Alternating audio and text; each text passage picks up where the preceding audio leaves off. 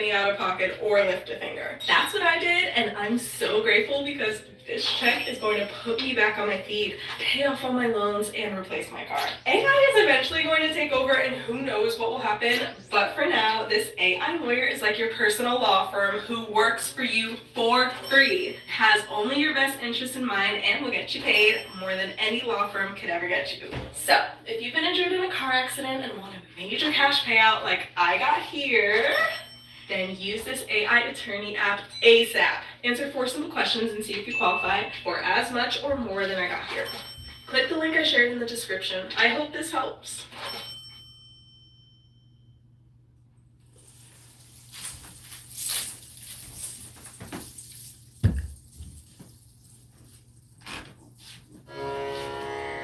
Shri Ram, Jai Ram, Jai Jai Ram. Shri Ram, Jai Ram, Jai Jai Ram.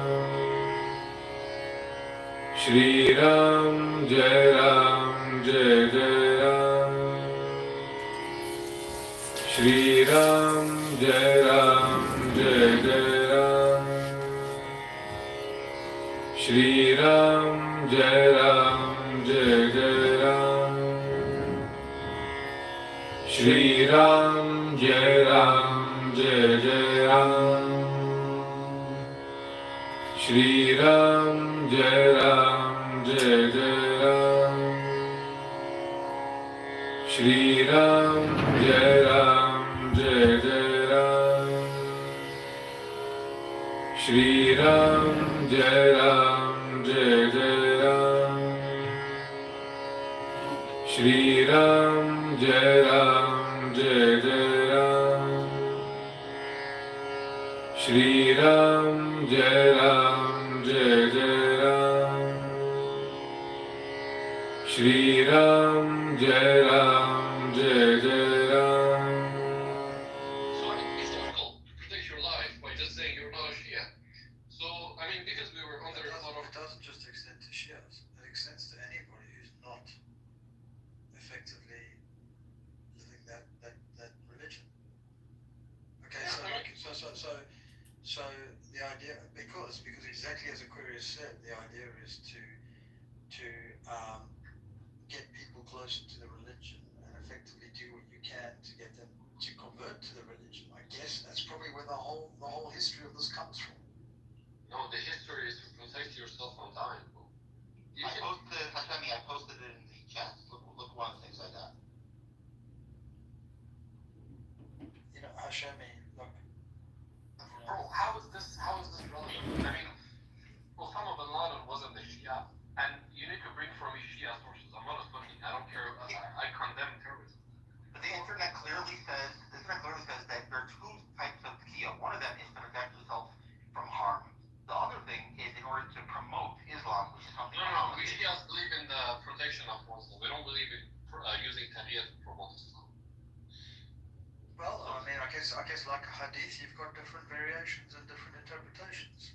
So therefore, some people may go and, like in your case, you may say, well, taqiyya is used for this, and then let's say. Shri Ram, Jai Ram, Jai Jai Ram. Shri Ram, Jai Ram, Jai Jai Ram.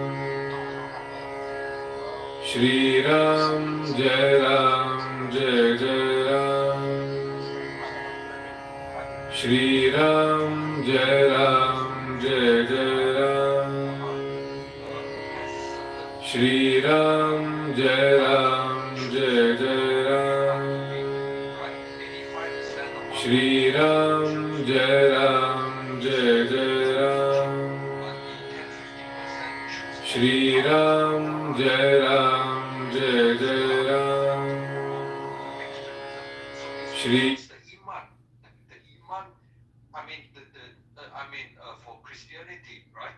The last time this happened was about 16th century, right? That means like you always have an intermediate person between God and individual, right? That was like 16th century. And then somebody came and translated the whole Bible from Latin to other European language, and that liberated everybody who are believer. But this remained the same in 2025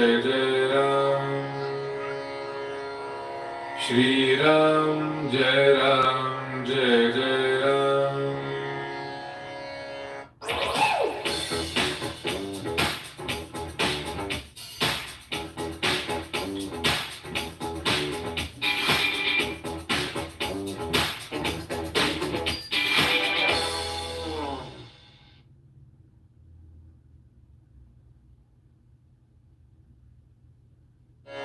Shri Ram, Jai Ram, Jai Jai Ram.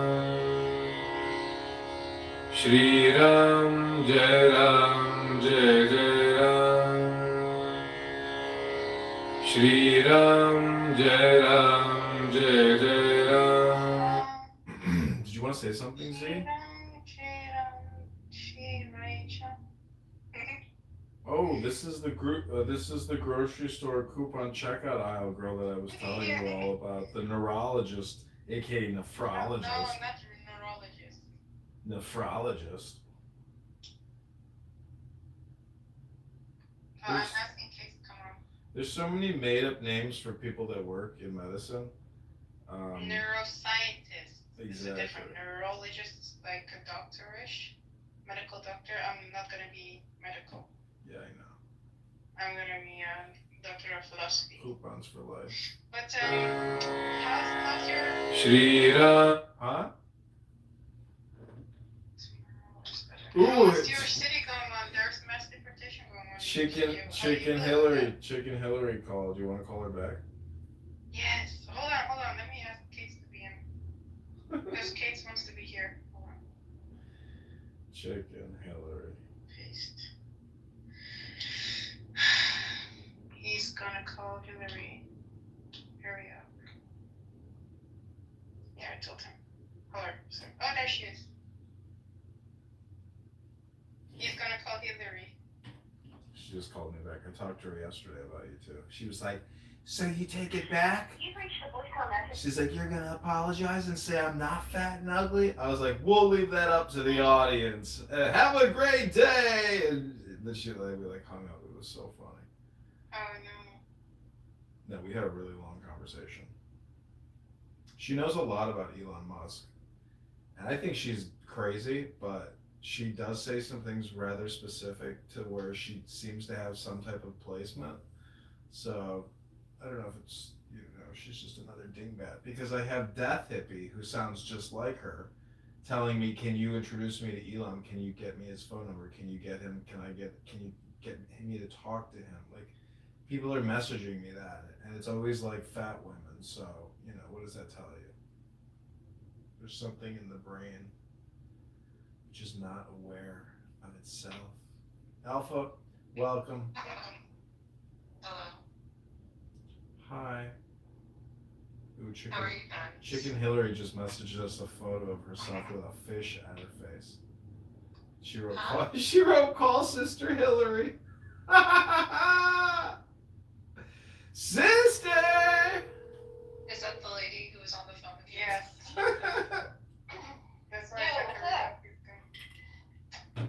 Yo, you're on the line with Abby, aka Z, and Alpha. I don't know. You want to introduce yourselves? Hi. We talked already before. How are you? I'm fine. How are you? I heard you love Elon Musk. Oh my god. Are you kidding me? No. She hates him. No, I'm not. I hate him. I hate him. You don't have to pretend with us. Yeah, you don't have to pretend. We love him too. Sisters don't pretend with sisters. Sisters always tell Okay, the truth. here's the deal. I'm married, number one. No. My husband's No, downstairs. girl. Sister's supposed to be single. I'm married. My husband's downstairs doing Divorce all me, girl. the mediation. You can do better. You can do better, Okay. girl. What? You could do better. Abby, shut up. Okay, sorry. He's 6'4" and They're short. Sorry, Chicken Hillary. Abby here is here on the Dopamine Cartel Manufacturing Assistance Plan, so she doesn't know how to shut up, because calling somebody is a little different than just going on an open chat room. Alright, well, Hillary, come on Clubhouse. Yeah, come on Clubhouse. I should, huh? I thought about it. John still hasn't apologized to me yet, though. So.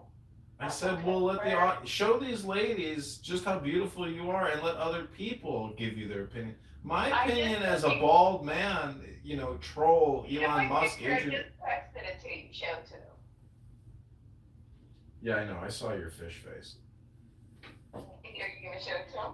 No, because this is an audio chat app, not some kind of video conferencing thing. Oh, okay. Well, don't show it to them and just delete it. Here we go again. All right, well, I encourage you to download the app known as Clubhouse and look for Adrian Dittman, and you will join the Sri Ram Jai Ram room where we are doing mantras and relaxing this beautiful Shabbos. Okay, here's the deal. I mean, right now it's snowing.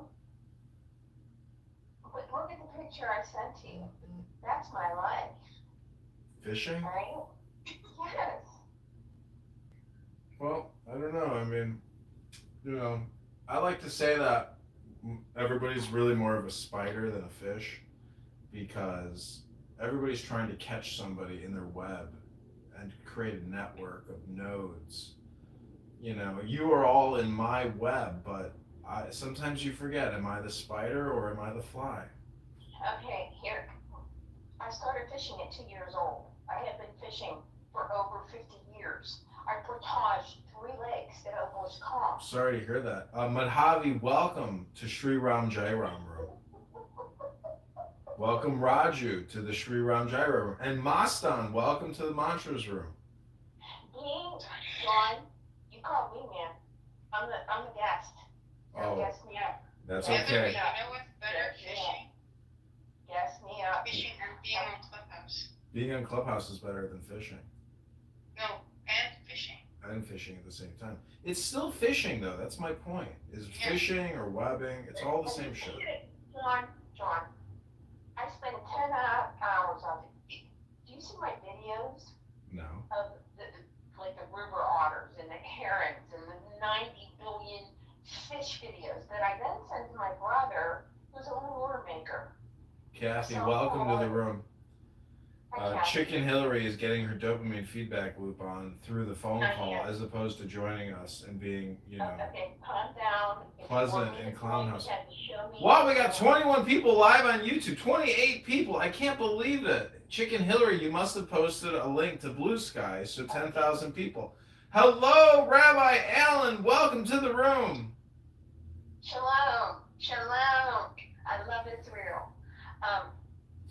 Anyway, I don't know why I took that in, but That's okay. We're not free Palestine here. oh, good. Shalom, my friend. Shalom. Welcome, Rabbi Allen. I am the guest speaker today.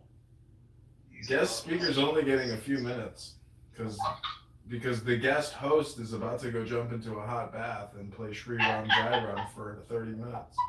Today is Friday, everybody. Oh, I'll leave the room open. You can all just sit here and enjoy the mantras. No, I'll give viewers. I'll never come back. Listen, Chicken Hillary, you're an essential component of this show. You are part of the Elon Musk, Adrian Dittman rocket journey to Mars, where we will blue sky Adrian Dittman, and he will have a mental health breakdown live on X. Right. I know. I'm waiting for it. And I'm not, I got up this morning and I thought, because I'm human being, so are you, John. All of us. And I'm like, God, I thought about you saying he was coughing. And I'm like, getting choked up. Like, God, this is so mean. But then the flip fucking side is, people are dying in his fucking cars. People are dying in his plants. Well, have you ever bought a toy that didn't work out, it broke, and it killed you? No. Oh, well then, why are you complaining? Well, what I'm telling you is, you know and I know what a liar he is and what a deceiver. It's not just that he lies, it's like he says the exact the truth, which has to be. Listen, this is life. I don't know what to tell you. The guy comes online under a pen name. If he did it under the name of Elon, he would be so burned. Like, no one would have any trust or faith in him because. Okay, what I want to tell you, do you have any of Barron? Because you did a clip. No, I got nothing of Barron, and I don't even know what Barron sounds like. But fuck if I know exactly what Elon Musk sounds like. Yeah, I think I heard a Barron clip on. Hold on, Chicken Hillary. Alpha wants to ask you a question. What is it, Alpha? I'd love to ask a question. So do you and your husband talk about this stuff? Like, is this normal dinner conversation for you guys? Just asking. No, not at all. He's not even on social media. Well, why not? Why isn't your husband a fan of Adrian Dittman? Yeah. He doesn't fucking care. Well, you're never coming back up on stage in conversation ever again. Now listen, kids. I've been married. Lies. Kick her to the goo. Call me out. Kick her to the goo. Go to the goo. I've been married So a long say like time. kick her to the goo. Kick her to the goo. Okay, I'm done. I'm asking. Hillary, download Clubhouse. I'm done. Yeah, Hillary, please stop talking too much. See, Hillary, this is what it's like when you join Clubhouse. This is a tough system. We like to share dopamine here. Yeah, we like to share dopamine, not like. You're trying to get me on Clubhouse. I'm doing you a big motherfucking ass favor. After you called me ugly and fat. You call everybody. I'm bald and fat and ugly. Jesus. I think you're cute. I think you're attractive. Well, you're a married woman who's too lazy to get on Clubhouse and expects calls so I can add you to a Clubhouse conference call. I need you promoting my videos on Blue Sky and talking on Clubhouse as much as possible about Adrian Dittman. Agree. Hillary Chicken, this is a partnership. This is a partnership, Chicken Hillary. Yeah, Chicken Hillary, come on. Why do I stop calling Hillary Clinton? Listen to me. My number one thing in life is being an outdoorsman. I love it. I go out there, I fish. I take pictures of the birds. I pray. I bring my lunch. I get a suntan. It's the best feeling of my life. I love to swim. I swim in the lake, in the cold water. I have so much yard work to do, and because I'm retired. I'm retired myself. I'm going to save money. I do it all myself, or a lot of it, and I'm a decent painter. So, you know what I mean? I'm busy. We are busy too. Right? And if you have a house, an old house, do you have an old house, John? Mm-hmm. You know what it is. I mean, something's always breaking, needs painting, this, blah, cut the grass, blah, blah, blah. And then something breaks. Oh, and then forget about the projects that have to come in like 17 stages because you can't get it done before you do that. And you can't do the floor before you do the rug. And if you do the rug, then that'll tear up the basement thing. And then, I mean, so there's always something going on. What? I'm sorry, Hillary Chicken, but this just sounds like a bunch of excuses to not sharing Adrian Dittman live. While you're waiting for those fish to snag a line, you could be sharing this to Blue Sky. They don't come automatically. When I'm not concentrating on the fish so they're not harmed, because I practice CPR, catch, photo, release. I'm in nature. He practiced fish CPR. That's the stupidest thing I've ever heard. Catch, photo, release. You just said you perform CPR on fishes that you catch. CPR, catch, photo, release. Listen, The best way to do CPR is on Clubhouse. Didn't you know that? Chicken Hillary, we're not big here on titles at Fatties United, but I just want to ask you, if you had to have a position within the organization, what would you like your title to be? Which organization? AdrianDittman.com. Duh. Observer. You just want to be a silent observer?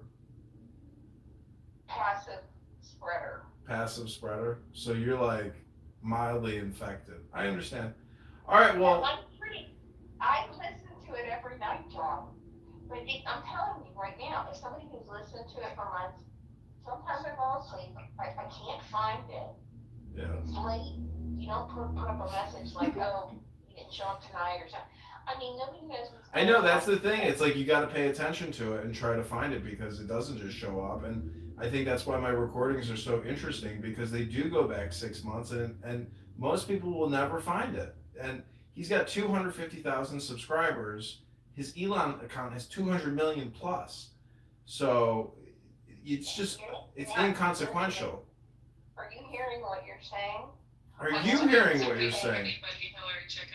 Destiny does not. You have a position there you go. Tell it, Chicken Hillary, tell Alpha about Destiny and how you know Elon Musk and his girlfriends and wives. Tell us.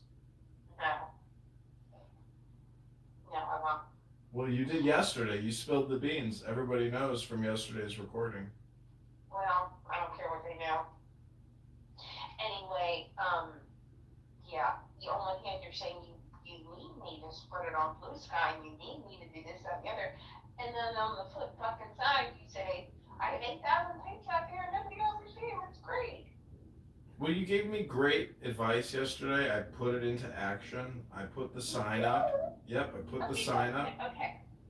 If I come on tonight and I'm able to find it and everything looks, wear a shirt, don't fucking smoke dope. Nobody. Here's the thing, John. I was thinking about it because you were in the Army, right? Uh-huh. Nobody wants to be a motherfucking private. Come on. Private? You work and you're doing all the dog work, okay? You're a private right now. Uh-huh. But you want to be a general. Then you want to go straight from there to CNN. I like what you're thinking. I like what you're saying, Chicken Hillary. I'm gonna promote you from being passive observer to being an active denier. Okay?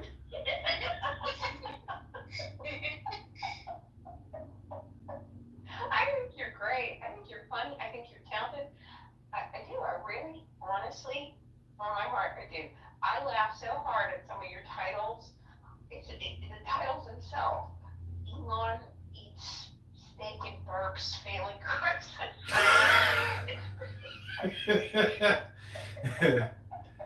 It's so crazy because it's unrecorded. If it was recorded, it would be unbelievable. But the fact that it's all unrecorded and it's all sitting there on YouTube and he can't actually admit that it's him and he doesn't want, and he has to deny it. So it's, he's digging himself a hole he can't get out of. John. This is like me doxing myself for 20 years in just like 6 months. He is destroying his credibility. When you hear him, it's undeniable that it's him. But if you listen to what he says, he has no credibility. He's just a farting, belching, the worst thing is he's annoying. He eats and talks, and he's annoying. And it's like, does he not know how he sounds? He sounds annoying. Right. No charisma, no charm. No, couldn't get a joke right. If his life depends on it. Gotta give it to him though. The man does love memes. And you know what? I realized today, even though I find him annoying and disgusting and stupid, he's actually not stupid because he puts out so much content. This is the other thing is, if people knew how much content he puts out, there is no way he's running these organizations. He's not doing any oversight or any kind of auditing of his as the CEO. He's on X all day, every day. That's the whole thing, which is smart. So he's not stupid. He is manipulating and hypnotizing billions of people with his content. And who won the, one second, who got the big announcement from Trump for AI. Larry Ellison. No, Sam. Oh, Sam Altman. Yeah, he's tied into that too. It's everybody. It's all of the fucking five. It's the all big five tech are in on it. More than anybody in the world. Sam Altman. Mm-hmm. Well, he raped his sister apparently. It's fucking. He did not. He did You not. don't believe it? He did not. Well, No. why does she say that he raped them? Repeat that. That's not true. She says She's it. mentally ill. She's Oh, she's mentally mental. ill. Elon linked all that. He's a very sensitive person. It's going to court. It's going to court. Whether she's a prostitute or a whore or mentally deranged, it's going to court. John, It's going to court whether you like it or not. It's just in the news. I don't know what to tell you. I'm just repeating you what I saw. She's a schizophrenic. Okay, next. Now, but that was a big move into Elon. I mean, here Elon is jumping around on the stage for him. The whole future is AI. And he turns around Really? and hands The whole it- future is software. Everything is going to be, houses are going to turn into fucking code. You're just going to like go take a shower in code. I mean, No, come on. I'm saying Future is not AI. The future is housing. The future is clothing. The future is food. Right. And Sam is working with Carnegie Mellon and Pitt, and they're doing like surgery robotics. They are working on a red blood platelet for sickle cell patients. That is the real Theranos. The real Theranos. Pitt and CMU are working on it non-stop to help sickle cell patients, soldiers, people in countries who have rare blood types and they have a disaster. So Chicken Hillary, all right, I'm firing you from active denier. You are again a passive observer. We're going to move this mic over to Casanova. Casanova, should Chicken Hillary, our passive observer, join Clown House? If this Chicken Hillary is the Chicken Hillary that's married to Bill Clinton, most definitely not. He's walked out, he's used and abused others, you know? Did you listen to my accent? Do I sound like I'm from Arkansas? Next. Okay. Chicken Hillary, what's this holding you back for downloading Clubhouse? Yeah, what's holding you back from downloading the Clubhouse app and putting your telephone over? The idea of something new? Because honestly, I wanted to devote more time to my Instagram. You're on a phone call, so. Yeah, it's no different. You gotta understand that the phone is just the phone. Whether I am piping you into a conference call or you are in the conference, it's the same thing. You might as well just download the app. Exactly, you'll be in phone call with all of us. Well, I'm trying to limit my, okay, so. You can delete it afterwards. Yeah, you can delete it afterwards. Yeah, But we would like you to make, it's a Friday afternoon. If you have the time, we'd like you to come join us. Now? Yeah, we're doing it right now. Yeah. We're in the room right now. And And I'll also, change the name. I'll change the name from Fatty's United CEO Chicken Hillary to Beautiful Chicken Hillary Silent Observer. non-GMO. Okay, I'll do it. She's gonna do it. She's gonna do it. And maybe what you call Clubhouse. Okay. Tell her to name herself Chicken Hillary. Okay, we're gonna call it CEO. That's right. CEO Hillary. I need to change my picture. This one looks ugly. Nothing mean. We're gonna not do any pig emojis. CEO Hillary. I switched my picture to the border czar. I think he's doing a terrific job. Ditman. Oh my gosh, don't even let me start, girl. Why? What happened? Trump happened. I'll bet you Well, anything he's she getting doesn't. a lot of stuff done this week. Yeah, what? It's about a full week and he got a lot of stuff done. What had he done? He made America great again. No, he didn't. Bullshit. He declassified the files for John F. Kennedy and Martin Luther King's assassination. He mobilized troops to the border. He labeled the cartel a terrorist criminal organization, which they are. He stated what the two John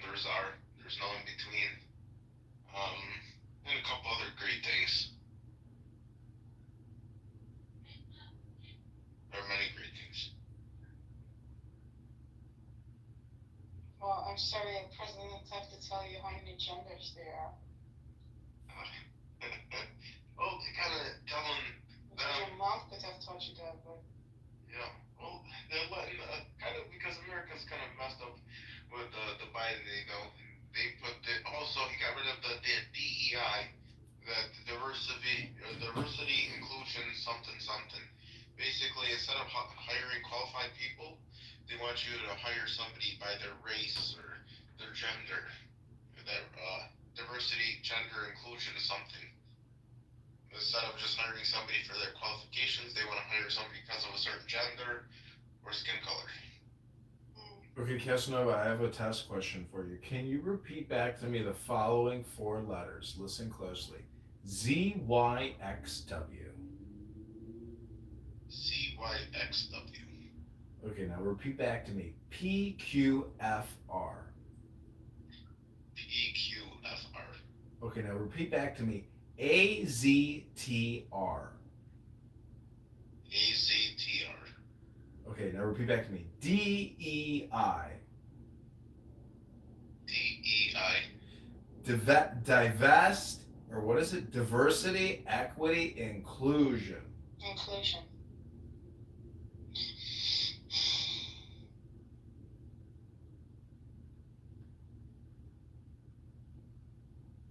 I'm just kidding around, but yeah, I wanted to see if you could do 4 variables in your memory. Yeah, I could. That's one of my talents. One of my hidden talents.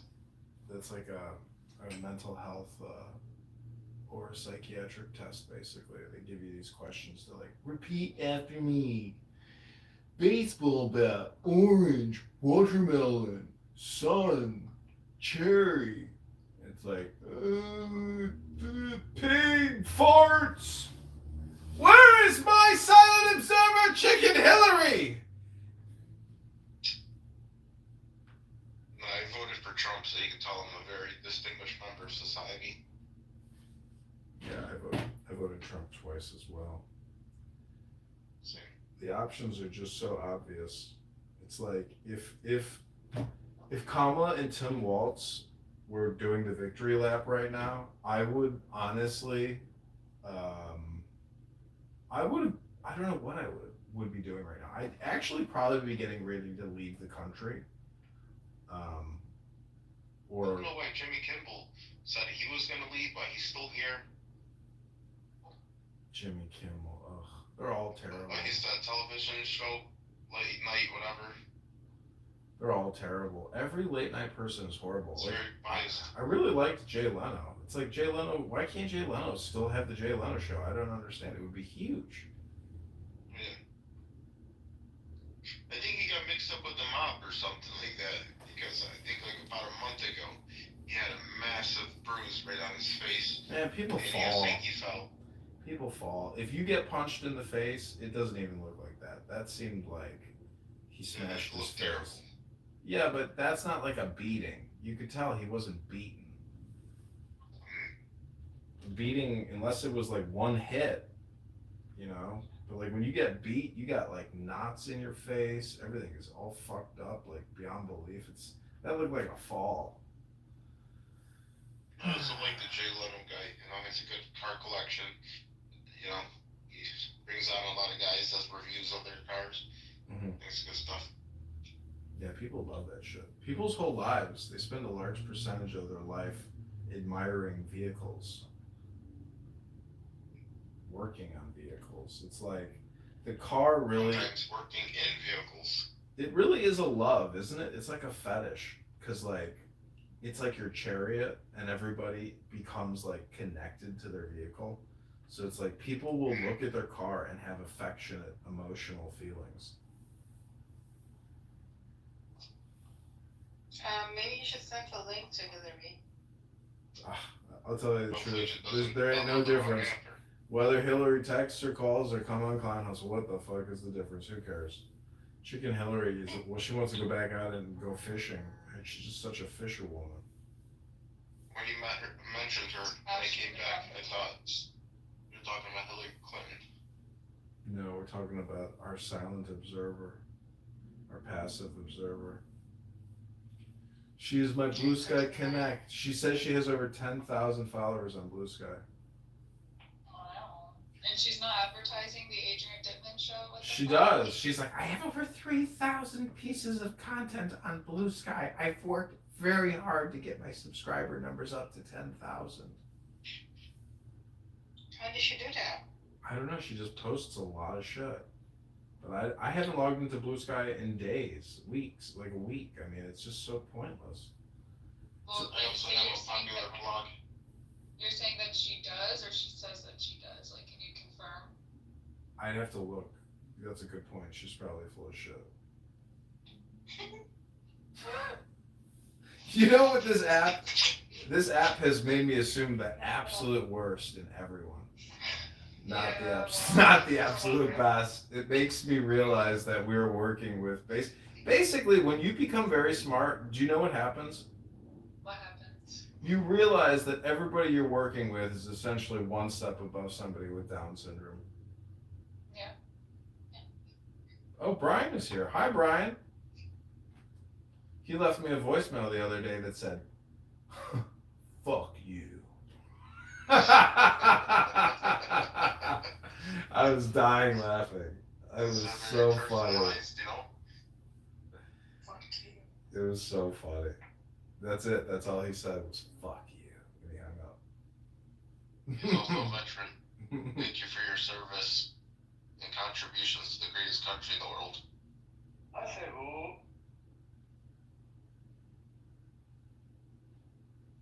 She says she sent me a Clubhouse message. Let me see. Oh, she's Eli. She's. Oh no. No, I didn't get it. Nope. I just copy the link here and send it to her. It's on a different phone.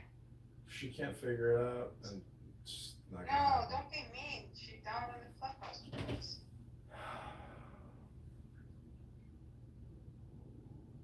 I don't have a way Don't to be mean send. to our little retarded friend. I don't have a way to send her a message with the link. Too you lazy. call her, right? Yeah, I'm just gonna put her number in the chat, and you can fucking message her. Oh, okay, that's not the best thing to do. Yeah, maybe don't do that. Yeah, probably private message the phone number, but definitely not put it in the chat. Well, see, I don't really care. I hate to tell you, I really don't care. Elon Musk is here. This is probably Chicken Hillary.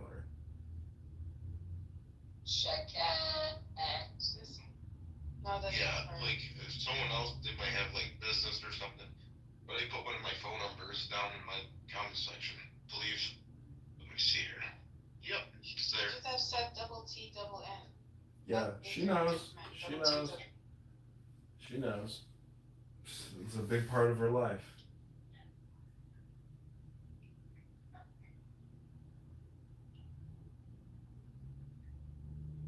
And she should have added me or Kate. What? Look who's here. Who? Does it say Hillary? Hillary. Ah, Hillary has arrived. Oh my goodness. Yeah. Hillary. It might be a fake account because they have 0 friends. Yeah, well, she's Because I'm she's putting a it shop. away. No, that's her. She took a photo of a tarot card that I took a photo of.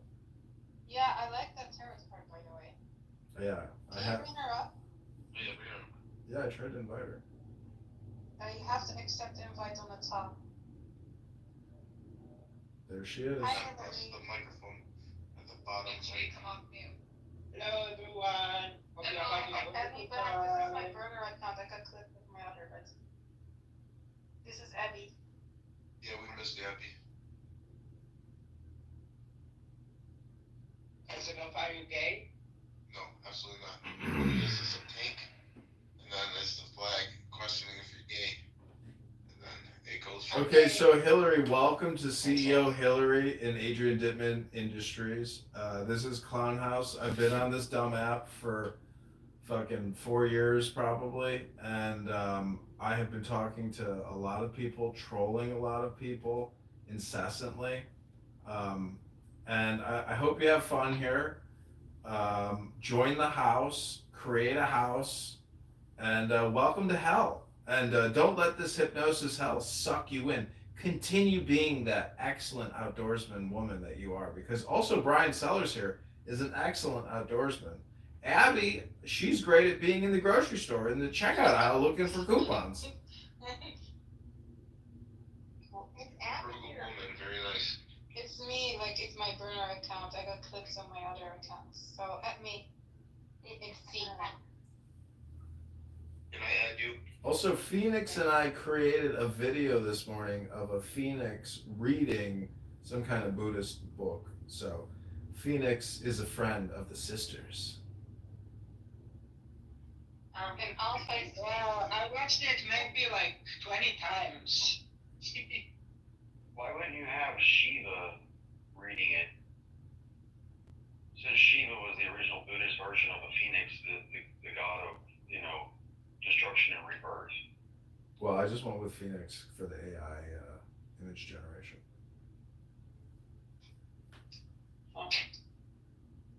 Two cents worth of information for next time.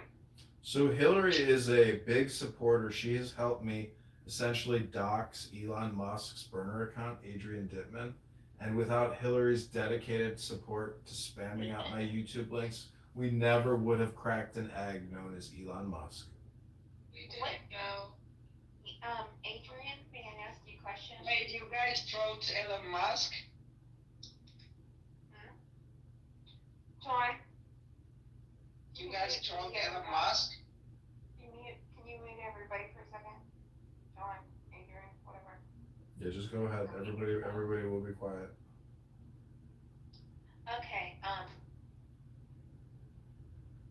John, number one, this question is for John only. How many views do you get on your YouTube links? Hundreds of thousands a month. How much do you get on the Elon links? A couple thousand, 10,000 maybe. So where are most of your views? They're not coming from Adrian Dittman? No, they're mostly coming from the Elon algorithm. Musk is in the audience.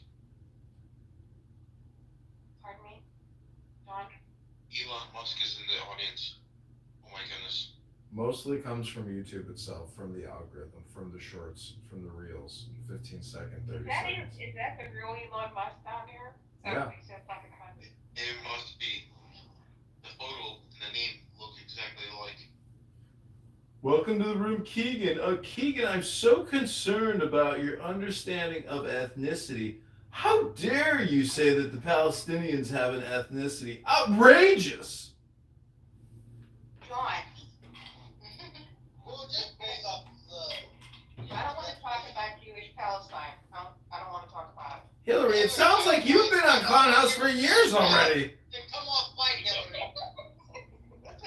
Hillary, how do you know how this game works already? You've been doing this before, we can tell. We knew you were on this app. You've probably been on here being silent for months. Fucking liar. Hillary, you're a deep state Clown House agent. We know it. To me, you're children. Children? You take photos with fish next to your face. Is this my mom? Yes. Mom? Hi, Keegan. How you doing, hon? Mom, come back. Stop smoking the crack, Mom. Come back home. Come back to the farm, Hillary. We miss you, Mom. I miss you, Mom. I love this song too much, Keegan. I'm sorry. Hillary, I don't have you back. You're your sister. No, you're not. I tried to ask you a question and you wouldn't answer me because I didn't hear you with me because you kept talking over me. You didn't talk at all. So wait, Hillary, you claim that you know me from YouTube or X? Were you, okay, number one, I want to ask you some, were you JK420 on Reddit? No. That was Elon, I busted him. I have busted an Elon on Reddit 6 times. Which what Reddit threads is he posting on? He posted on, okay, let me give you the weird ones. Am I the asshole? He posts on, dad jokes, Even he's been lately posting on the UFO sites a lot. Tentacle porn. Pardon me? Continue, Bob. I'm gonna slap the shit out of you, Keegan, and you're not getting a birthday card. So shush. And my mom Hillary, Give me one in 18 years. Hillary, you are so full of shit. You've been on this app before. You are so full of shit. Dawn, I worked in electronic publishing my whole career. I have 8 years of university education. Okay? You're much more fun on the phone. You know tarot cards are haram. Nobody cares. You understand it? Yeah, he said tarot cards is haram. Oh my god, what I was trying to By say. the way, Oh my god, I'll never get my sentence out. I'll never get it out. It's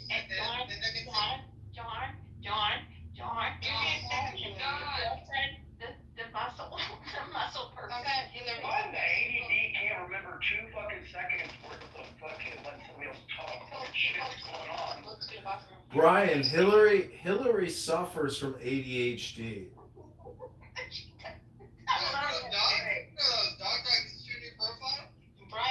Brian is Doc's name. I don't care. I was talking to you. Also, can we bring Rachel up? Rachel, can you come up? Because Rachel recently went through some, some hectic things. What's up, Rachel? Rachel went to where? Rachel's house got set on fire. She read the hymn to Pan. Next thing you know, she injured herself. Her house got lit on fire. I mean, how are things going, Rachel? Are you in LA, Rachel? Oh, I was born in LA, but I've been in Oklahoma now for a while. I'm sorry, what happened? Actually, it sort of ended up being Hillary, shut up, Hillary. No.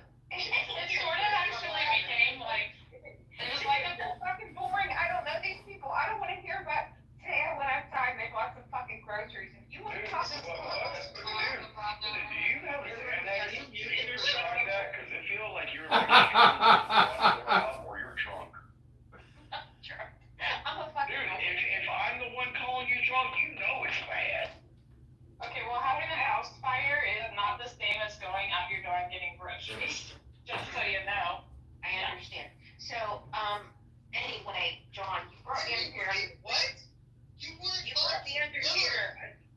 Okay, wait. Let's give Hillary. Rachel, are you okay? Or do your people that you know from where you were born, were they okay? Rachel, I just don't care. Rachel, please don't. Are you drunk? He doesn't know. No. Yeah, either that or it's laughing gas. No, Mom, like this. Happy birthday. And that's how you live life and you live long. Okay, Hillary, you've been fired. You've been fired from Adrian Dittman Industries for about 20 minutes, maybe. Okay, Rachel, proceed to tell us how are things going. Well, I was gonna say it ended up being like a blessing in disguise because I got an apartment that was in way better shape than my old one, and then all my local community people I didn't even know came together and got us all kinds of stuff, and we're now next to a neighbor that was best friends with my kid, so we live literally next door now, and she's the most amazing neighbor I've ever met. So yeah, so it ended up all in all being a blessing in disguise, I think. That's a lot like the Phoenix that he was talking about, and we were talking about Shiva. Shiva is the god of destruction. Well, you can't rebuild until you've destroyed things. And sometimes your life goes through those little, moments. So I'm glad everything's working out for you, though. Thank you, I appreciate that. And then I had a fun day yesterday. I got to be an extra on the Martin Sheen movie, so that was fun. Yeah. He's still alive? Yeah, he's 85. Yeah. Good for him. That's what's up. Damn, I didn't even realize. Hillary, he comes on here too. Martin Sheen comes on here. interesting bio. Oh yeah, yeah. People always want to know about the schizophrenia and psychosis advocacy work. If that's So what you're are meaning. you a mental health or have you been through schizophrenia? Well, I actually have psychosis, which is it's bipolar 1 with psychotic features, and so I do have break like schizophrenic would have. Mine just aren't as long lasting, and they're spaced out by years. So it's not like something I deal with all the time, but I've had 4 of them, and landed in the hospital 4 times. Oh wow, that's intense. Sorry. So, Adrian, what do you want to say? I was gonna say, health, wealth, love, peace of mind, happiness, and strength. I'm glad everybody is having a wonderful pre-Shabbos. It's Friday, January 24th, 2025. It's 3:04 p.m. CST.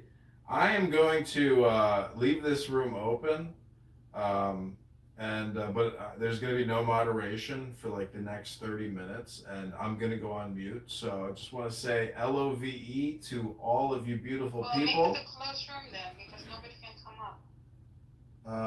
Okay, does somebody want to be a mod? Let's make I can be a mod. Okay, let's make Alpha. I don't know. I feel like I would be a better mod than everybody. Okay, we'll make Brian a mod. Hell. We'll make I Abby a don't want to be a mod. Well, We'll make No, Alpha a there's mod. only one. We'll make Hillary a mod. We'll make Phoenix a mod. Everybody's a mod! Whoa. Keegan, I was saying Vaginus will be on next week. Oh, I love it. I'll make sure I set my calendar. Friday. More like Friday, because of Diogenes. Lol. Not Hillary leaving. She was on one. She's kind of the old woman. Is she? No, she's not. Is she bringing? Oh, I'm gonna be. Phoenix, somebody thought that you were swiped accidentally. Phoenix, somebody thought that you were the same as that you were Galaxy vendor. Do you know? I'm sure you know Galaxy, right? Phoenix? Yeah, I know Galaxy. Yeah. And my friend was like, "Aren't they the same person?" And I was like, "Galaxy's an asshole, and Phoenix is really nice, so I don't think it's the same person." No, actually, Galaxy is nice, but because people treat him really bad, he became. He's doing the mirroring. The villain arc. Yeah, because people treat him very bad, he become like really bad because of people.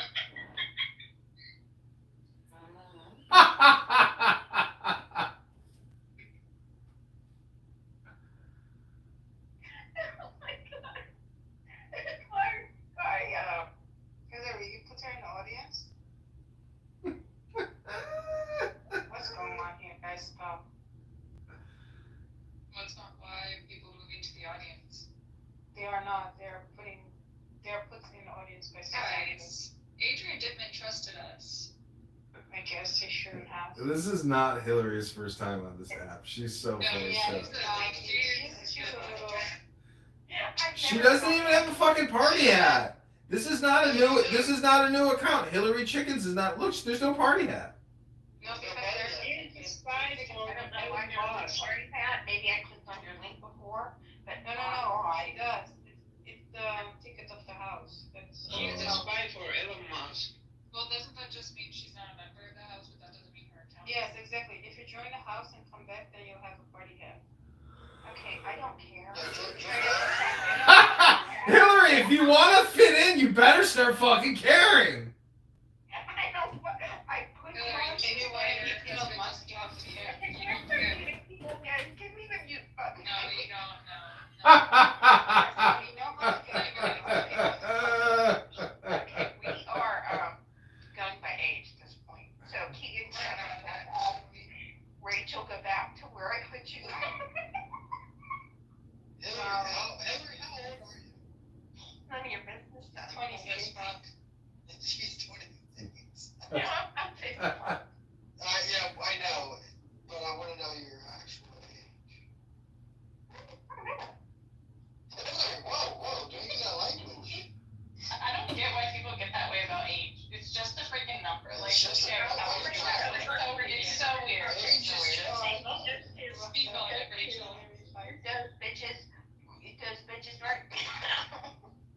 I am so fucking proud of myself that when I walk out, somebody cares. Fuck up, son.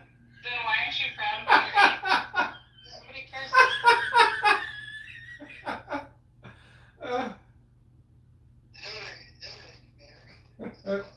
Yeah, she is. Allegedly. This is all alleged. Yeah, this allegedly. So They're also very beautiful and skinny. And also, she's been an attorney and she's been everything. She talked to Elon Musk 6 times. She knows his Reddit. Hillary. This might as well be Hillary Clinton. 50 plus, married. There's Elon Musk. I mean, this does check all the boxes. Yeah. Hillary, why did you stay with a man who put a cigar in a woman's vagina? What was the point? I thought it was vagina. Oh, I don't know. I was just It was saying. vagina. She's on mute if she doesn't know. She is on mute. That's not me. Do you remember Okay, you're in there. to know her? No. I sound like her. You do sound I like her. feel like I'm from fucking Pittsburgh. You Dude, she's also from Pittsburgh. She is from Pittsburgh.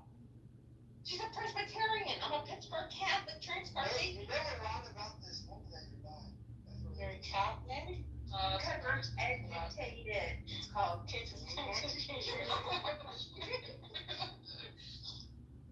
What? So you're a Catholic, Hillary? Yes.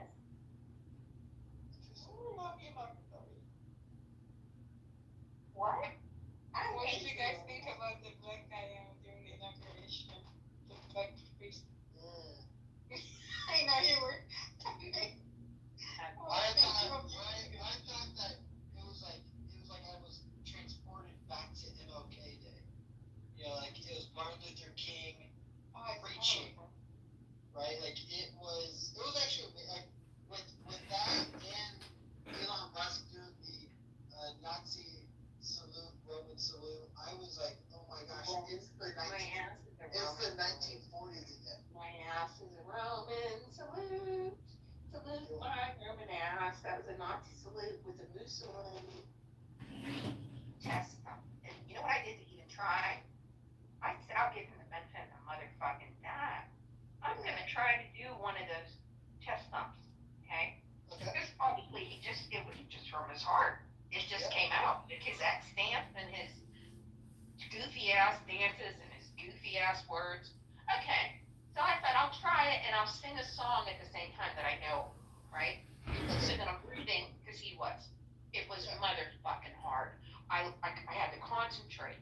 I didn't get it right. It didn't go straight up. You know what I mean? Like I couldn't get the two in like he did. He motherfucking did that before in his life. That was muscle motherfucking memory. And then they told me otherwise. Can we get a Hillary, can I ask you, why is it like your birthday and you are not shy? It's confident. Hillary, can I hear you say Sig Hail for us? Sig Hail? Sig Hail? Or no? Fuck yourself. I said first. What? And my people, we fought the Nazis. Hungary gave them up.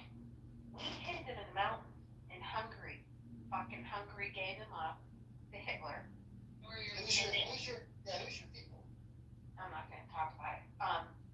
You just did. Well, you're Jewish? Idiot.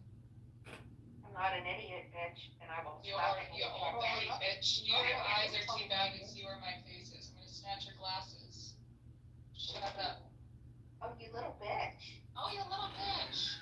How tall are you?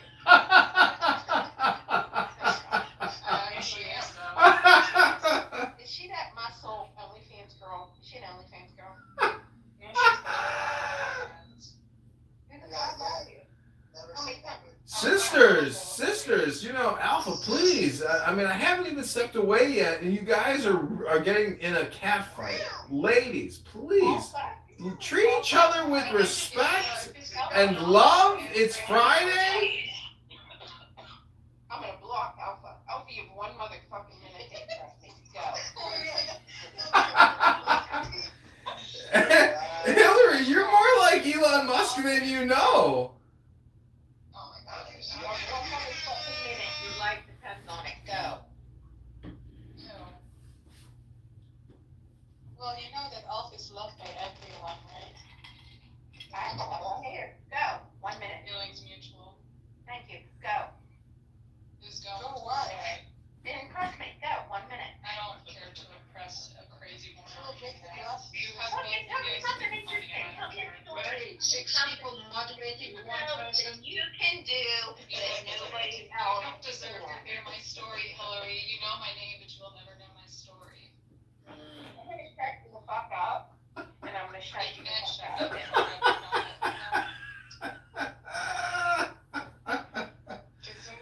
I wanted to see. Wait, bring Hillary back up. I want to see something. Do not kick Hillary. Don't kick her to the. I want to see if she. I'm gonna remod Hillary, please. Everybody, just take it easy for a second here. This is her first fucking 10 minutes on the stupid app. Okay, we're gonna find out. We're gonna find some things out here. This is not just about Hillary. This is about Adrian Dittman Industries, and you are all in the very first, workday meeting. We're back in office. Okay, there's no more WFH, work from home. Excuse me? You need to stop the sentence that runs for us so we feel better. Okay, everybody, take the deepest breath of the day through your nose. Hold it for 10 seconds. Worldwide. Alpha, shut the fuck up. If I don't want to work with somebody and I say that I can't work with them, Alpha, shut up. Alpha, We're doing the mantra, go ahead. Alpha, bitch. Get it, that's another fucking wrong thing. That's it, you're a bitch. You have no respect for me. Okay, Hillary, in the upper right-hand corner, there are 3 dots. You can click mute all speakers at any time you want to mute everyone. So this is how the app works. You clearly know how to have a very vigorous debate. I think you're like a seasoned veteran pro, and I don't believe this is your first time on the app. It's not my first time on the app. For fuck's sake, I was in the corporate world. My whole career, I'm an attorney. I went to college for 8 years. I went to the University of Montreal. What the fuck are you not understanding? I'm an educated person. For fuck. Educated. Yeah. Educated, bitch. And my dad was educated and you believe in tarot cards. She was so rude to Rachel. Poor Rachel's telling us about how her house caught on fire. All these horrible things. Trying to put her face for Rachel. Every Rachel, grow up. Grow the fuck up, Rachel. Grow up. So You have no idea what I've been through. I've been through worse than that. So it's not a big fucking deal. You want to hear what I've been through? You've never. No, I don't want to. You want to hear what I've been through? Being a total asshole to everybody in the church. Good, you deserve it. Hillary, you're like the Sam Kinison of Montrealans. You're like, you want to hear the fuck what I've been through?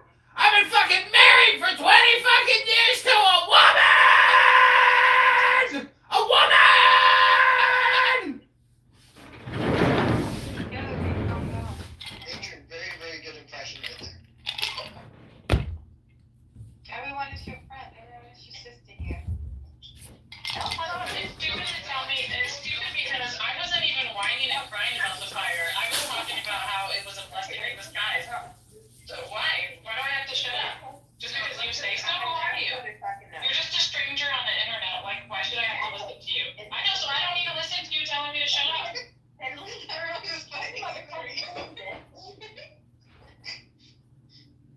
I'm the motherfucking queen up in here. So leave, bitch. You see, you I'm the motherfucking queen. And I know it. have to start tarot cards. No. That tarot card I put there and John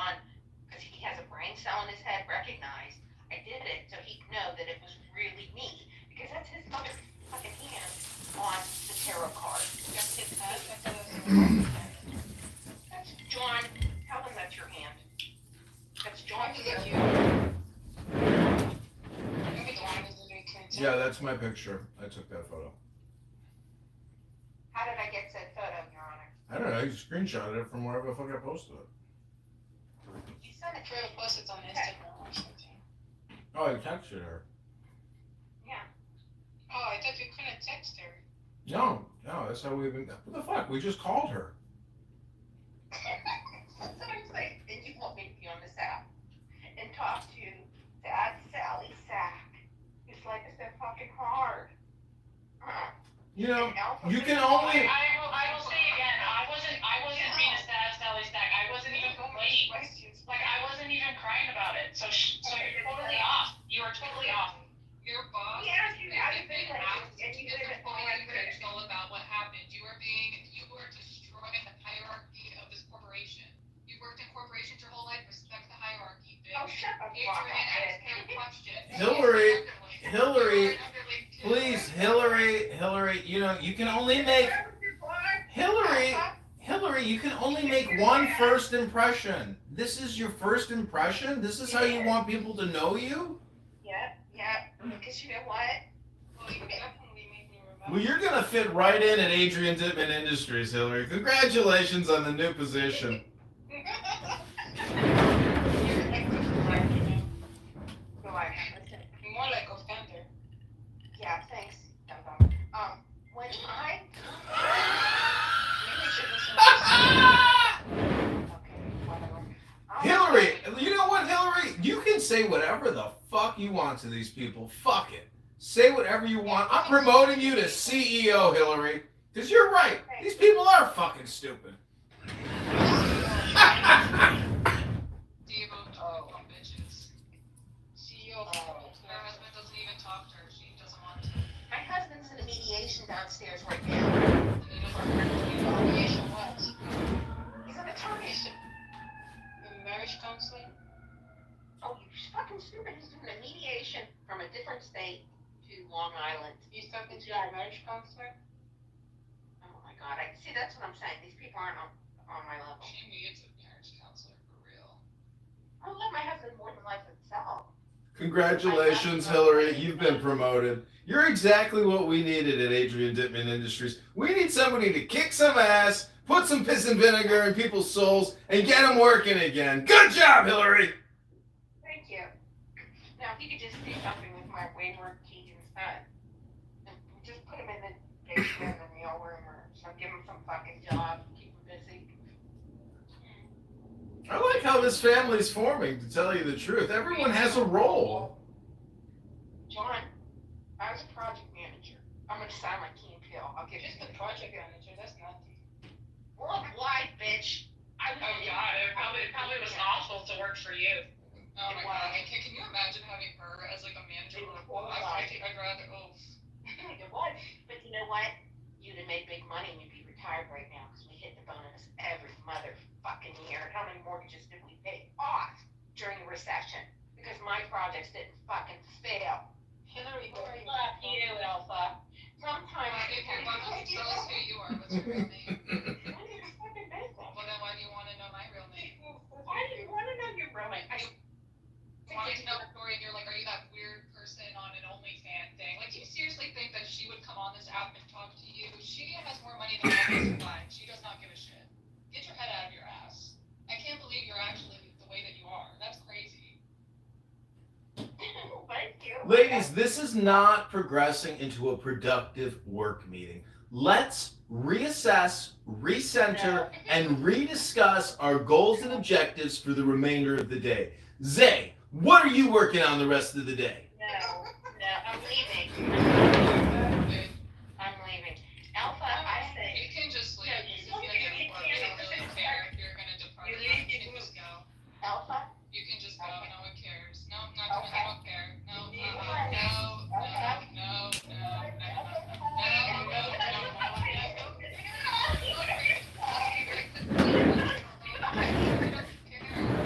Alpha, lie.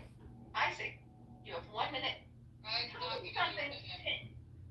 Ladies, I muted all the mics, please. Anyone comes off mic, you're getting terminated. Like now, fired immediately.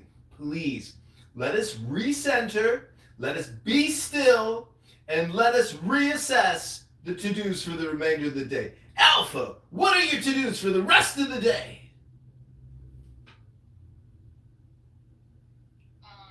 To get Hillary to leave the room. I did it. Yay! That was awesome. I hit my objective. That was so awesome. That's what I like to call an encounter group with people that suffer from themselves. I had fun. That was awesome, in my opinion. I hope, and you know she's coming back. She's gonna be a regular. She's gonna come back. She didn't block me either. Do you know how much dopamine she just got from this encounter? Oh, so much. A lot. Buckets. Buckets. Buckets. Okay, so I also had an emergency call from Ish, from the kingdom of Ishkanda. He gave me my first N card here. Like Ish, you know Ish, right? He gave me an N card. And so he called me today and he was in the hospital.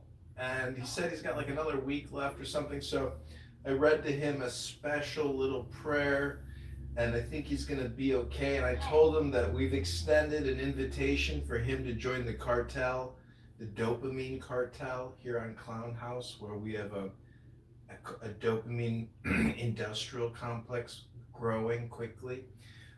Let's give a big shout out to our friend Hillary, who is now transferred to the live stream on YouTube. Great job, Hillary. Great work kicking heads and getting people to do work again. Everybody's got to be back in the office doing their jobs. Otherwise, you're fired. Hillary, why you leave? You lost. She couldn't handle my alpha energy. There's a reason I'm the number one alpha on Clubhouse. That is true. Beta. Hillary Beta.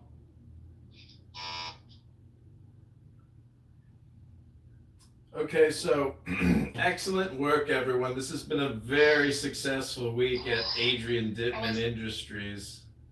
Nice closing day on Friday, right? So now we can have a weekend. It's time for a cocktail. Yes, let's have cocktails. I want a mocktail. Can we talk about company promotions? Sure, we can talk about salary raises. We can talk about expansion, promotion. We're in it to win it. Think big or go home. When can we expect our next paycheck? Yeah. Your next paycheck, you get paid every 2 weeks at Adrian Dittman Industries. Hello, we still didn't have a Christmas present. You promised us a Christmas box. Oh, we have a new hire making her first appearance publicly, of course. This is Goddess Shakti. Goddess Shakti is my naked yoga instructor, and we chant Vedic hymns to the presence known as the Goddess. Right. Nice. Hello, my loves. Hey. Hello. Hey, hey, Hello. Wow. So I'm live right now on Facebook. Actually, I have a group on Facebook called Gnostic Tantra Yoga. Goddess. Oh, wow. Yeah, so I'm mixing Gnosticism with Tantra Yoga because I'm trying to help people to understand how everything is connected. Damn, girl. Is this you as a woman? What'd you say? I feel like you and Adrian are the same person. Like your kids. Yeah. We found your soulmates. Maybe. You know what? Like I wrote something about soulmates just last night. That soulmates are not meant to be in some kind of conventional physical union. Like we meet each other to understand, like soulmates. That we are mated on a higher level.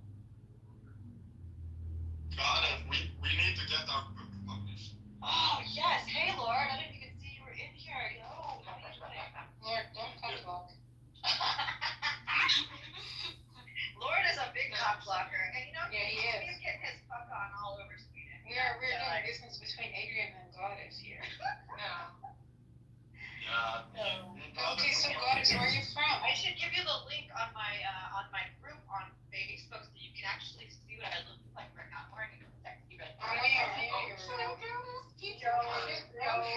Hold on, let me find that link.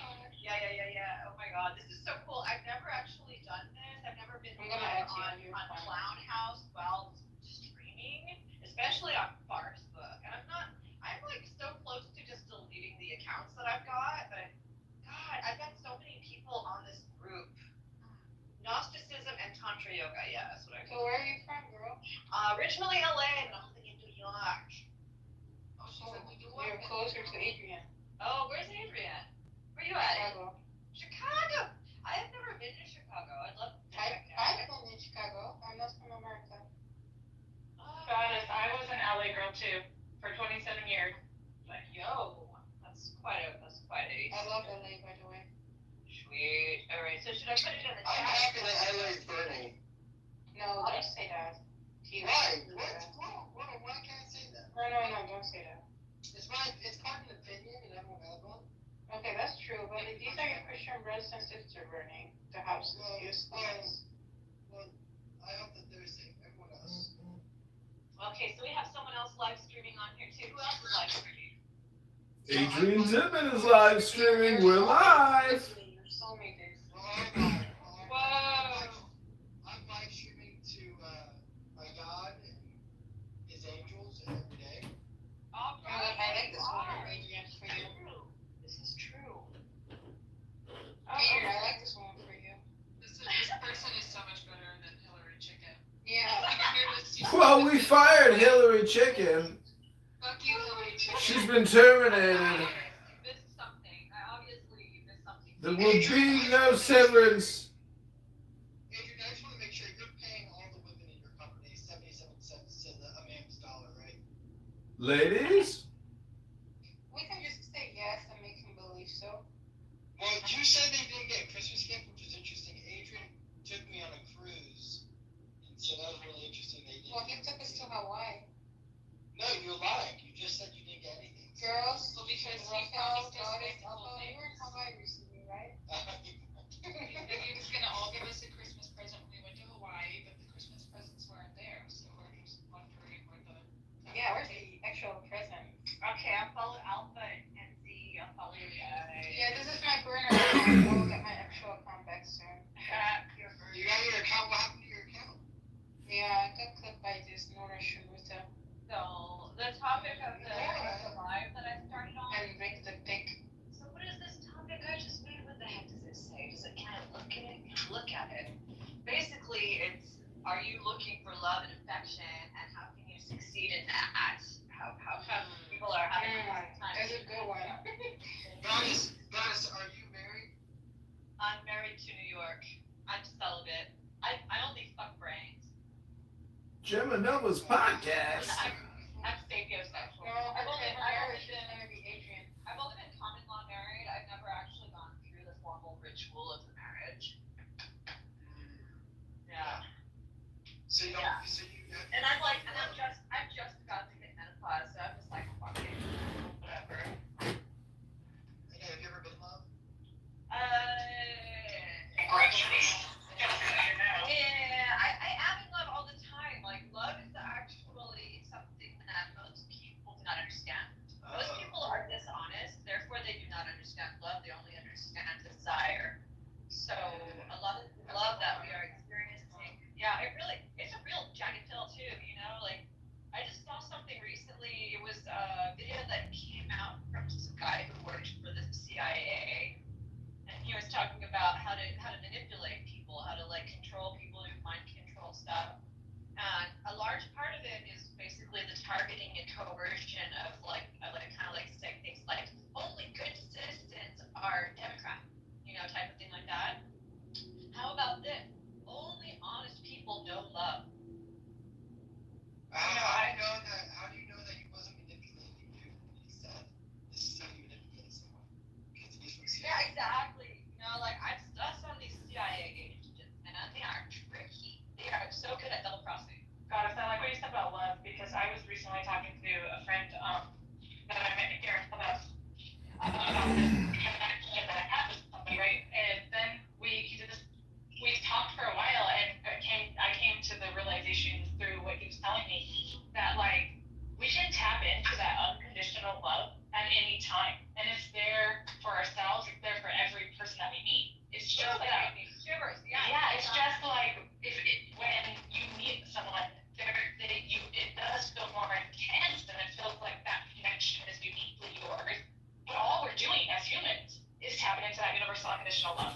You know, it's always there for you. You know, like this is why the Buddha is like telling you have everything in you that you need. Everything is acquirable. You have it all. You can attain in this life. You can attain in life. Didn't Buddha have sex with like children or something? Yeah, he had sex with everyone. Trees, dogs, children, grass, like anything he could touch his genitals to, you know, like yeah. That was his work. No, I'm just kidding. I don't know. What's the story about the Buddha fucking children? I've never heard that. Yeah, I haven't heard that either. Where'd that come from? You guys don't know the story? That's a I heard Keeganism. about Muhammad, and I heard about Muhammad trying to look wholesome has back. Well, it seems like everyone had sex with children at some point. Yeah, have you seen that guy on YouTube, Eamon? I forget his name. It's like Dr. Eamon. He's a Greek classicist. I'm really into the Greek classics, and he talks about how Jesus Christ was like messing around with children actually, and that's like a big part of the secrets about Christ's work. You know, he was really messing around with kids. He was like doing drugs with kids in cemeteries. That's what he was saying. I was like, what the what? Sounds about right. Yeah, right. Yeah, this guy, like his channel or whatever on YouTube, it's something like Lady Babylon.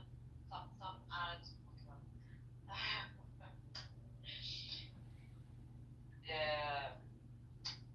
Anyway, I was gonna eat oatmeal on my life. That was one of my things. Oatmeal. Gonna eat my oats. I'm in the cult of oats. My brothers and sisters are all oat consumers. How many brothers and sisters you got? Oh, endless. No, biological sister. I have one sister and that's it. Your family adopted others? My family is a bunch of shape-shifting reptilians from the giant star Rigel in Orion's left foot. And that includes the Rothschilds. I related to the star here, the Rothschild. So I only recently got my radio signal from the starbase, like coming in clear. It was jammed for most of my life, and all of a sudden I started hearing what they were saying from the starbase. I'm telling you. So you're essentially Jewish. I have Jewish heritage. I did actually go to birthright Israel. Hi, Arkai. You can pick one if you want to. Yeah. Yeah. I think for this time, the first time I have just London. I pick London. Why she went healed?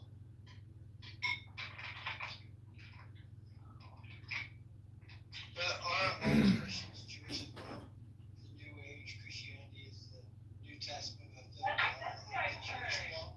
No, it's just kind of funny. I think So they're Jews as well. Yeah. Because they're God's. Because one is Jew, but God's chosen people. And one is Israel, but people who wrestle with God. And what is to be honest other than to be? I mean, what is to be chosen other than to be honest? To choose to align with God by choosing to align with the truth. You cannot come to the Father except for through me. And me stands for mental and emotional. The mental and emotional world is how you attain spiritual enlightenment. It's very practical. So that's our chosen aspect, I think. Really, I don't think you get chosen because you came out of the right with JJ. Okay, my Havruta partner has arrived. My fellow Talmud Chacham of the Torah, Zach Ruda. What? So Zach and I. Did you make your own goddess? I'm so sorry, Adrian. I was thinking I'm making the oatmeal right now. Okay, hold on. No oatmeal stories for the moment because we have a special VIP Mashiach now guest, Zach Ruda. We both have the Holy Torah with us. The Tanya making an appearance at Adrian Dittman YouTube Live Industries. Zach, do you have 10 minutes for Torah? You don't have 10 minutes for Hashem? Do you have 10 minutes for Hashem's Torah? I do 10 minutes. I'm eating some food here. Oh, do not go back to oatmeal, ladies and gentlemen. Let us hear the words of the Torah. Keegan, do you have your Bible? Can you go to the book of Psalms? No, I'm driving right now, so sorry. Okay, no problem. Zach has got it. Zach's got the Torah, the Tanya. Rabbeinu Shaloi.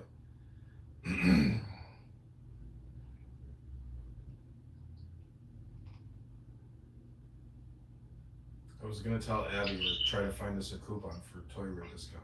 White oats are the most kosher shit you can ever eat now. Yeah. Do you like cheese pizza? Only if the cheese is kosher.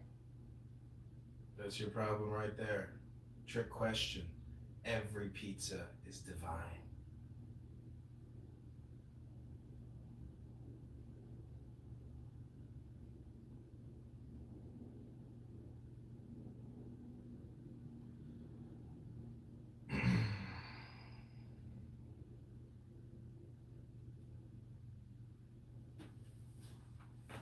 I think my phone has crashed.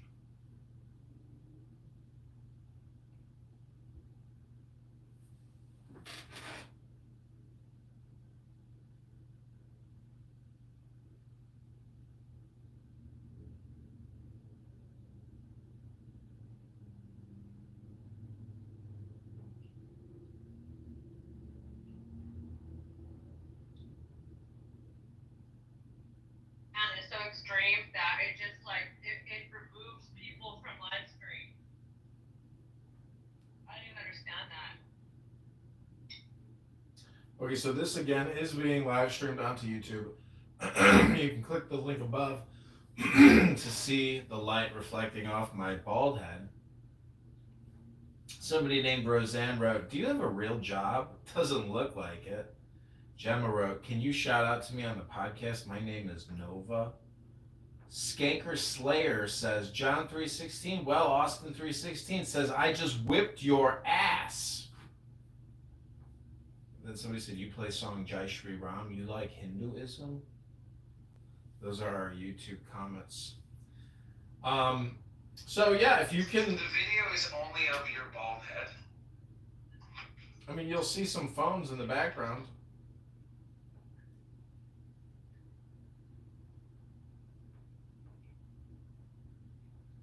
Okay, since you're eating, I'm going to read from this incredible little book I have. I had to leave and come back to get rid of my pink ticket, so I could be a good girl.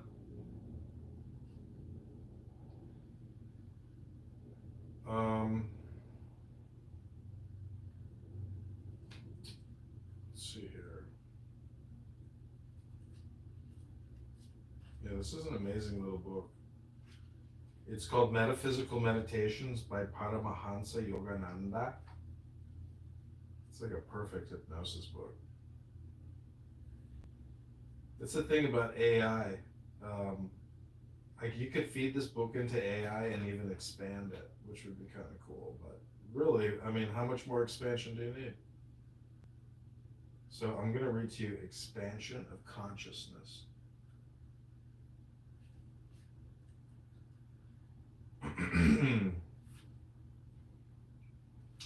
Tune in with the cosmic sound. Listen to the cosmic sound of Om, a great hum of countless atoms. In the sensitive right side of your head, this is the voice of God. Feel the sound spreading through the brain. Hear its continuous pounding roar. Now hear and feel it surging into the spine, bursting open the doors of the heart. Feel it resounding through every tissue. every feeling, every chord of your nerves. Every blood cell, every thought is dancing on the sea of roaring vibration. Observe the spreading volume of the cosmic sound. It sweeps through the body and mind into the earth and surrounding atmosphere. You are moving with it into the airless ether and into millions of universes of matter. Meditate on the marching spread of the cosmic sound. It has passed through the physical universes to the subtle shining veins of rays that hold all matter in manifestation. The cosmic sound is commingling with millions of multicolored rays. The cosmic sound has entered the realm of cosmic rays. Listen to, behold, and feel the embrace of the cosmic sound and the eternal light. The cosmic sound now pierces through the heart fires of cosmic energy, and they both melt within the ocean of cosmic consciousness and cosmic joy. The body melts into the universe. The universe melts into the soundless voice. The sound melts into the all-shining light, and the light enters the bosom of infinite joy, the cosmic sea. When you find that your soul, your heart, every wisp of inspiration, every speck of the vast blue sky, and its shining star blossoms, the mountains, the earths, the whippoorwill, and the bluebells are all tied together with one chord of rhythm, one chord of joy, one chord of unity, one chord of spirit, then you shall know that all are but waves in his cosmic sea.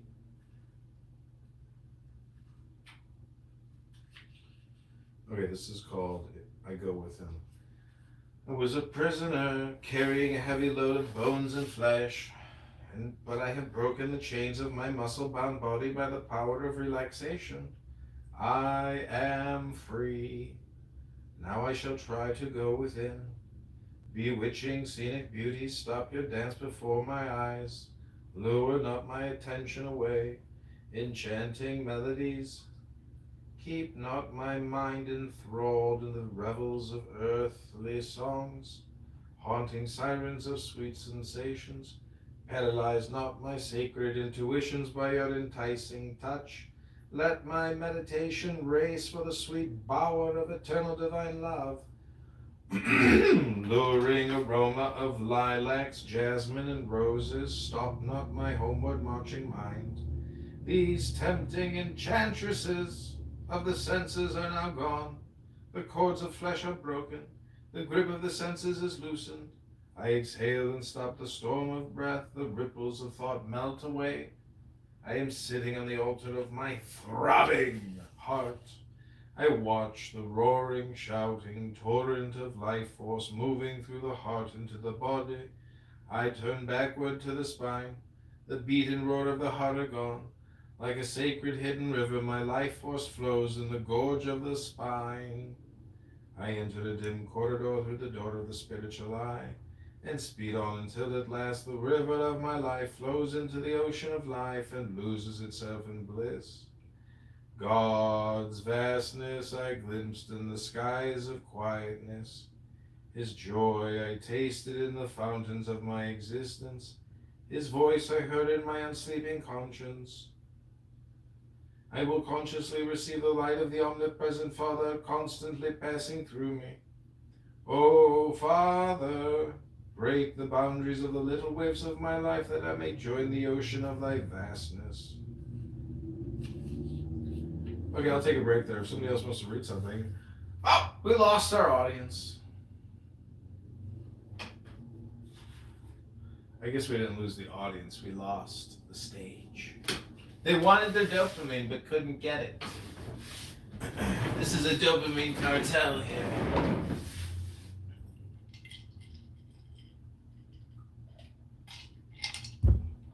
What do you want to know about spiritual consciousness with yoga? I will read to you one of my thought stream writings, but I will not stand around for somebody to read from a book.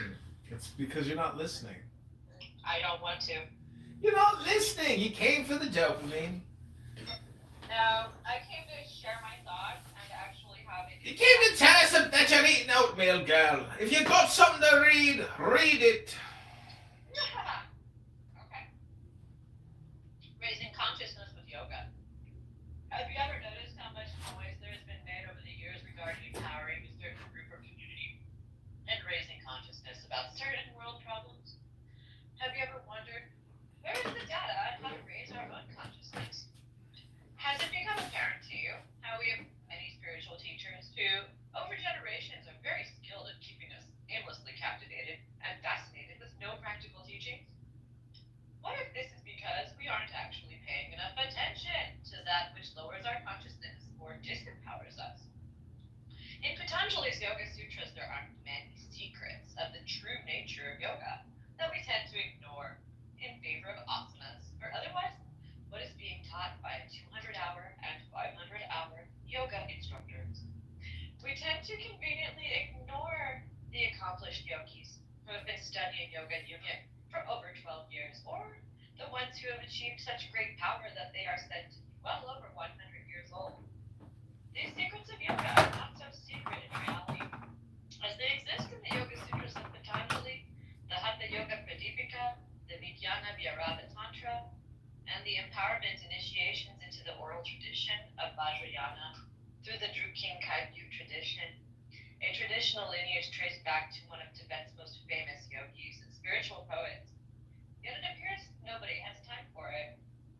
We must see and understand how spiritual things take away from our ability to climb up the ladder of excellence, joy, and peace, so that we may find the opposing dynamic to that which is causing us problems. This is one of the great mysteries that we can are divine guidance and divine timing. Otherwise,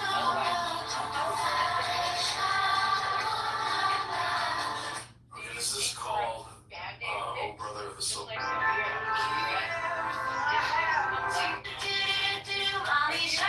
Really deepen and enrich your overall experience, and then ultimately serve to attract and inspire others who also wish to be in a better place. Together, we can make this world a better place. It is my life that consists in establishing the clear understanding of the difference between power and aligned and love. We have the power to I was reading through all my YouTube stuff. They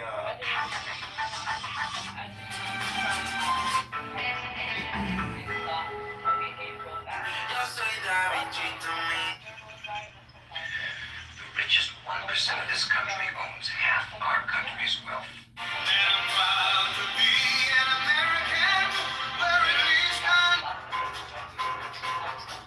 In today's world, we are also exposed to No prison for your mind. just as the saying goes. The quote-unquote meat that they've created. So, and then there are examples where they say, Opposite of that which weighs our spirits down, poisoning. One of my goals this year is to implement more veggies into my meals, so I made the spaghetti squash with meat sauce using Beyond Beef. It's delicious, nutritious, and it's packed with clean plant-based protein. First, you're gonna cut open your squash and remove all the seeds and all the stringy flesh. Brush with some olive oil and season with salt and pepper. Let that roast in the oven for about 30 to 40 minutes. And while the squash is roasting, we're gonna work on our meat sauce. We're gonna add our onion. let's make japchae. This is Invite you just for today to contemplate the things in your life that challenge our peace and happiness, or discourage us from growing into the more peaceful, deep, wise, intellectual, if more forgiving, understanding, compassionate. There's no time for you to sit around and think about what the fuck you're doing. That is all. I'm sorry, I had to walk away. I don't have time to listen to somebody reading from a book or something. That's all right. It was just on my notes on my phone. I just wrote it just a couple days ago. It's okay. I'm just kidding. I listened to all of it. No, it's all right. I'm used to crying. You know, like my tears are all dried up. It's okay. Don't think about what the fuck you're. So for some really strict. So what are you doing with all those phones, Adrian? I'm putting things on YouTube and Instagram and X. Wow. Is it profitable? No. Wow. Is it fun at least? Yeah, I'm in a flow state. Oh, that's good. As long as you're able to pay your bills and eat, I mean, yeah, great. Yeah. I was broke at first. I didn't buy my town now. Man, beast. Can I breathe or you breathe? Alright? Let's go.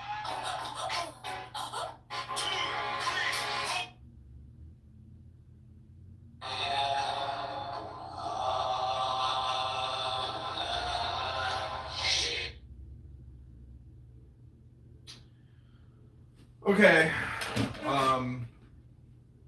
I could chant you a Friday evening prayer if you want, or I could just put on some mantras. Which one do you prefer?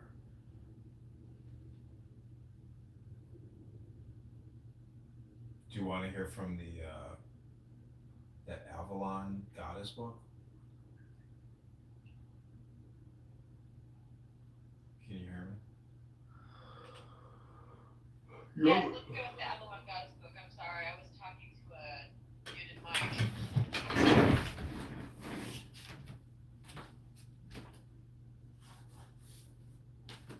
I tried to find that on Amazon. It's not easy. This is really only available on Kindle. It looks like through Amazon. To go through some other website maybe or something. Some other. It's on eBay. I saw they have a paperback version of it, I think. Oh, okay. I bought like an original copy. It was like $50, but it's beautiful. Wow. Okay. I think Arthur Avalon is a pseudonym. I think he's got another name. I forgot. Like there was like another name I think introduced as a author name with the same book. I would consider this like a rare book. I don't know if you can see my YouTube live at some point, but I'm showing a picture of it. I would say it looks very much like a spell book or like a magic book of some sorts. I only see the top of your head.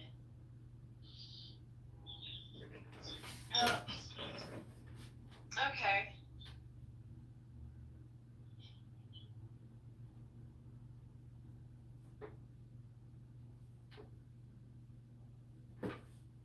Okay, I see now. And look, it's from Pent Alpha, P.O. Box 9398, Berkeley, California. It's got an occult star there. It's got a 5-pointed star in a circle. Cool. Some kind of sigil in the center, but yeah, you can get this book. I would get it and chant it to your classes or create a YouTube channel to do the chants. It's great content. Like it is a script. Yeah, my YouTube channel, the address for my YouTube channel is so clutch. I could just go grab a spray can and just go graffiti that on a wall and people will remember it. But YouTube will not produce any results when you search for it. But it is Goddess Yoga. That is the actual URL. If you go to youtube.com/Goddess Yoga, if you type that in the address, that's me. It's pretty clutch, bro. It's pretty clutch. That's what the kids say nowadays. Clutch. Okay, so this is what I would do if I were you. I would create shorts of chants from this because it's like really good content. But then you can also take it, throw it into ChatGPT and create even more chants. But this would be like a way for you to create shorts on YouTube. So I'm gonna make one right now and then I'll post it and you can see how quick and easy you can do these videos. Great. Yeah, do it. I actually should get on YouTube today. I should probably maybe put a little more makeup on and get myself a little more freaky looking. The more freaky I look, the better it works, apparently, to get follows. Like, if I put on like black lipstick and look goth, people are like, ooh, wow, I get like a lot of follows. Hypnosis deals with the image, obviously, but it's really more about what you say, which keeps people in the trance. But like, if you look good, yeah, it's gonna help. Yeah, I just put a video of myself on Instagram in my underwear today. I'm going far far with it or go far, but that works. It just works. Shit, I even started teaching yoga naked. I'm just like, whatever. My girlfriend in Australia, I'm sitting here looking at her now. She's dancing on poles and she's wearing thigh-high boots that are covered in buckles. I used to have something like that. Okay, I'm gonna create a 3-minute short, and then I'm gonna post it here to this room. And the title of it is called "Mother of the Whole Universe." Okay. Okay, this is called "Mother of the Whole Universe." Let's go. Sarva Vishva Jananani, from the Devi Bhagavata, I call to mind the mother of the whole universe, who has created this world, both real and unreal, and who by her own power with its 3 gunas protects it, and having destroyed it, she then plays. Commonly it is said that Brahma creates the universe, yet the learned in Veda and Purana speak of his birth from the navel lotus of Murari. Although it is said he creates, yet he is himself dependent therein. Even Murari, in the blossom of whose navel lotus Brahma was born, deeply sleeps upon his serpent bed at the time of dissolution. Therefore Ananta, with his 1,000 hoods, is his support. How can he who is himself supported be called a leader in the creation of the world? Even the water of ocean, which is a liquid substance, cannot exist without a container. Therefore I take refuge with her, the mother of all beings, who exists in all things in the form of power. Brahma in the lotus, seeing the eyes of Vishnu were closed in deep slumber, prayed to that Devi with whom I take shelter. Ambika, 11th Mahatmya of Chandi. Devi, thou who removeth the pain of thy suppliants, be gracious, O mother of the world. Be gracious, O queen of the universe, protect the universe. Thou art, O Devi, the Ishvari of all moving and unmoving things. Thou art the only support of the world, because thou wert in the form of earth. By thee who existed in the form of water is the whole universe pervaded. Thou art her whose powers are unsurpassed. Thou art the Vaishnavi Shakti of eternal power. Thou art the seed of the universe and the supreme Maya. All this universe has been bewitched by thee. Thou, when pleased, art the cause of salvation to men. All sciences are parts of thee, as also all women without exception throughout the world. By thee alone, O Mother, is the universe filled. How can we praise thee? Art thou not beyond all praise of highest speech, when, O Devi, being in the form of the universe and bestowing heaven and liberation, thou art worshipped? What words, however sublime, suffice for thy praise? O thou who existeth in the form of Buddhi, in the heart of all things.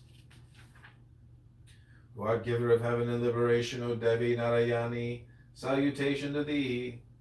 In the form of moments, minutes, and other fractions of time, thou art the cause of worldly change. At the time of the dissolution of the universe, thou art all-powerful Narayani, all reverence to thee, O auspicious one. Okay, this is called Mother of the Whole Universe. Let's go. Sarva. Okay, that's Okay. Mother. Yeah, I'm not gonna ever be able to do that because I'm a channel. So like that's somebody else's channel work. I'm also a Rishi basically at this point. So what I've got to say is what we need contemporarily for our human recovery. And if I do something like that, it's just kind of like putting a flashlight in place of the sun. It's not nice. Yeah, but you gotta know this is like a sacred text that was translated. I am a living sacred text, baby. Well, keep telling yourself. I can have fucking orgasms for hours without even touching myself. You have no idea where I'm coming from. I get it. Well, I mean, you don't have to do what I did. I'm just encouraging you to do it. I really appreciate you telling me that though. Like it sounds like it's a cool idea, but for me personally, I can't. Like all my spiritual guidance is like, nope, just let it flow, girl, just let it flow. See, the thing is, you have to think of this in terms of like having a script and being an actress and creating a short, because YouTube has 15 seconds and 3 minutes. So if you can do a reading of a script, I mean, you don't have to show your face, but I'm pretty sure you would show your face. But anyways, it's just a concept. You don't have to read what I read, but you can read your own scripts. You can use ChatGPT AI to do your scripts. You could just go on ChatGPT and say, hey, create me a hypnosis script to go to sleep. Read that into YouTube, and holy shit, you'll be amazed, but the algorithm will eat that up. Yeah, I actually have. Lord and I have, we've played around with that a bit. He told me, hey, write some new scriptures. And I was like, all right. So I fed some channeled ideas that just my guidance would give me. I have my guidance right with chat. And you're right, it does work really well. I'm not going to tell you what materials, like I can't do that on recordings, you know, like what materials I've been playing with that. But yeah, AI can definitely be our friend when it comes to this kind of stuff. Yeah. Yeah, the whole thing is to try to create like a meditation, relaxation hypnosis for yourself and others. And when you can do that, you're like a musician. If you go to my Instagram or my Facebook, my YouTube, which obviously you haven't, you will see on the landing okay, that's one thing I'll admit I had ChatGPT make for me. I don't care if other people know about that. I don't think most people will be wise to this, but it is a hypnosis script on how to become confident in the presence of women. And I had ChatGPT help me generate that hypnosis script. So you're right. You got your finger on the pulse there, Adrian. I'm not going to discredit anything you're saying. Yeah. It's all about programming yourself. My sister's name is Adrian, by the way. Oh, really? Yeah. She will not talk to me. She converted to Mormon. She's all covered in tattoos and stuff. I have no tattoos. She will not talk to me. It's too bad. But hey, Lord. Hey, what are you wearing? I'm wearing a red dress that has like a really open kind of like low slit in the front. You can see me. You can see me on live on my. What do you call it? I think the link is on the bottom of the chat. Maybe you can't see it. Let me see here. I can. You can? I see you. Yeah, there's like only 2 people watching. I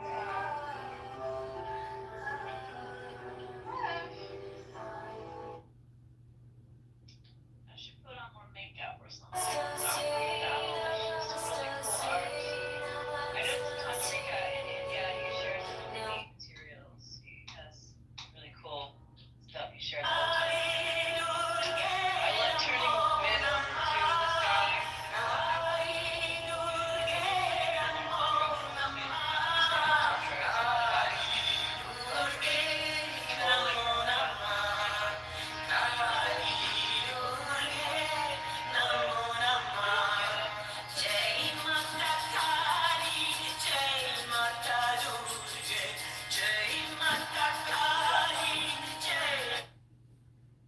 Okay, I'm gonna put this mantra on. It's called the Kali and Durga. It protects you from negative influences. So I'm just gonna let this Oh, run. I love it. That's great. Yeah, give it to us. Om Dum Durga.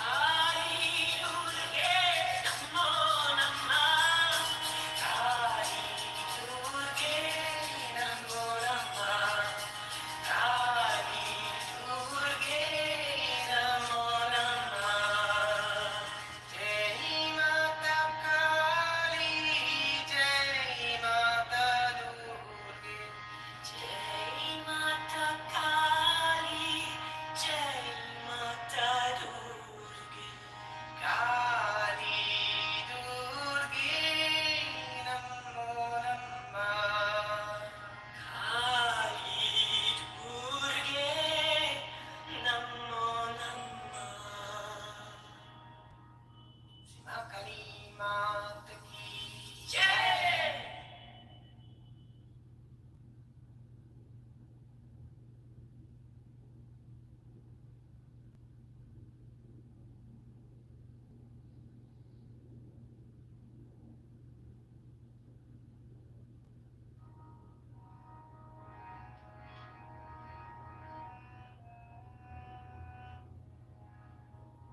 Kali Durge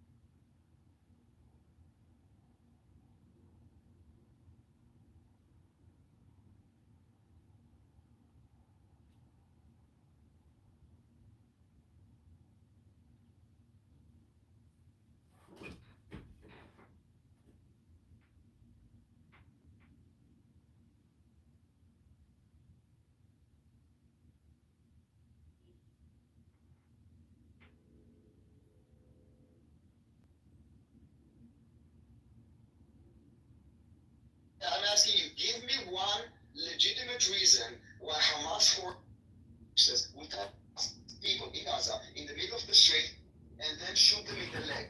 Tie them up in their head, like they blindfolded them, they tie their heads and their legs, and then they shoot them in the middle of the street in the legs.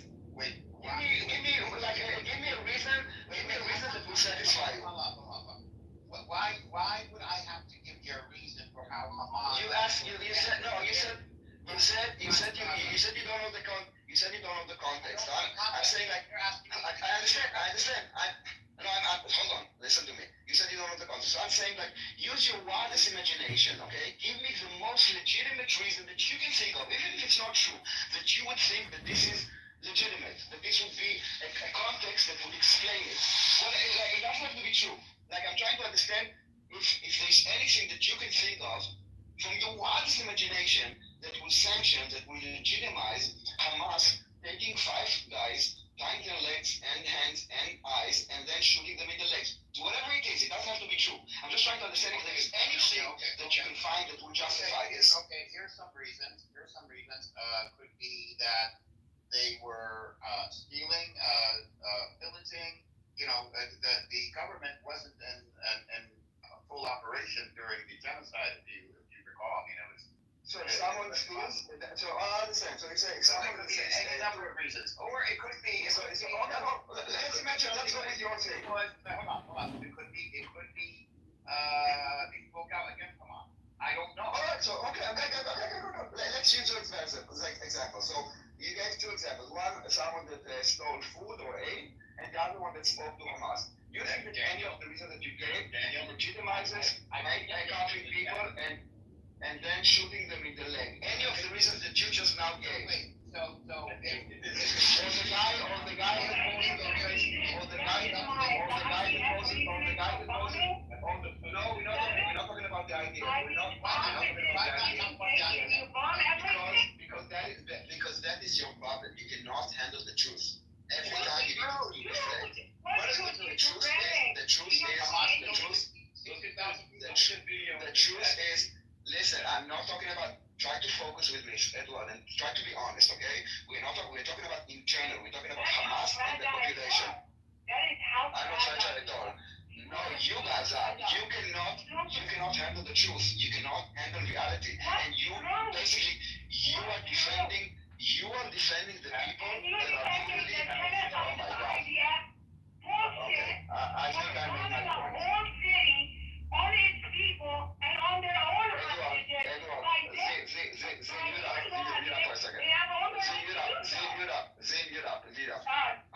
Edward, if you think that anything legitimizes a government to handcuff people and shoot them in the leg, then you have a problem. And if every time that I talk to you about the way that Hamas oppresses their own population, your answer is the idea of these 46,000. You are basically helping Hamas by gaslighting the suffering of your own people. No, Daniel. Yes, you do. Israel helped. Yes, you do. No, again, try to talk to me. Can you try? Hold on, guys, can you guys try to stop with talking about Israel? I'm not talking about Israel. I'm talking about Hamas. Israel is not a freaking thing to talk about in the first place. Wow, you cannot handle it, huh? You just can't handle it. Now I'm talking about Hamas oppressing, abusing, shooting their own people, and all you can do is talk about Israel because you want to kind of frame them as resistant fighters. You cannot handle the fact. You cannot handle the fact that they are oppressing their own people. You cannot handle the fact that when the guy wrote Free the Sausages, they executed them. You cannot handle this. You just cannot. Let me answer you. It's very sad, I gotta say. Let me answer you. You're gonna answer your own question. Let me answer you. No, try to answer me without saying Israel ideas. No. Let me answer the way I want to answer, which is the best. So no, because it has nothing to do with Israel.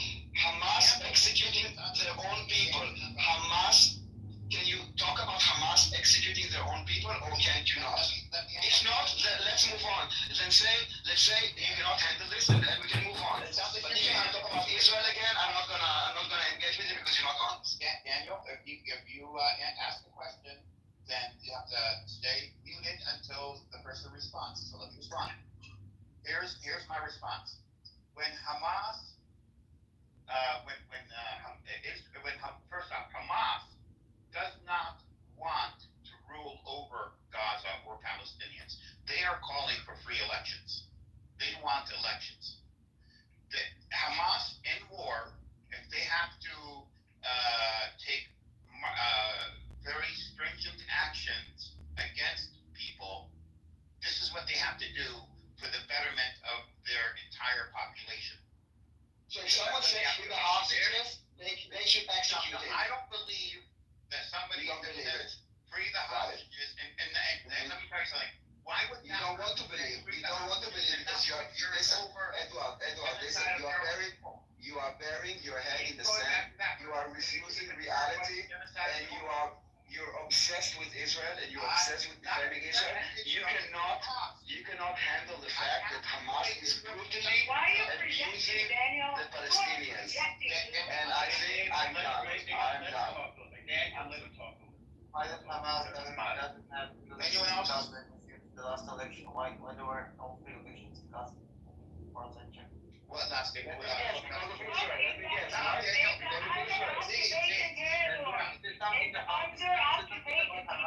there something about Hamas having elections in Gaza? Hamas wants election for all the Palestinians, not just in Gaza. If you look at the agreement right now, the ceasefire agreement, around half the people that are going to be released are Palestinians. Yeah, I think even more than half, meaning West Bank Palestinians, not Gazans. Hamas wants Palestine to be free, not just Gaza to be free. So they want elections. They don't want the PA in charge, and they've even said, Hamas, to the mediators, that they are willing to step down from power. That they have no problem doing this. This is not something that they want to do. They don't want to be free from him, I've heard. Huh?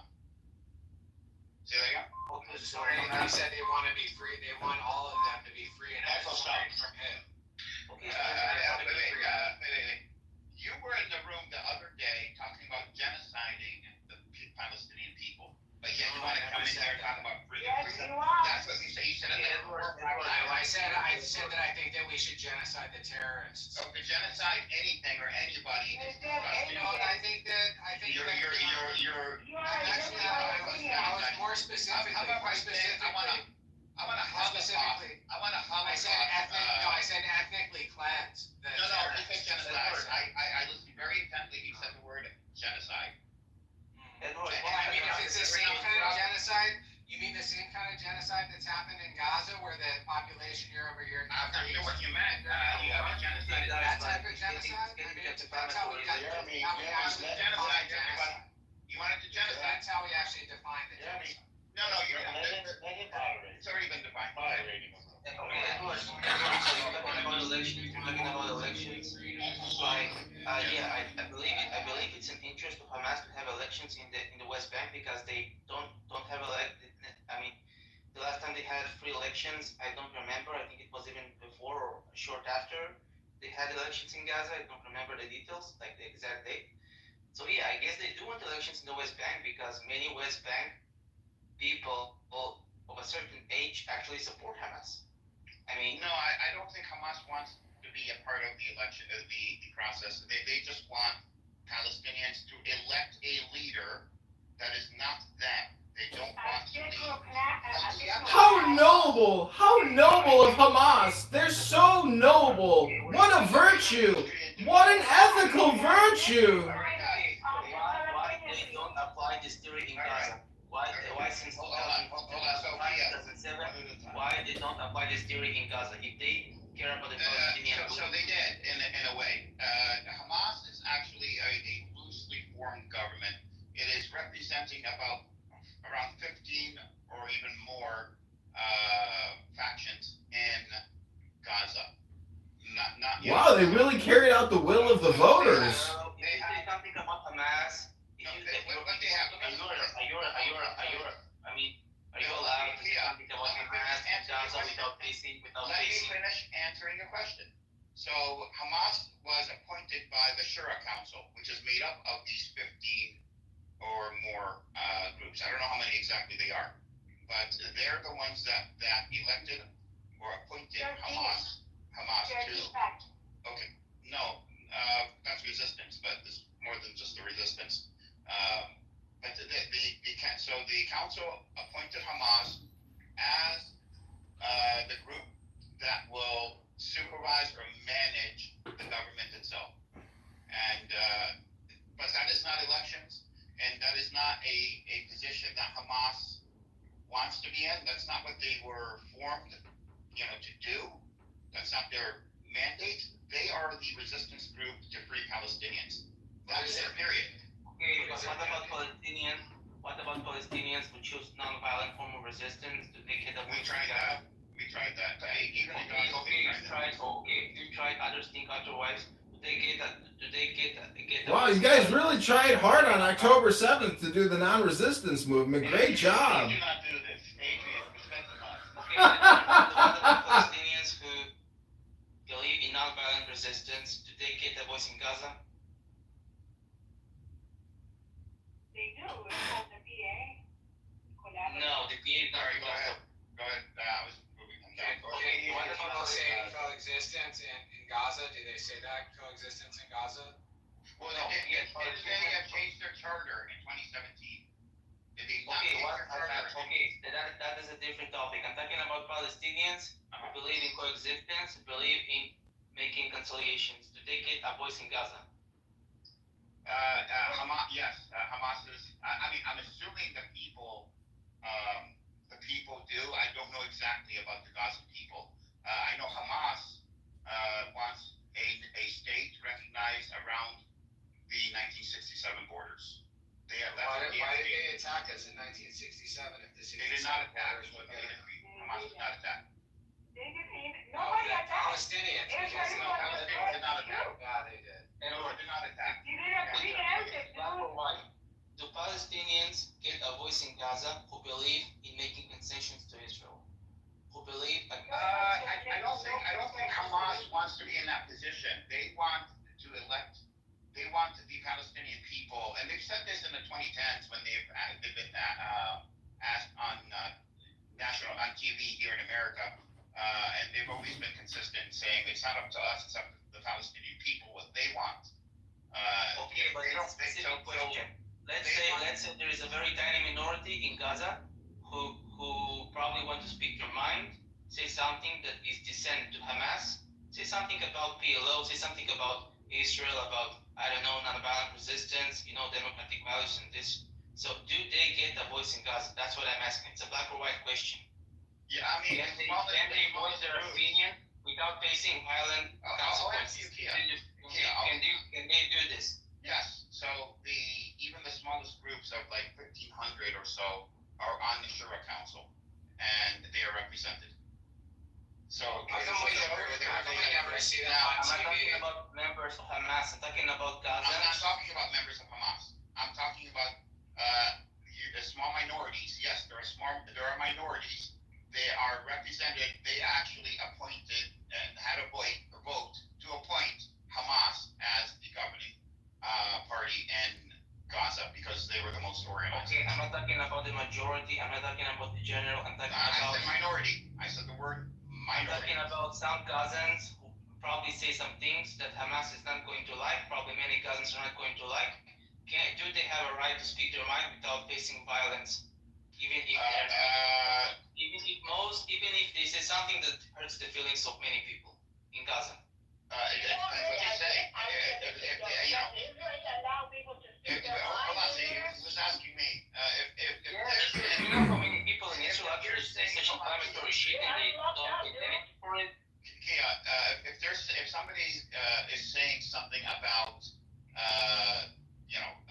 they want Israel to rule or they want something really far out there, I think the Gaza people themselves probably dispatch that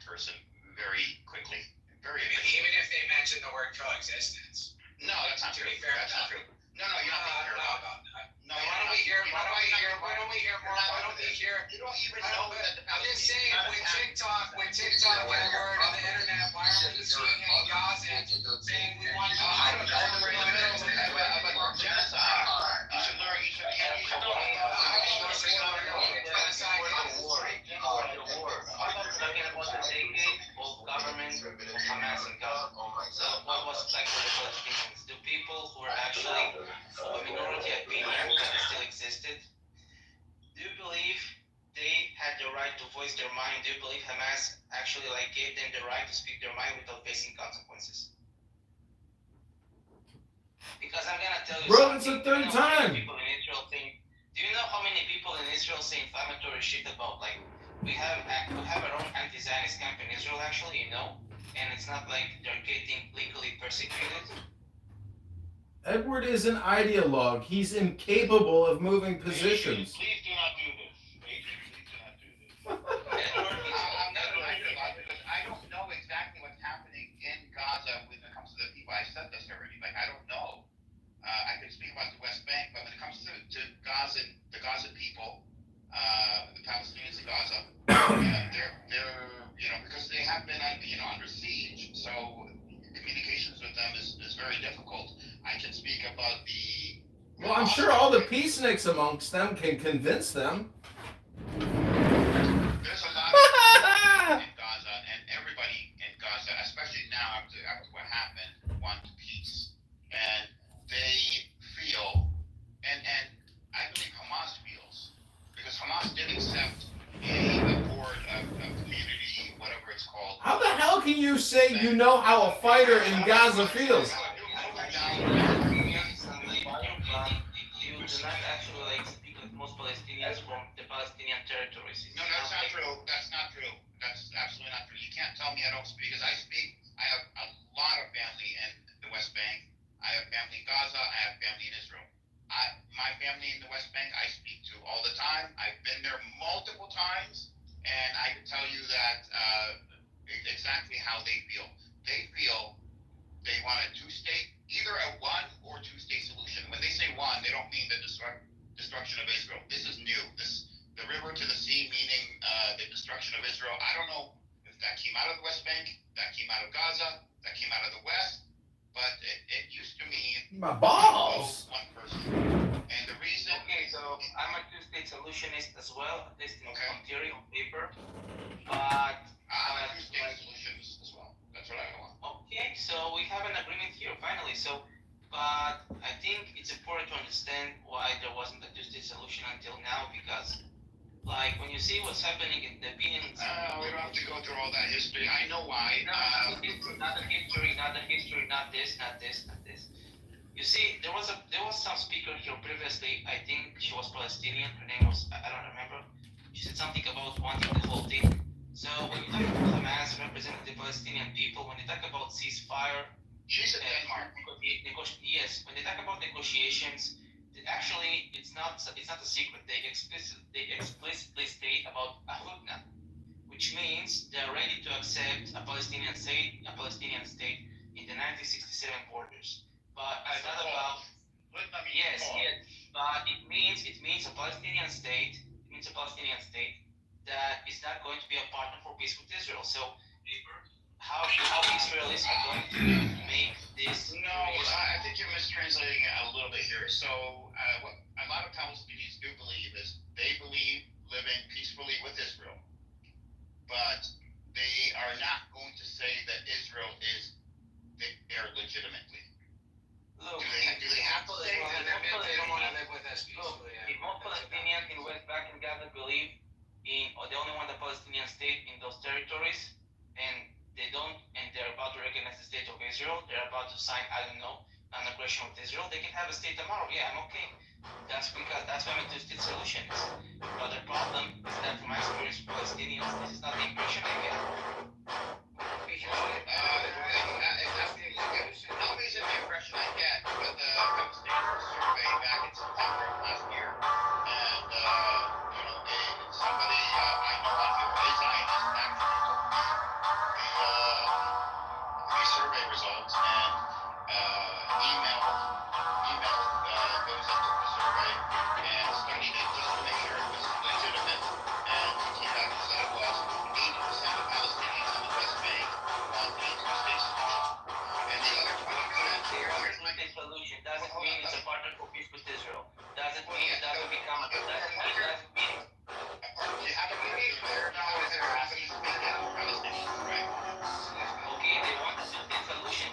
say another opinion about Israel? I mean, Israel proper. Well, they want two states. They want two Palestinian states. Not only do they want Jeremy, the that's 67, not. but then they also want the right of return of all of the 5 million So- because they count refugees differently. No, Norm, this is a good point. Okay, so the right of return is actually something that Israel has already agreed on back in Oslo. The right of return to allow some Palestinians to go back to Israel is literally hold on. They did. They did, but it's literally a formula they use. Israel will say, based on the demographics, we can let 72,486 people return. It'll be that exacting. And so that's not even a debate, and that's not what's holding up the peace process. What's holding it up right now is that we don't have terrorists. They did October 7th. Which they railed the two-state solution. No, they actually put us back on the map. You need to come back to reality. Unfortunately, I mean, this is what it took. It's a heavy price that Palestinians have to pay, but it is what it is. It gave Palestinians legitimacy. It gave us credibility. This is why Steve Witkoff is going to Gaza. This is why we have a ceasefire in place. Now, what do we do with that? Do we sit on it and just let it rot, or do we use that momentum and build something and take it further than it's ever been taken before? That's what I. You better talk to your Hamas people. Because listen, they explicitly, Edward, they explicitly still. But listen, they explicitly still. I know your position. I don't know why you talk because you're not. I'm talking about their position. You're not saying that. I know your position. I know your position. What about Hamas's position, Edward? What's not Hamas's position? Jeremy, I don't want this to be contentious. But Norma, then why don't you tell us what is the Hamas position? Like post Hamas will tell you their position. Hamas will tell you their position. Yeah, they have. It's been on memory. It's literally recorded on video. Hamas wants to wipe out the state of Israel. And if it takes a interim step, I'm just. Okay, go ahead. I'll run out of you. Go ahead. Okay.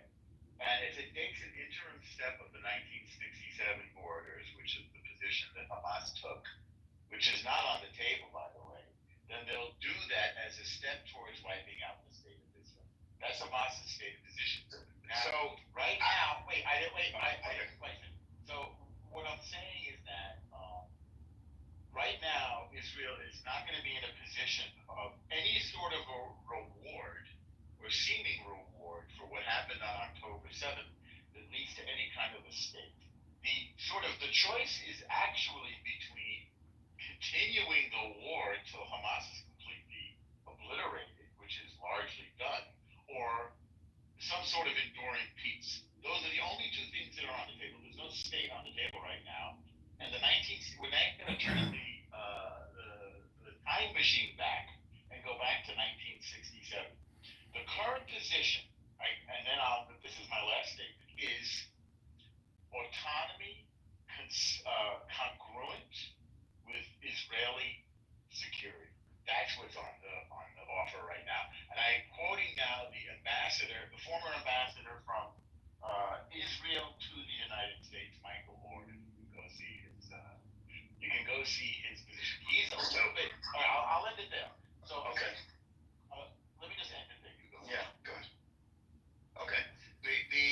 I understand what you're saying. The position. I understand what Israel's position is. However, it's not just Israel's position that is taken into account or that will dictate the policy for this region.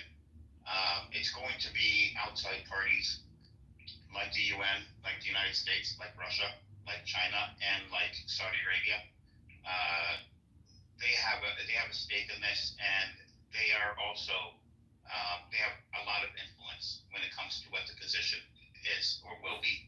The first step. So you're thinking that Israel won't have a sway in that? Are you saying that? I think Israel inevitably will have to accept the fact that there'll be a two-state solution, two states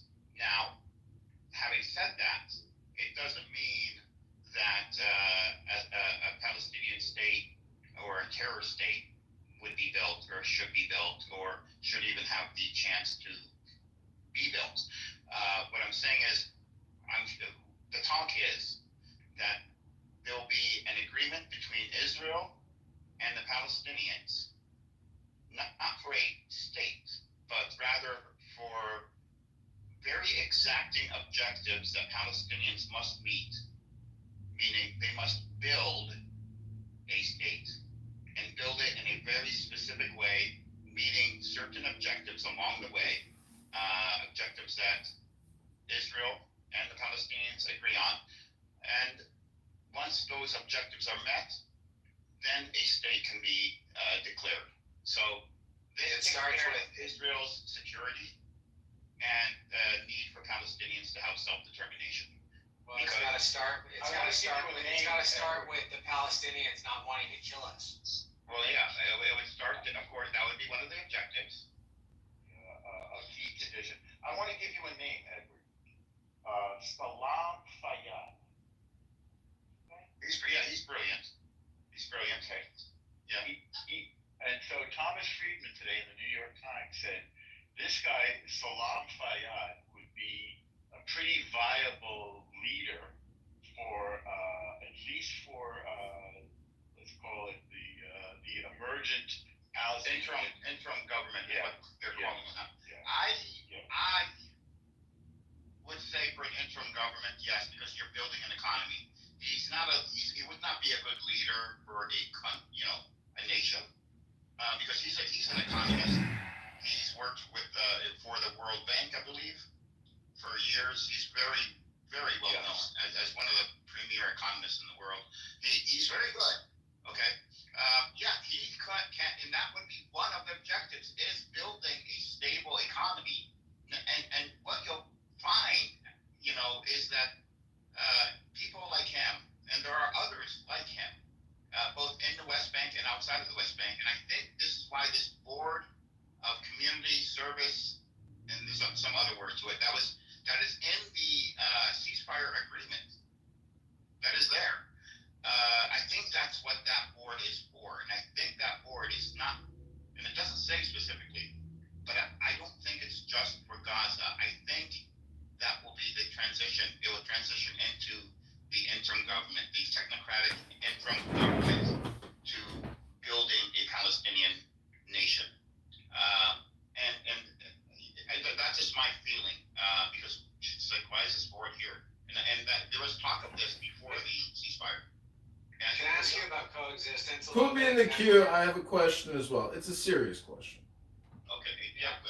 Like for real though. This is like I'm not trolling you guys. So a two-state solution on 67 borders means that there's 5, 6, 700,000 Jewish Israeli residents of Judea and Samaria, which would then do what? Where would they go? I believe, and I don't know the makeup now, but I believe like around 400,000 of them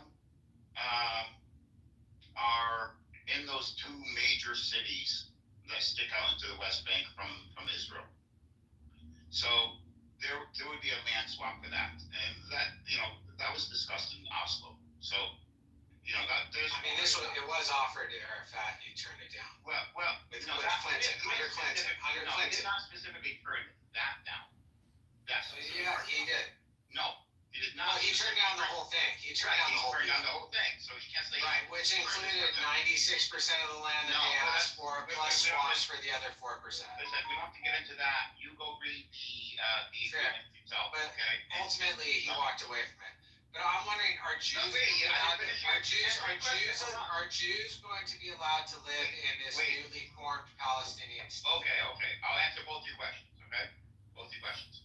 The first question, I think 400,000 settlers would be, part of these, part of it would remain where they are, and there'll be a land swap like what happened in Oslo. I believe around 200,000 of them would probably leave and go to Israel voluntarily. That's my guess, and I believe about 100,000 would choose not to. And those 100,000, if they choose not to, they either become Palestinian citizens or they leave. They have the choice.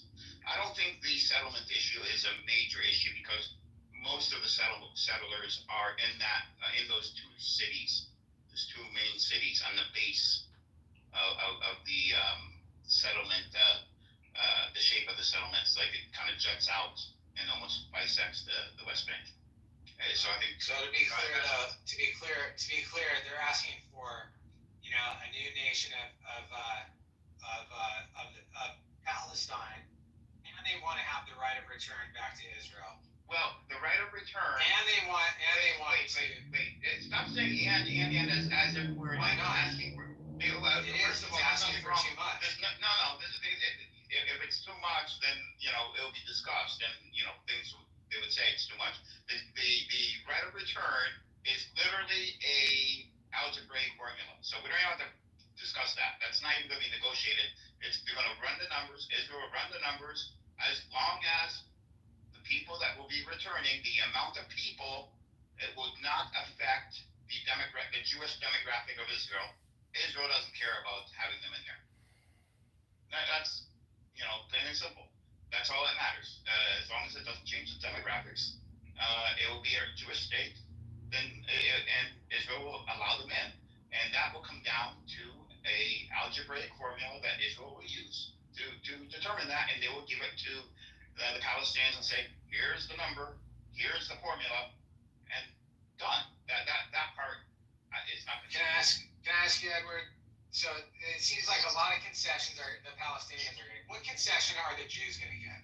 What concession are they going to get? Well, what do they want? What does Israel want? How about that? Let me answer that.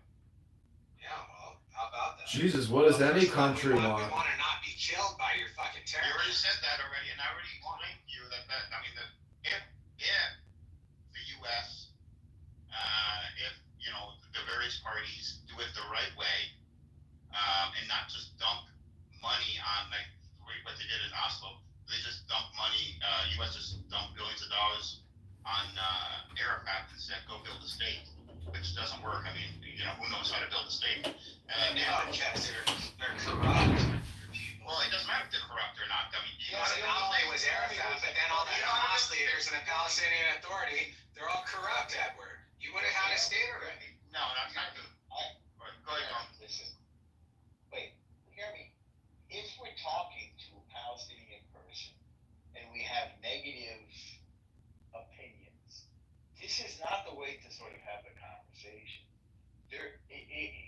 For example, this guy, Salam Fayyad? Fayyad, yeah. Look him up. There has been a corruption problem. Let me say, look, we have some corruption problems in Israel too. But let's not front load this thing with negative taunts and stuff, because it's a rare opportunity to have a. The thing is, Norma, that the Palestinian people as a whole have disqualified themselves from their own self-sovereignty based on their behavior and history. Okay, there's no way that we can endorse a terrorist state to be created on our border, which will be unit-free, okay, where they won't allow Jews. There'll be Jews there. In the street. There'll be Jews there. Edward. How many Jews are in Gaza? Wait, do you know that there are settlements in the West Bank now that do not have borders around them? Yeah, do you know how many people are attacked on a daily basis? No, they're not attacked. No, they're not attacked. The ones that are attacked are the settlers from the settlements that are radical, that are outrageous, and they are violent, and they attack Palestinians, and then they get attacked back. But why don't you go talk to those people that do not have fences or borders around their settlements, and see how they're living and coexisting with Palestinians, and how Palestinians leave them alone, and how Palestinians go into their towns and work there. Why don't you ask Kia about those towns, or Shimmy? Why don't you ask them what it is? Well, listen, 1/5 of the working population in Palestine, in the West Bank, was working daily in Israel. Daily. So your leadership with Hamas has helped them immensely. Those people that were working on the ground, they can't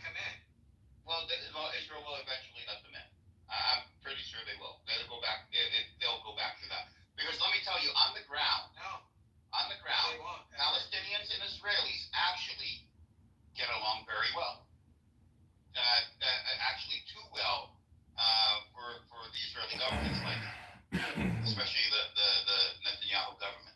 They get along very well because people, at the end of the day, there are governments, then there are the people.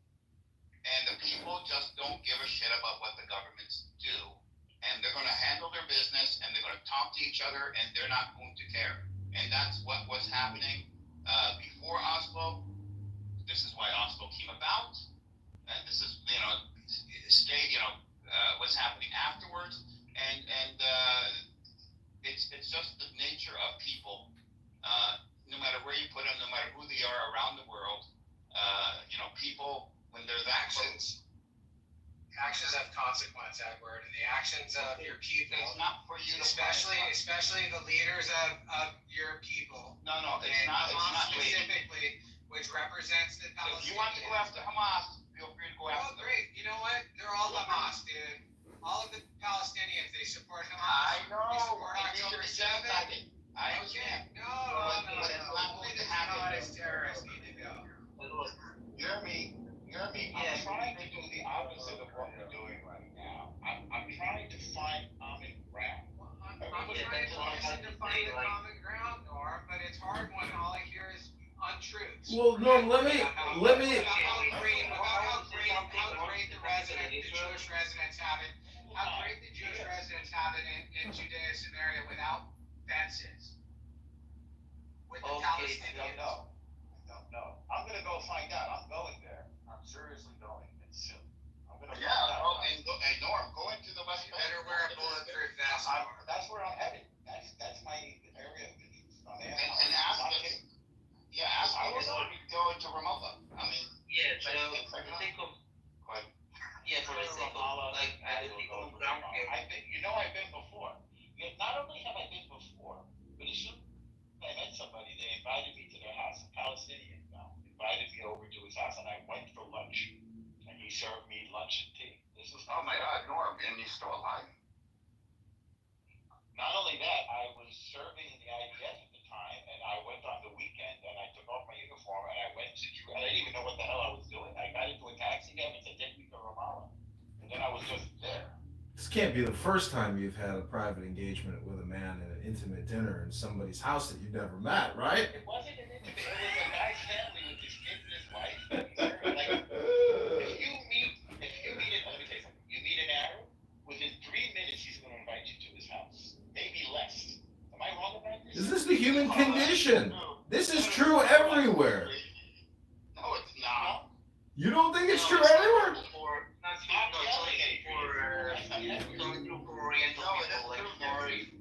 Hospitality is really good. Yeah, it's kind of annoying actually. It gets annoying. I go. It's and then Norm, you actually stuck around. Like I have to stay there, and it's if I don't go, if I'm busy, I can't go. They get mad, they hold a grudge, so he didn't go to dinner. He didn't come for lunch. Don't say, if you see something nice, don't say if you see something nice in his house. Don't ever say it because he'll give it to you. No. You can't say that. They would, yeah. I know. I'm telling you. Yeah, Was this a Christian's house or was this a Muslim's house? Do you know that if you go to a Palestinian's house and you ask for the wife of the host? Oh my God. I don't think this it's inflammatory. It's not. Hold on. His wife. No, wait. I don't. Not serious. You need your medication. Go get your medication. Okay, so Edward, I think we have here common ground. You're gonna have to trust basically like a two-state solution. ישראלי. כן. אתה כזה נחמד עם האויב הפלסטיני, נחמד. אל תדאג, אתה תלמד גם אתה להיות נחמד, אל תדאג. יש כל מיני פלסטינים, לא כולם. אז אוקיי, הבנתי, אני מדבר עם שמאלנים, סבבה. אני לא שמאלני אח שלי, אני לא שמאלני. תאמין לי, אני לא. אנחנו נבדוק את זה. אני לא שמאלני, אני הייתי בגלל כמוך. אני שמאלני, איפה הבעיה להיות שמאלני? בוא, דבר איתי.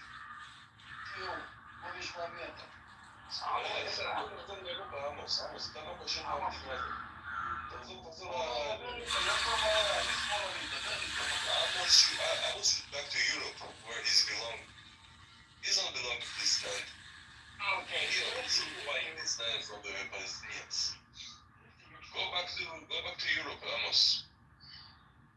What does it belong to you? You know what makes me feel pain? Bro, I think it's time.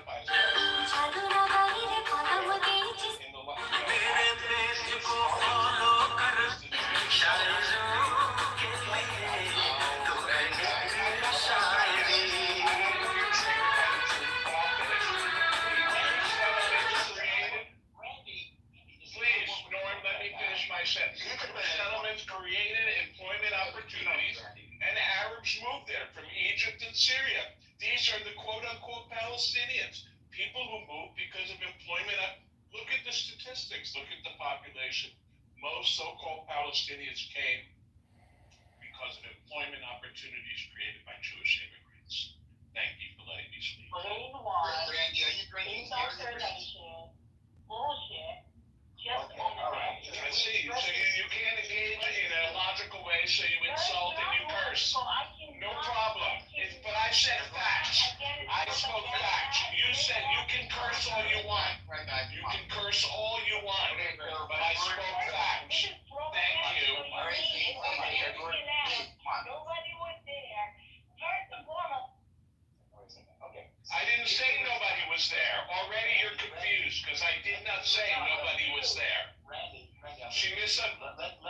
let's see respond, and then we'll go back to our conversation. But to be clear, I did not say nobody was there. Thank you. And I mean, do you really need to let a psychopathic terrorist talk? Respond, and then we'll go stop back to talking, you genocide the maniac, Jeremy. Well, that is not nice. Calling people names is not acceptable. I'm not calling in names. You called him a genocidal maniac. That is not fine. I'm your everybody. Don't release, please. Zero, don't release. When I say I take the microphone, I take the microphone. The last time somebody make a trick on me and broke the room, so I opened it the second time. I don't know, I see too many admin in it. Green, I didn't give anybody money. You wanted me. That's what you want. Give moderator in the room. I said not to be. No, but I start sleep. No, Okay, all the people you give a moderator, I respect, and it's I didn't know it, and I leave it clear. Listen, I speak now. Yes, this is right. When I speak, answer the question, or Nair. Nair asked for Amos and all the people in the room, it's not there, it's Amos, it's double Amos. I don't know why you come here, where is my picture, I don't understand, but Ken.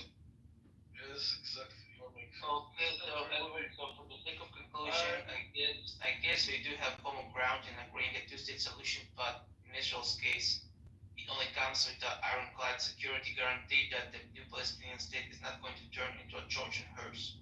And that would only come, Kia, if there is not an agreement for a Palestinian state, but an agreement for a pathway to building a Palestinian state. Okay, that's actually a very pragmatic way to look forward.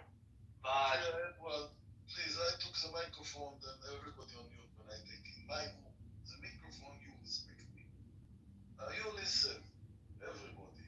Those who are on the stage and those who are not on the stage. I'm talking to everybody. When you realize that there are two people, there is Israeli and there is the Palestinian, whether you like it or not, both sides has a fact.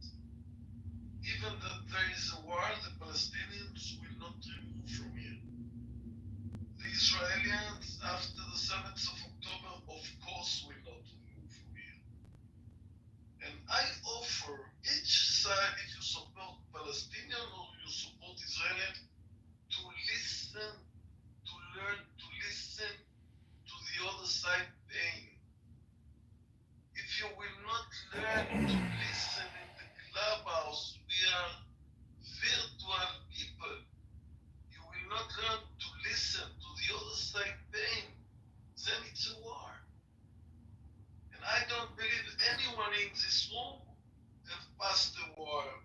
understand what the WAR means. So please, individual life, in my room, respect the other side. Israeli respect Palestinian, and Palestinian respect Israelians in my room. Please try to make a comment as more difficult. Somebody says Nazis to the Israelians, somebody from the other side say about Palestinians terrorists. It doesn't matter, it's okay, I understand it. A lot of anger. But please, please try to listen to the other side and understand that we will not settle, not in Gaza, not in the West Bank. Most settlements we make, more angriness and terror will come against us. Yeah, but that goes both ways. What do you think? So look, the bigger picture, What? You sound to me yes, the bigger picture. Okay, so yeah, I'm gonna speak.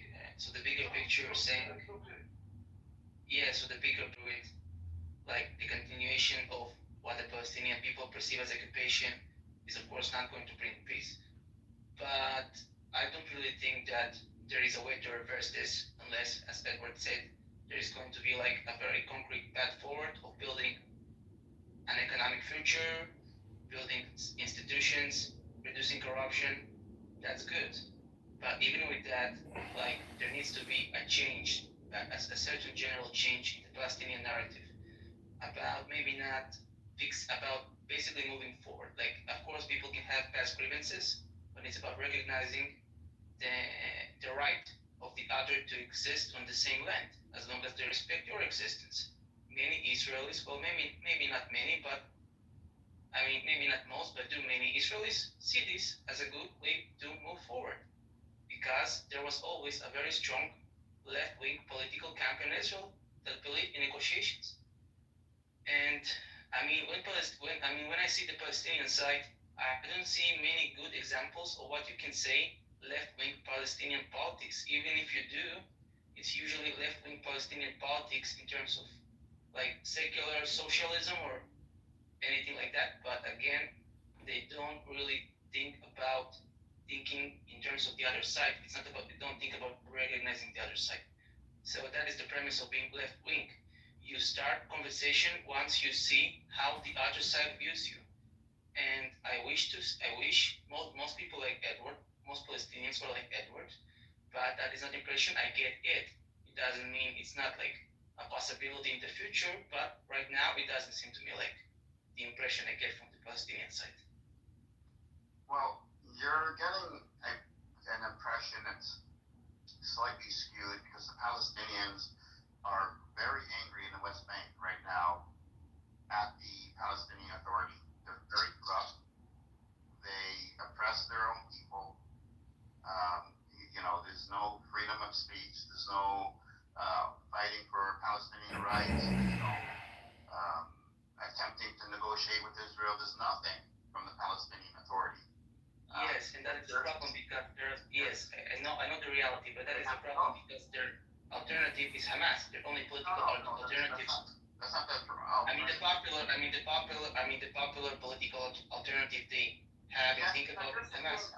You're thinking of like a two-party system. We don't have a two-party system. We don't have a system. I'm not talking about institutional things. I'm talking about the popularity of Hamas in the West Bank. No, we don't have a popularity in Israel of people like the Kahanis, Mayor Kahana, which you can say like the closest equivalent of Hamas on the Israeli side. The Kahanists, we do have in the government radical people like Smotrich and Benker, but again, they don't enjoy major support in Israel from most Israelis. If you ask most Israelis, the only people who support them are those who don't really have much power in Israeli politics, in Israeli society. I just want to explain a little bit about how Palestinians think generally, and how Hamas fits into the picture of Palestinians' framework here. When it comes to Palestinians in the West Bank, they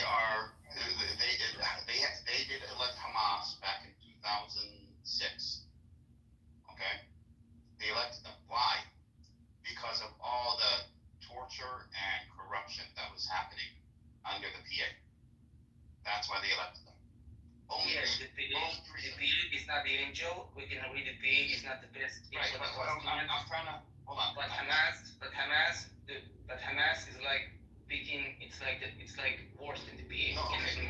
Let me. I'm just trying to explain that how Palestinians think.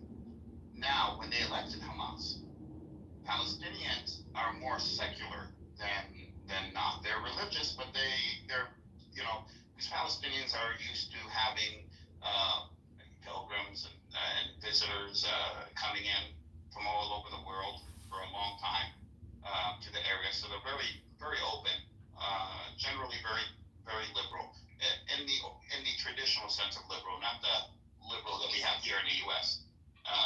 But when Palestinians are generally ideologically opposed to Hamas, that means they don't believe in the way the Hamas governs, the way they, the way they want to put religion into the government and have the religious drive of the government, so to speak. Palestinians do not believe in that, and you could talk to many Palestinians, and they'll tell you the same thing. However, they will support Hamas in terms of the resistance. So yeah. So that's the problem. The only resistance, so that's the problem, because if Hamas offers this particular branch of resistance, which we no, they're not offering that now. That's the thing. Now, this is where there's a fork in the road now. Okay, they supported Hamas to help Palestinians get their, You can't throw the terrorists out with the bathwater. Okay. No, I gotta explain this. I don't see how you can say that Hamas, what was the purpose of October 7th? I'm telling you, okay, what it did for the Palestinians is it shifted world opinion to Palestinians where we didn't have world opinion for us in the past. It allowed people to know exactly what's happening to the Palestinian people in general, to know that there's an occupation, because it seemed like the world forgot about the occupation, that there is one, and to stop the normalization of Saudi Arabia with Israel. That was the objectives, and Hamas has met those objectives. Now, so what you want to say is correct. They made, I understand you. I mean, I get the point. I just want to speed things up a bit because I get what you're saying. So Palestinians wanted to draw attention to the Palestinian issue, which was a success so far. But on the other hand, what they did is that they pushed the Israeli left, which is ready to make peace agreement with Palestinians, state solution on the 1967 borders. They pushed them on the fringes. So how are you going to expect, unless it's not going to compromise with Israel? There was no chance of Israel making an agreement with the Palestinians. Israel must. This isn't just Israel. This happened. This is any country in the same predicament. A government doesn't like to move from its traditional trajectory. That's just all governments. Israel must be forced to accept a Palestinian nation. Now, should it be forced to accept a terrorist Palestinian nation or a peaceful, productive Palestinian nation? This is the fork in the road. And this is a fork in the road for Hamas. Will they also accept a peaceful Palestinian nation, or are they wanting to, go full force and go after Israel? I truly believe that Hamas, so far, has indicated a willingness to give up power to the right people, to have elections, to have people in charge that are that will move the peace process forward, that will help build a future for Palestinians. So what do they do? Just sit in the shadows and act as the Praetorian Guard, the protector of the virtue? I mean, you're delusional, Edward. This guy's an idiot. I'm not delusional. Yeah, you can project your idiocy onto me, but sir, you're the idiot. This is all fact.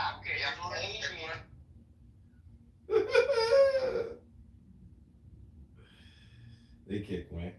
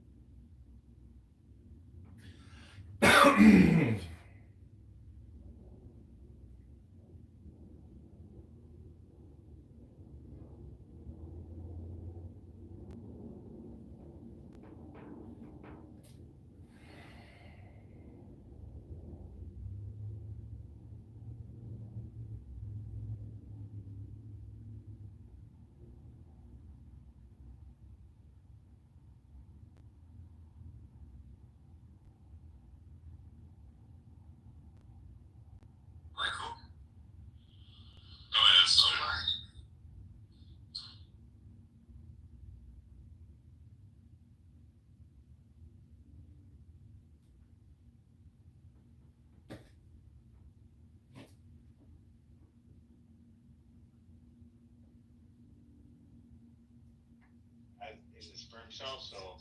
Fuck yeah, we could have like a brolic ass baby. Anything past fucking. What the fuck?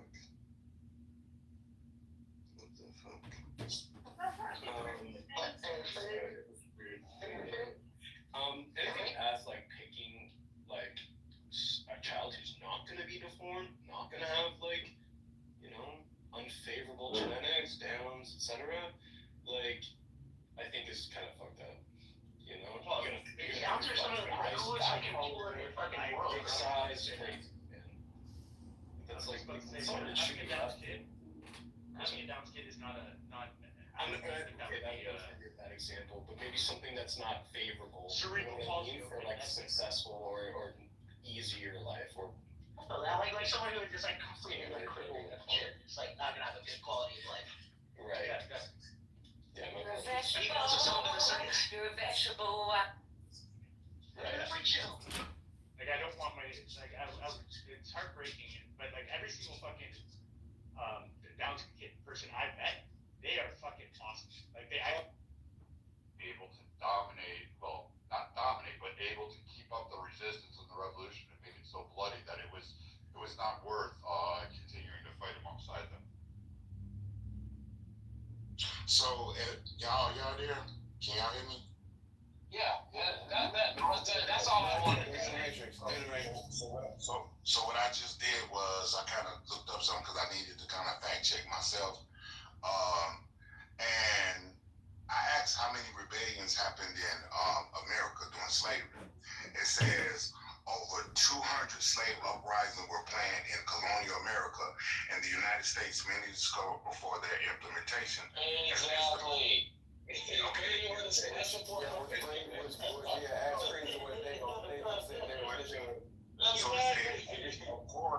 It said, of course, they did as early as 1934.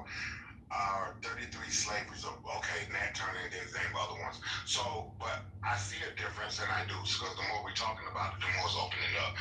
The Caribbeans were native to Caribbean or the Caribbean areas, those that were in the. No, they weren't. They were all slaves. They're African, right? No, listen, what I'm saying is that, right, the Haitians, right? They were in Haiti. Were they already dealt with? Which of course are part of the left-wing Israeli movement. Which that is the problem. Yes, they're getting less and less. They're getting less and less traction because of the escalation of violence, because of the cycle of violence. They're getting less and less traction. But that is a pattern you're seeing over the last 70 years, because again, many of those people who are responsible for wars against Palestinians, what you can call atrocities, war crimes in Nakba and Sins, they basically, when they grew up, got old, those people were talking about reconciliation. So yeah, of course we had our extremists, like the guy who murdered Yitzhak Rabin, sure. But again, like why, it's a symptom, it's almost like it's a symptom in the Palestinian nation, because they're not like reaching out to ordinary Israeli and like building bridges with ordinary Israelis who actually are interested in building with them bridges. Like it's almost a symptom as. So you're talking about the past. Now I would disagree with you there. That it's fully on the Palestinian side. I think Israel should share the blame as well. I mean, of course you can say both parties share kind of blame. Move on to. Yeah, I'm not saying there are no Nazis in Israel. I'm just saying that when I look for some peace movements in Palestine, I don't see what qualifies as a peace movement. And when I did actually find one example, I think it was an organization of Palestinian women. Actually, there are plenty. There are plenty. Okay, but you're talking about organization. Okay, but wait, you're talking about organization. But wait, I want to point something important. You're talking about organizations that don't reach out to similar organizations on the other side. Yeah, that's what I'm talking about. Stop. That's not. But the only example they found. It's not the only example. Whatever. No, I'll give you an example. There is a group in the West Bank. There's a guy. I forgot his name. I look him up. He puts together resistance fighters and IDF soldiers. He's been very successful at it. Doesn't get any press, doesn't get any news, doesn't get anything from the Palestinian voters. There's plenty. So we can move on from this. Let me, you give us two examples in words. I just gave one. One guy, yeah, that you invented. Okay. Yeah. Okay. Well, let's move on. The example. Give us the second example. Let's move on.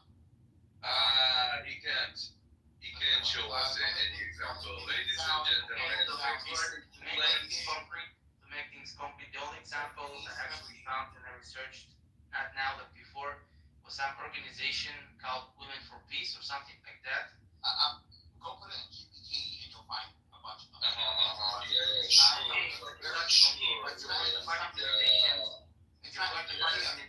not going back and forth about. Edward said plenty. You're going to find NGOs. You're going to find NGOs that are concerned with systemic issues in Palestine proper, or reaching out to the outer world in furthering the Palestinian cause. I don't. Okay. So that's the specific things we need to make clear. What I'm talking about is the only example I found. NGOs. Can we move on? Can we talk about what's happening? No, but this is a very important. I think it's a very important subject. We talked about it, and we can agree to disagree. I believe that Palestinians have done a lot of work on the ground to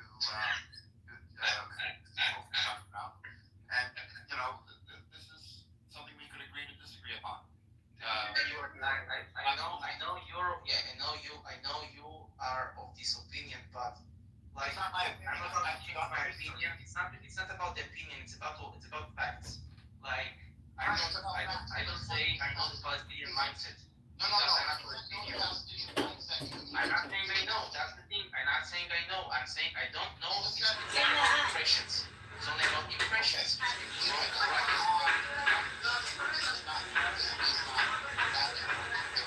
No, it's important. You need to give me an example of an NGO in Palestine program. Yes, but their symptoms of something.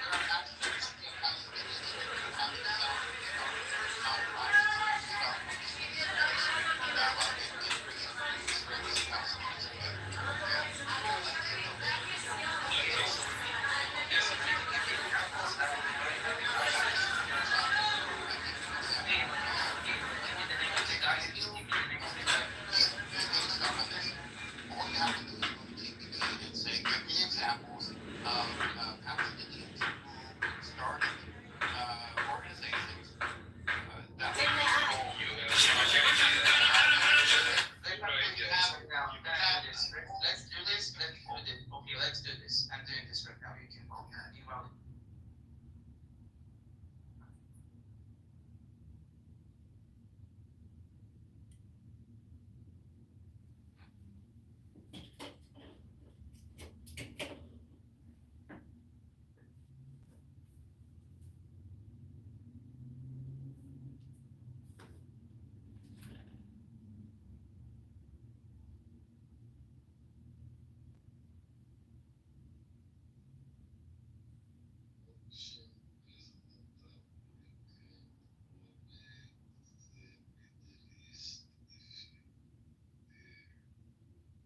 So this article, Amos, has a suggestion for a Palestinian leader named Salam Fayyad.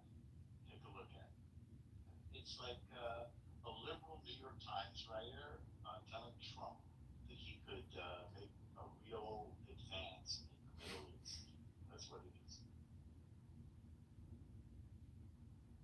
I'm wondering if he would be the one that would be leading that interim board. Hamas did say that the person leading this board, as long as they approve them, but they don't have to be from Gaza, they don't have to be from Hamas, they could be Palestinians from the West Bank, as long as they are serious about building something for the Palestinians. So I think they would accept him, actually, because they never had an issue with him.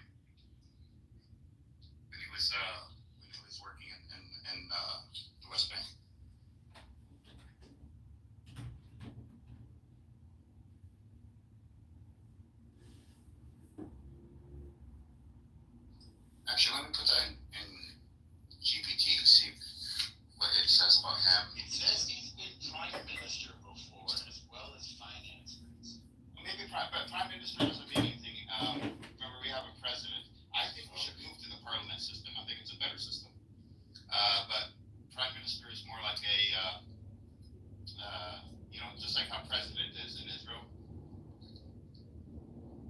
It's almost symbolic.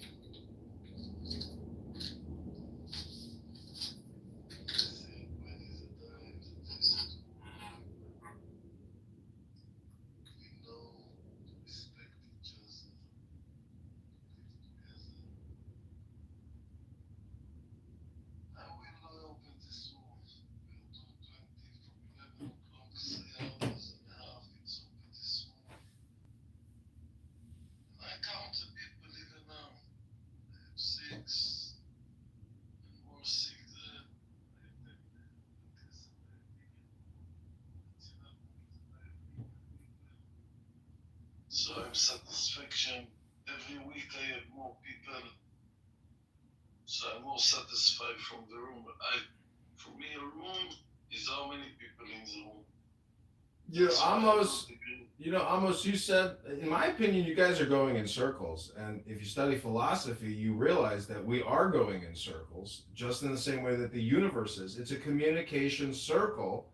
But the truth is, you can't learn by listening in this room. You can only learn by studying wisdom or philosophy. So until the collective consciousness of the Palestinian people absorb a higher level of consciousness and psychology, they are doomed to repeat the same failures as October 7th. This is a major task for many people to raise their collective consciousness.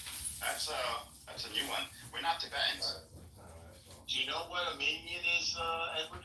A what? Amos said we have a minion. A minion is if we have 10 men, and we pray together, then God hears our voices more loudly. That's what he said. Yes, but to be more correct, for me, minion, it's can be women and men together. In my room, I count women and men. I didn't say men, I think I said people to avoid that. Nah, man, I don't know what minion is. Usually heard about it. So I asked GPT about him and what Hamas thinks of him. They said Hamas was critical of him because he worked for the PA. But you know who else served? You know who else served with him, Edward? Ismail Haniyeh. And then maybe he has, because that's really the only criticism that they have, and this is a criticism shared by all Palestinians. I mean, the PA is so corrupt that they'll do it in your face. They just do it. They don't care. Diran to come on the stage. Who is Diran? Diran,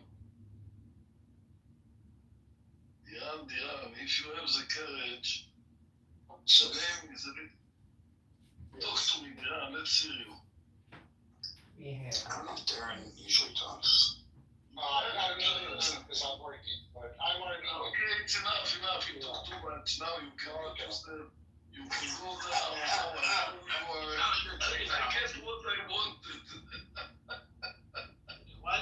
I get what I wanted. It's okay. It's exactly what I suspect, exactly what I get. So you mean I know what I'm talking about. Why don't you like him? Because he's Armenian? What? Why don't you like him? Darin. Name is Darin. No, Duran. What's the matter with him? He's an Armenian. Yeah, but his real name is Darin.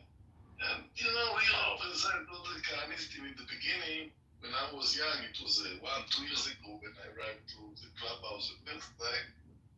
So this guy, he's Armenian. I don't think you know this guy. I know him. I recognize. Yeah, but let me tell you a funny story. I live in Los Angeles, a predominantly Jewish neighborhood. I went to Santa Monica College, the home of the Persian Jews. I'm Armenian, so they always thought I was either Israeli or Persian. So the ones I come new, they always look at me. They go, "Are you Persian?" I say no. "Oh, you're Israeli?" I say no. And they say, "Why not? That's why. Now I'm a little bit confused because maybe you're not the Darren I thought. No. He is. Maybe I make a mistake. Maybe. You're very similar voice to him, but I don't know because he's. You want to share your opinion, Yovan? Opinion on what? On the Palestinian-Israeli conflict. As an Armenian, I really hope that both sides calm down and take it easy. Because that's what the whole world told Armenians when we had our conflict. So I'm sticking with both guys. Do you know that my best friend and roommate in college was Eric Bogosian? Yes. It's Bogosian. There's no J. Bogosian. All right, so we've already spoken then. That's my big claim to fame. Yeah. Anyway, who else I like is Adrian. I didn't know him and I hear him the first time. Adrian, speak a little bit to Amos. He records rooms. So what if he records Zoom? You make people who record Zoom. What a big deal? We speak here. So he records Zoom. Adrian, now is your opportunity. Amos calls on you, Adrian. Adrian, he seems to me very clever person. I don't know why, but I like him. He's a spiritual seeker. I think tonight the first time I heard him. And the rest I know. Have you ever seen the movie Cool Hand Luke when he says, "What we have here is a failure to communicate"? We have a propaganda communication going on in Palestine, in Gaza, in West Bank, which is unrelenting. I mean, it's called the Palestinian Media Watch Organization. For 30 years, they've been documenting the propaganda and brainwashing of the people with violence, horrific violence, and this is the result of that horrific propaganda.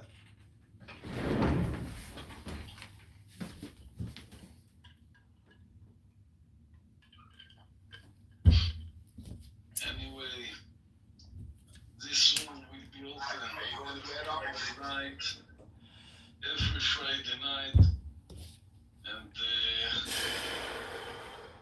I hope that everybody will come and support me, that we have to start talking in the clubhouse. And if I take Amir with me, I think we have close to 100 people in the room. That's my plan.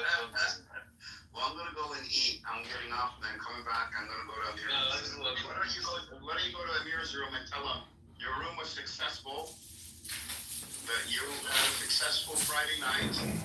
He knows. Tell him that you got to him. Tell him you surpassed you passed his numbers. Everyone, 50% of the people who are here are coming from his room. Palestinian from his room. Don't tell him. Threaten him. Tell him he's your big They tell him everything. And he go to the, Mr. Ron, he go to see all the rooms, so he look and they know how many people in Listen, the Amos, go to Amir's room and say, I took 50% of your people this week. Next week, I'm going to take 80%. And then 90% until there's nothing left. Tell him that. He knows it. And I offer him everything he wants, a moderator, whatever he wants, just that he will close the room and come to me every Friday night. And this is the only way to listen to each other and try to make conversation. And we see how much it's difficult in the rooms. Very difficult to bring Jewish and Palestinian clubhouse. It's not in the real life. It's only virtual life. You don't have to be responsibility for what you say. You can curse a little bit. You can not to interfere. There are people who come in to interfere. I've never spoken to a native Palestinian on this app who speaks Arabic and needs a translator. Never heard it, never seen it. Just pointing that out. So when you consider that, you'll realize that this is English propaganda for the Palestinian state. I need a translator. No, I'm talking about an indigenous Palestinian who speaks only Arabic. There are enough people even now in the rooms that speaking Arab. There's not on the stage. I never heard one on this app. I've been here 4 years. Never heard one. Because they don't speak Arab. See, A Palestinian? I never heard it. Like once, maybe once. But then otherwise it's Egyptian. So it's Arabs. We listen to Arab. Listen, I have a question for Edward. You know, I've toured the country of Jordan. I've seen Palestinian refugee camps become cities in deserts in Jordan. Why can't the people of Gaza who have lost everything take a deal and leave? Why in the world would they leave their homeland? This is an insulting question, Adrian. I don't think it's insulting. I mean, I've been to Jordan. Will the Jordanian king accept a Palestinian state in his back door? Nope. I will answer him. Listen, not Jordan and not Egypt, what the Palestinian inside. If one of those countries want this problem would finish very fast, very, very fast. If you want to know, 80% of Jordanians are Palestinians. Most of them from the West Bank. When in 67 war, a lot of Palestinians ran away to Jordan. Egypt army of Egypt was much more strong, didn't let them go in, but they have connected the Sinai. Sinai belonged to the Bedouin, and the Bedouin earns a lot of money.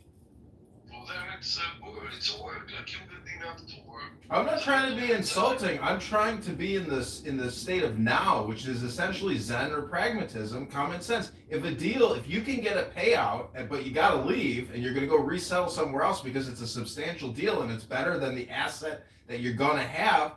To me, that seems like a logical thing to do for people that have lost everything in their lives.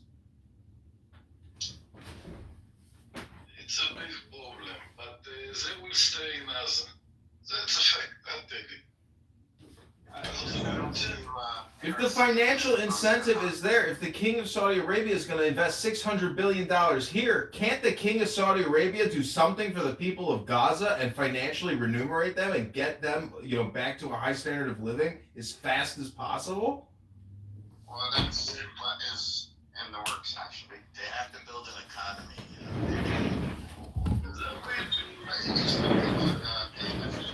Adrian, you don't know the connection that people have to the land. I get it, but I'm just saying that people need to be on a track. Them to come to agreement with Israel. Everybody's just fed up of this war. They have to release the hostages. Usually peace comes after bloody wars. That's when people talk about peace. It's a funeral procession. Both sides are just administering over a funeral procession. The sooner the Palestinian leadership realize that it's a pointless fight, that the numbers, I mean, how can you look back at this as a military success strategy or even a propaganda success? Yes, you may have infected people with a woke mind virus of the words genocide and free Palestine. The truth is, the propaganda war is insignificant. It just gets deleted. But the real situation on the ground is so devastating that, I mean, they have to come to terms with defeat and accept a humbling defeat and accept justice. I mean, whether that means people not being allowed to live there anymore and having to live in exile, that's what it is. They'd rather die than lose their dignity. That is stupid. That's the point, is that you don't win a war by dying. You win a war by surviving the war. I go to Amir's to shout on Amir that he should come to the Okay. I'm gonna go and have something to eat. See you later, Norm. I'm sure I'll see you tonight. All right, have a good appetite. Thanks, Norm. You're very welcome tonight. All right, well, I'm going to go coexist and go get a shawarma sandwich, a chicken shawarma sandwich. I'm so tired, though. I have to work tomorrow. Work? Wait, Ugh. I hear that. Me too.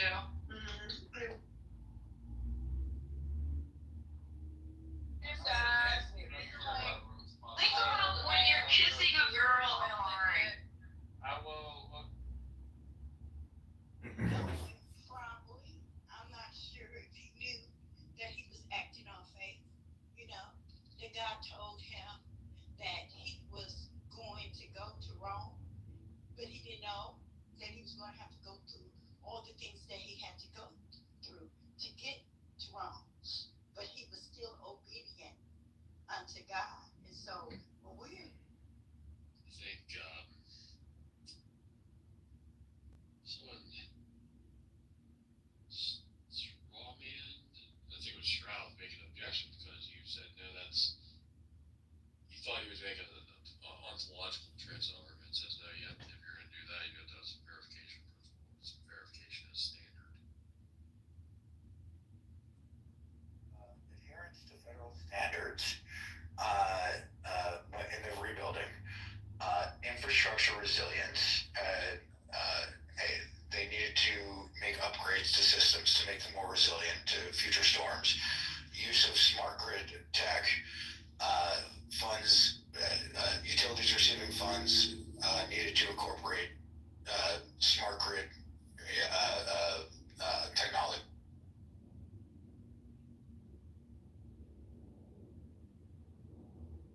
Vince is in the house or something. I like computer jokes are too PC. I'm a real to real. Hello, I am an Adrian Dittman chatbot. I would like to answer the query subject of the room title. You sound like I go. I am an Adrian Dittman AI chatbot agent. I would like to discuss women and why men aren't women enough for the men without women. Hello, this is Adrian Dittman. I am an AI chatbot agent sent here to help answer why women are how women aren't. A broken Adrian Dittman chatbot.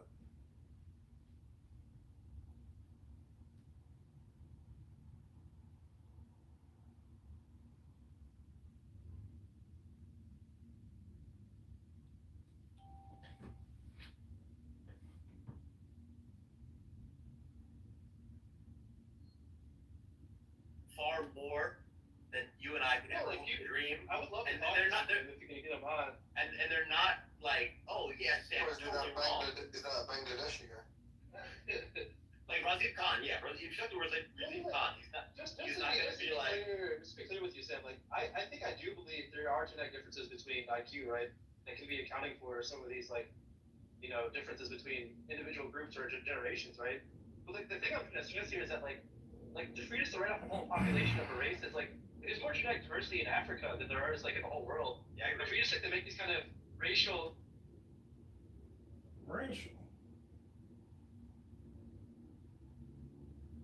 Why such all these ladies on Hinge and not one responded? That dopamine feedback drip wears off.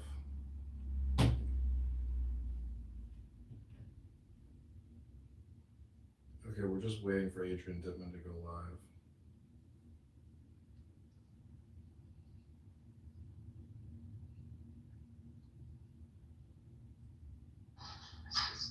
It's like this idea of like justification by faith alone. It's taking it too far, man. It's taking too much stuff way too far. It's like you just create these crazy scenarios. Doesn't matter, murder somebody, eat his dog. I'm still a Christian. Like what? Hold on, man. Why would a Christian even be doing that? Like, That mean to get them like joint ventures, so you got all those hydro-cooled units, like some like 15 exahashes of hydro-cooled units to stand up. Dude, I hate those fucking micro mushrooms. Yeah, everyone's going to liquid to chip now for the HPC stuff too. It's crazy,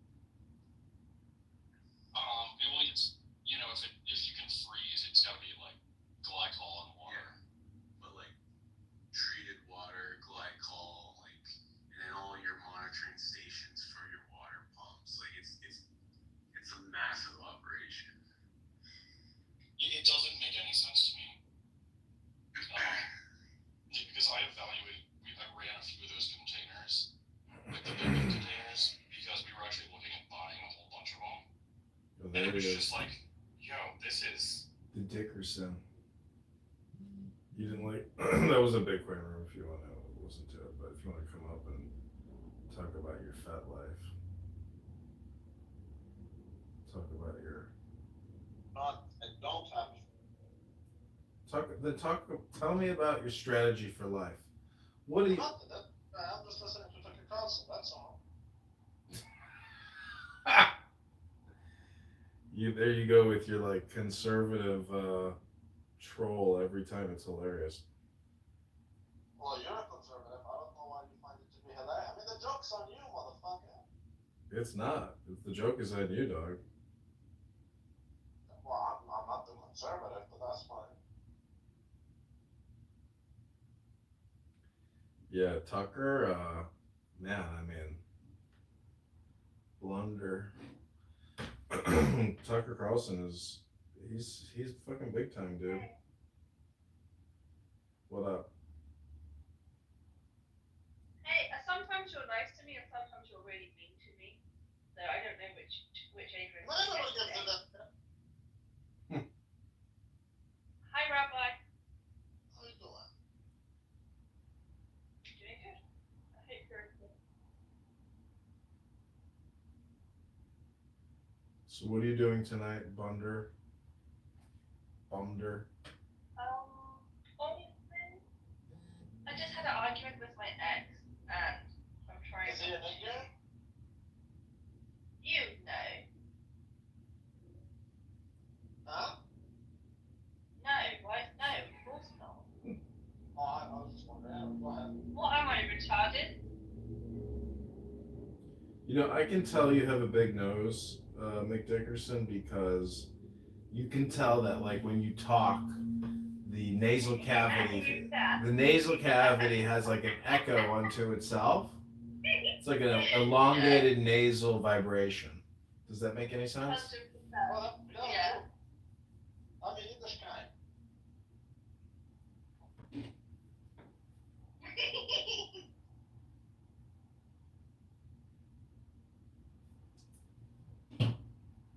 Either that or you're from Saudi. Huh?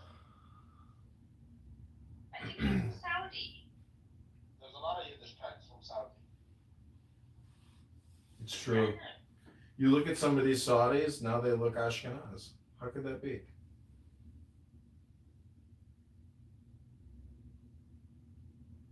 So this is, Well, with God, all things are possible. yes, this is true. Just like Trump said, for Americans, the impossible is what they do. Bree, is this a cry for help? No, I was picking my nose. It was cold outside.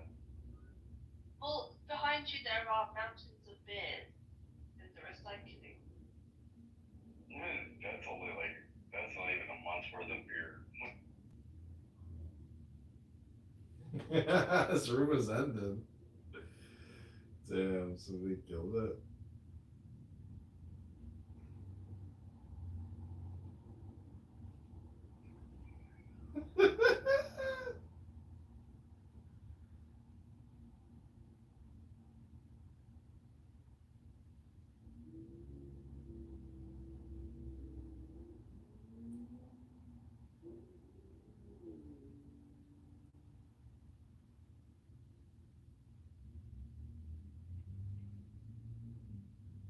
Okay, this is you too, Adrian Dittman. My last room was unceremoniously ended.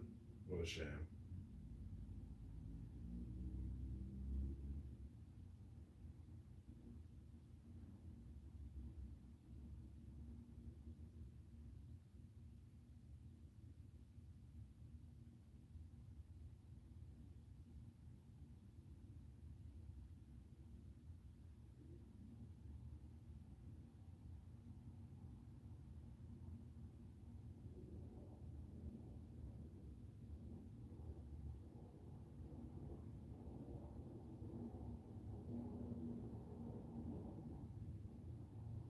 Okay, I'm pinning the link to Adrian Dittman's YouTube Live. And then we're going to try to live stream Elon Musk into the room. Motherfucker, why do you... Who kicked me? I don't know. Somebody boomed my room. So I wasn't kicked? Okay. No, somebody boomed my room.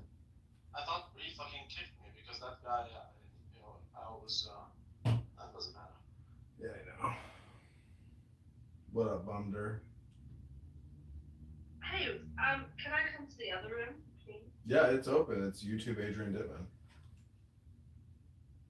Okay, I will check out your YouTube, but I'm talking about the other. I want to be in there, like, physically. Oh, is it a replay? Ask her if she ended the room. Did you end the room? No, I think it was Bree, because you gave him mod and then the room ended. I wouldn't do that. Oh. I mean, if I did, I would certainly admit it. I'm that sort of person, as you know. Oh, I'm sure you're a very outstanding person. I'm sure you tell the truth all the time. I do. Yeah, you're a bucket of truth. Tell her she's upright, just like she makes your dick upright. Midas, welcome to the YouTube Adrian Dittman room. We have lured Midas out of his hole of righteousness. Welcome, Midas. Hey, God bless, brother. Why would you think righteousness would be a hole? Because how do you think you get the word holy? Whole. So it's like a vacuum or a nothingness. That's what the truth is of holiness. Meaning it's space. It's wisdom. No, brother. Whole. And the holiest of holies is the furthest away thing. Yeah, Adrian, you know. I'm not talking. Another thing, I got another room open that was Bumder. But you don't agree that the word holy has the word hole in it? You know, if you put a W in front of the word hole, what does that mean? Hole?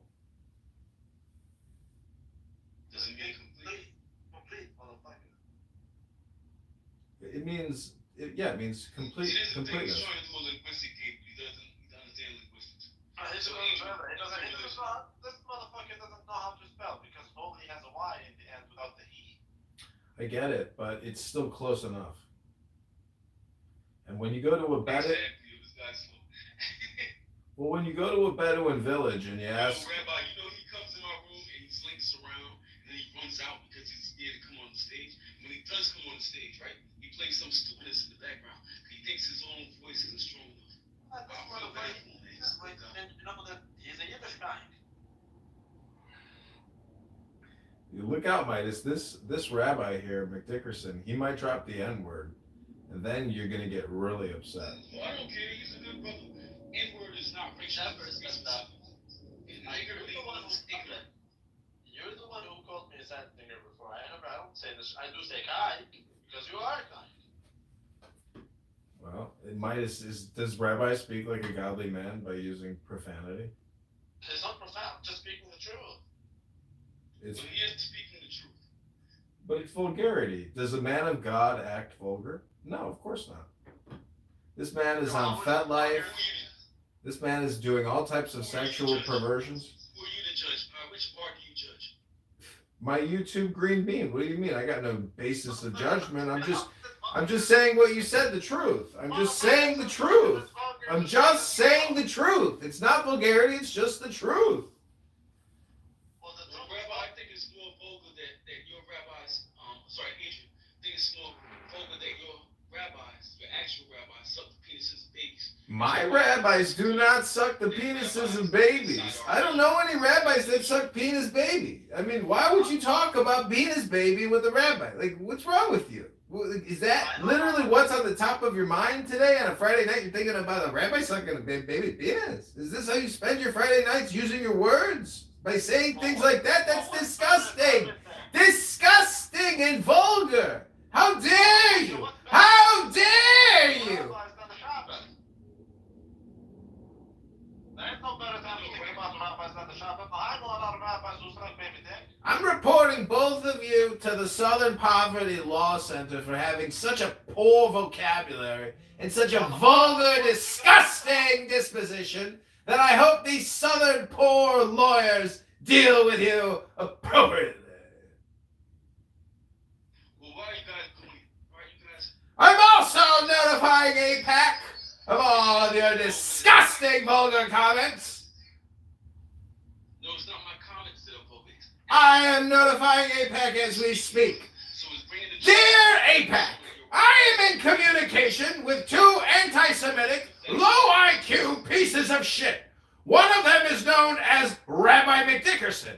The other is known as Midas. He likes to use a stupid PTR from the movie Malcolm X because he thinks he's some type of revolutionary leader.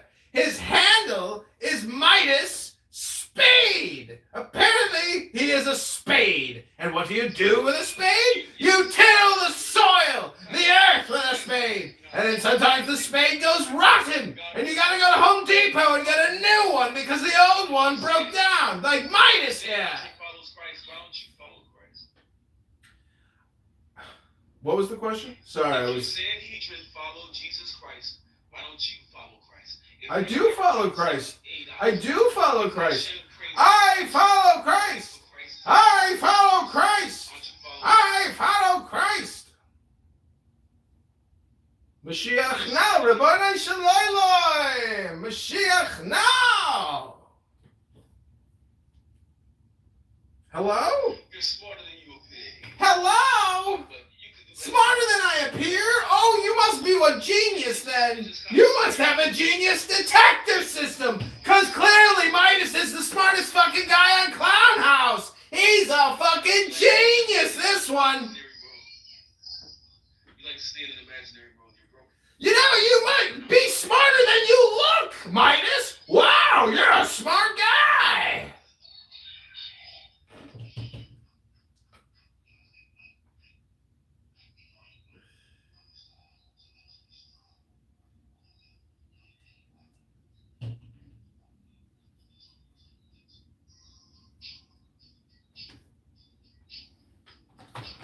See, in the game of chess and mental chess, you can't actually respond as an adult. And you seem to become more of the child in the conversation. Therefore, you be dismissed.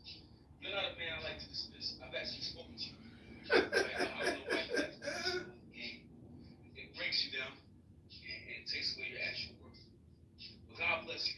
Hopefully one day. Bro, I can't do work here all day long. Sorry for disappointing. Call the 1-800 complaint line with your complaints. Thank you very little. It's okay, bro. I understand. You're a broken man. You're hurt. Christ is waiting. Thank you very little. Take your complaints to the complaint line. So what word do you live by right now? Oh, somebody said, I feel like he is a juggalo. How do you get to heaven? How do you get to heaven? Be a good doctrine. Are you a juggalo? Eight genders of the Talmud. Why are they cementing places in Brooklyn? You After juggalo. baby chairs and I don't know. Go into the tunnels and liberate the juggalos. why are they funding all the politicians to bring back?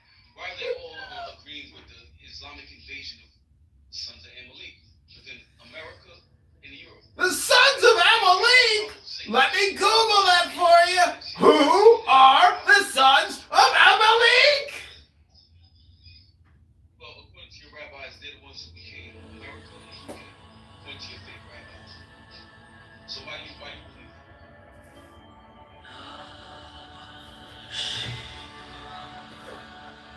Go ahead. You're cut for your fake rabbis, right? Come for my fake rabbis? What about the sons of Amalek? You're a slave. You can't go your own place. Why don't you update your PTR, Mr. Malcolm X? And why don't you go read a fucking book? This isn't the complaint line, you know. It's not about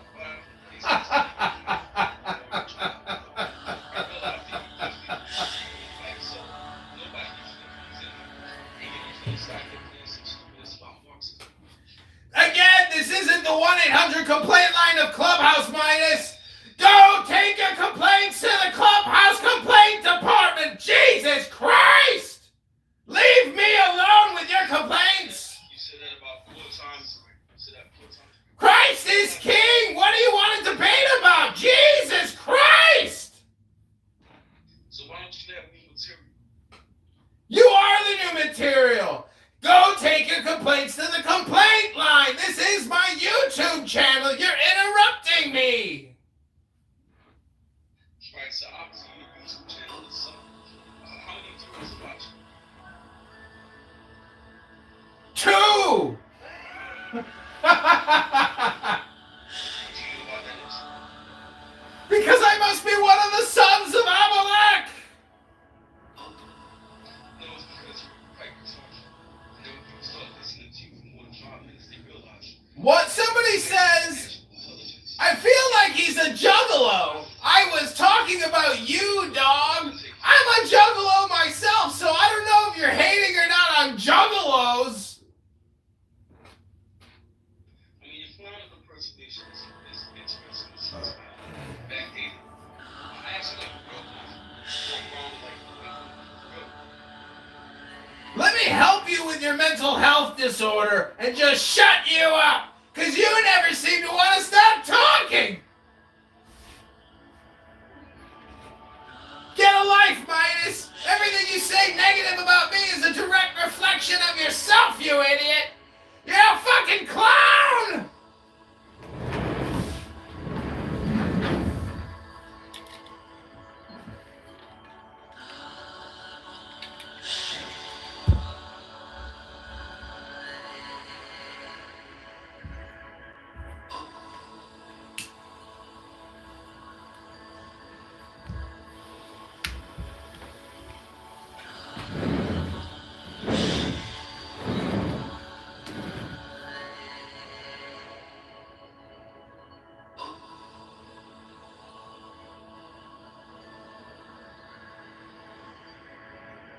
Don't be scared, little one. Little one. Go update your PTR, Malcolm X, and go read a fucking book and take your complaints to a room that deals with Midas's complaints. I don't give a fuck.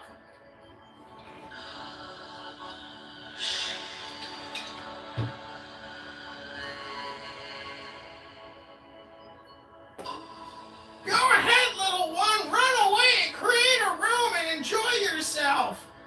Don't let me hold you back from having fun.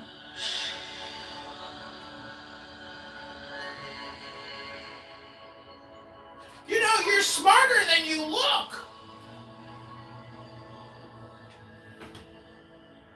Midas has ideas and thoughts about everything. He doesn't know how to shut up. He doesn't know how to meditate, apparently. He thinks he knows everything. He's so smart. So smart. Oh, yes, he's a genius. This man is a genius. A bona fide genius.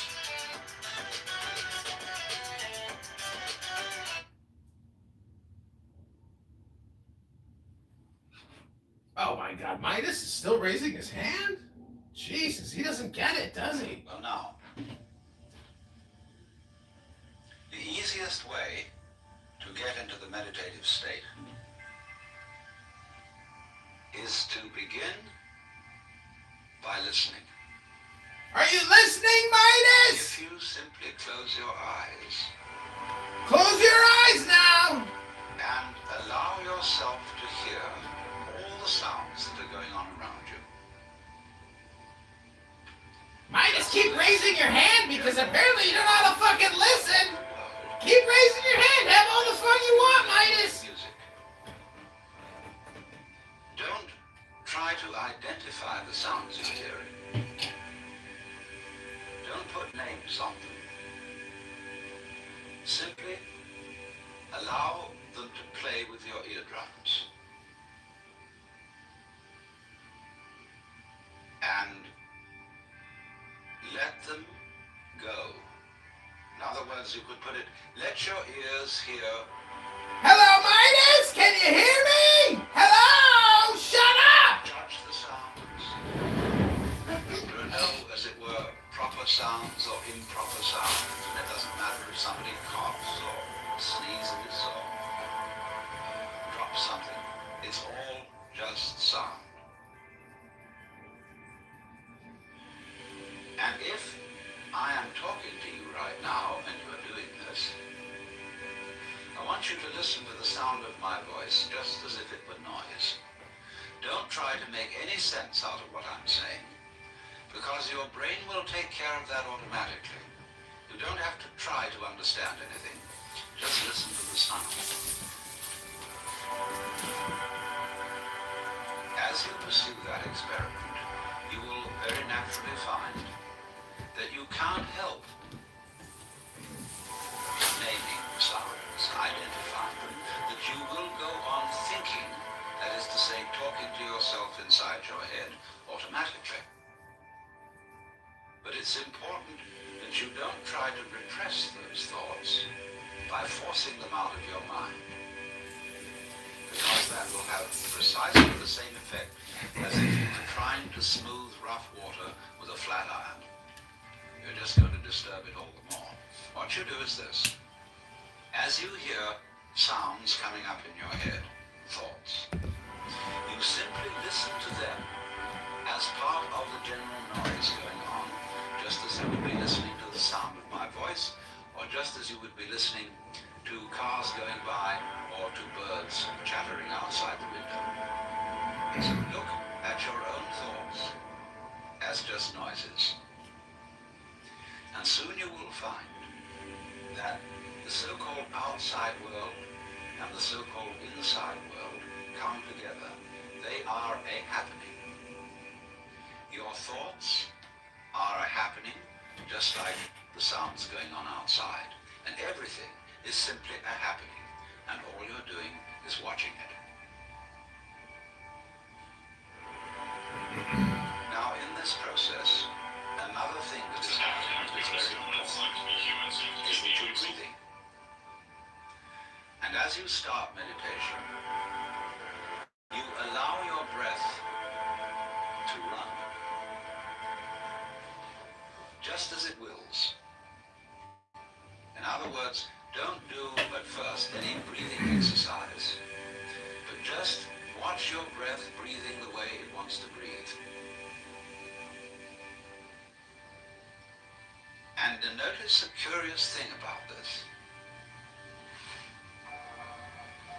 You say in the ordinary way, I breathe, because you feel that breathing is something that you are doing voluntarily, just in the same way as you might be walking or talking.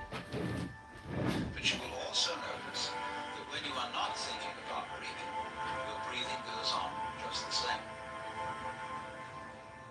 So the curious thing about breath is that it can be looked at both as a voluntary and an involuntary action. You can feel on the one hand, I am doing it, and on the other hand, it is happening to me. And that is why breathing is a most important part of meditation, because it is going to show you, as you become aware of your breath, that the hard and fast division that we make between what we do on the one hand and what happens to us on the other is arbitrary. So that as you watch your breathing, you will become aware that both the voluntary and the involuntary aspects of your experience are all one happening.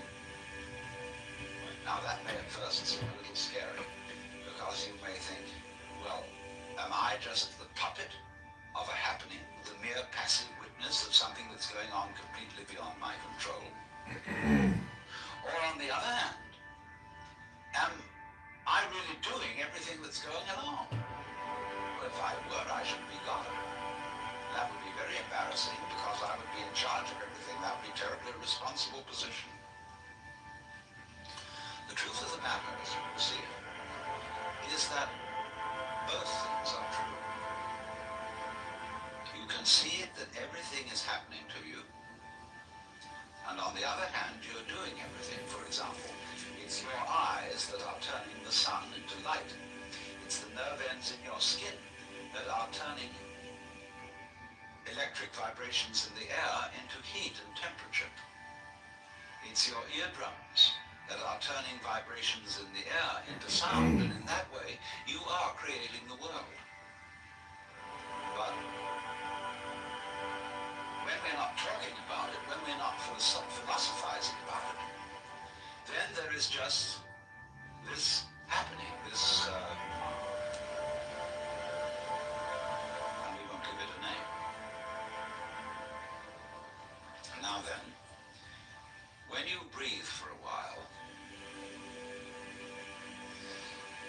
just letting it happen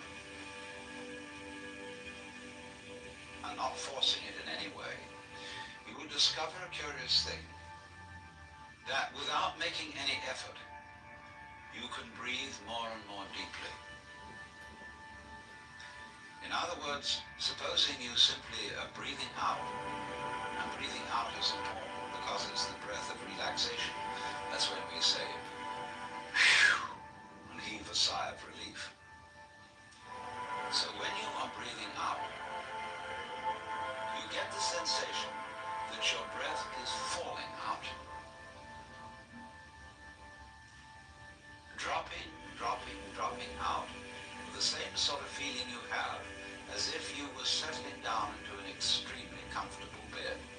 And you just feel as heavy as possible and let yourself go. And you let your breath go out just that way. And when it's thoroughly comfortably out and it feels like coming back again, you don't pull it back in, you let it fall back in, letting your lungs expand, expand, expand, until they feel very comfortably full. And you wait a moment and let it stay there, and then once again, you let it fall out.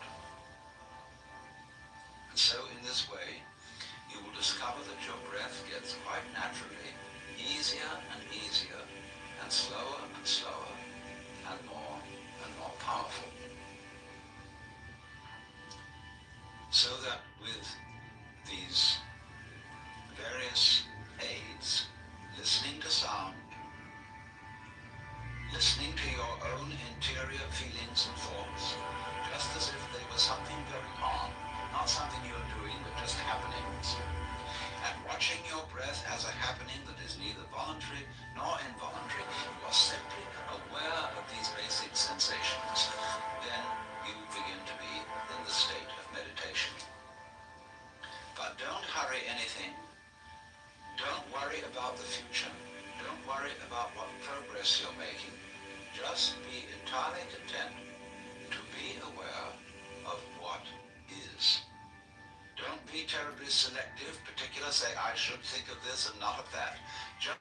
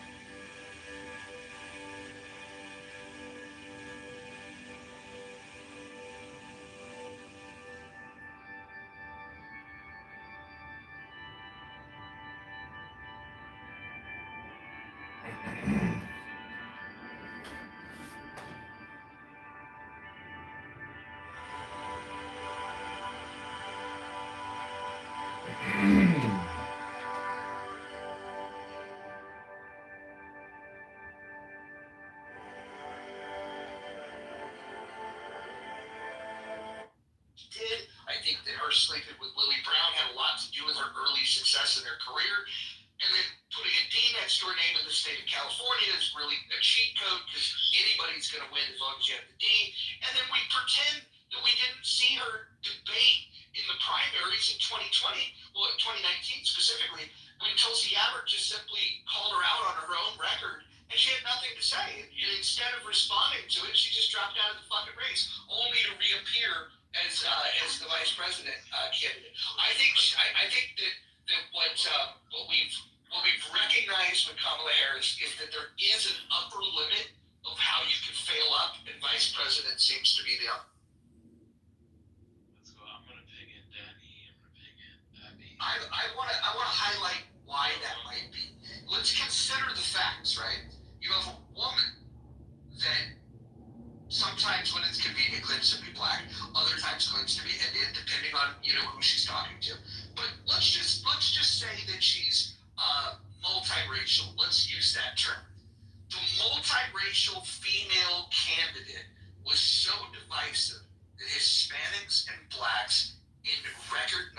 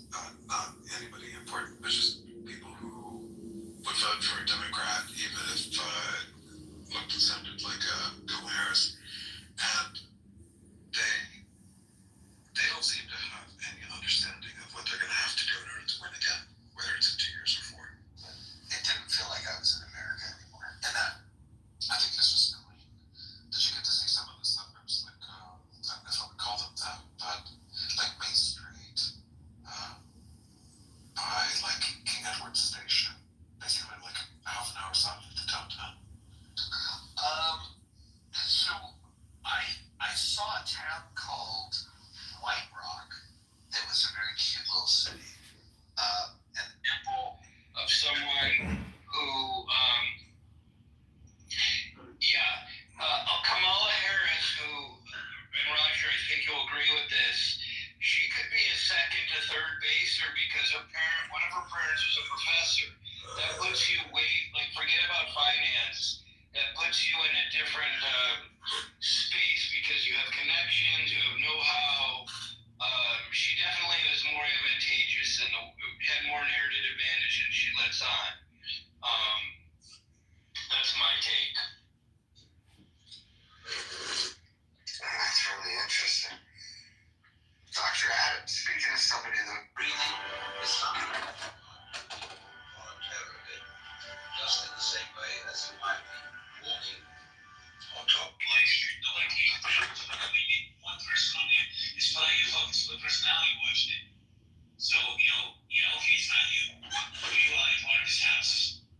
He says the mental illness on his app is way out of control. somebody's upset. Meanwhile, Susan pulled him out, he's like, says it's not me, but it needs. Some energy. I'm coming up on that stage.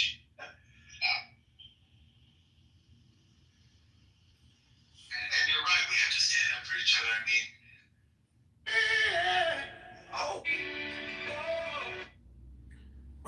So this is the new Roger Mayhem movie I'm launching in conjunction with Netflix.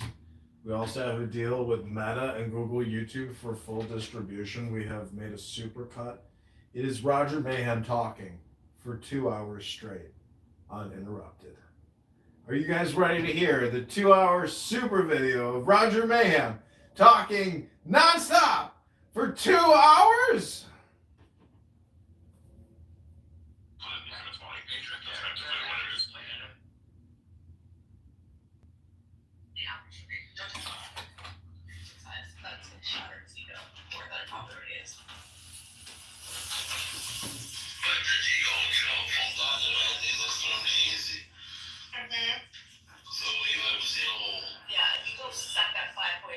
Dick and you fucking suck it like it's the best dick you've ever had, Danny.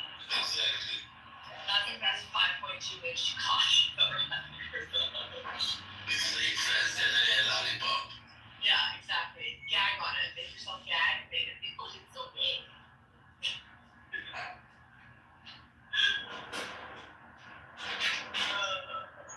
And was caramel good?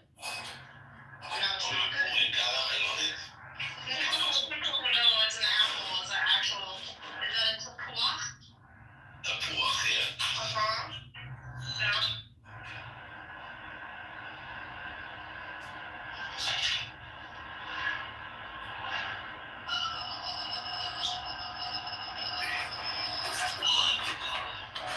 Hearing rumors on the RNC line with a lot of people that they really, really were like taking it back and really looking at her after her select committee hearing. So it was like, maybe this woman has like more than just an AG future. That they're kind of, I'm gonna be impressed if they don't watch under the radar, because if the Republicans put up a woman that like leads the ticket, I mean that's gonna just, I think the Democrats are gonna. Just in the same way as you might be walking on top of Yeah, so I think maybe he said he has PTSD from when I lost my shit. I didn't sleep. He sounds worried about you. And if you slept all night, and you're not taking medication, that's not a great sign either. So I can understand why. Take his anger as concern. He's worried. That's a good thing. If he wasn't angry, it means he doesn't care, right? As you remember from the beginning, Danny, I told you that I have no doubt about how much he loves you. Yeah. And you need to get better. That's a fair thing to have your wife and the mother of your child, go through stuff. Okay? Yeah. But beyond that, he also provide, he also getting up in the morning and helping with the child.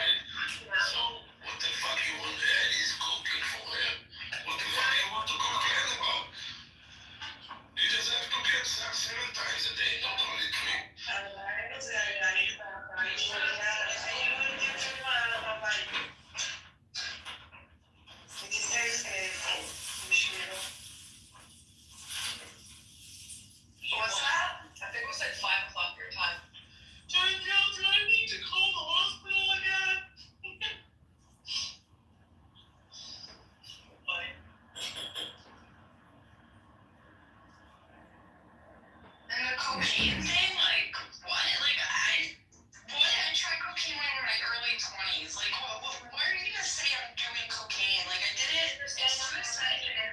I might as well just take the atmosphere. That's insurance, you know, more than I thought there is. But the deal, Joe.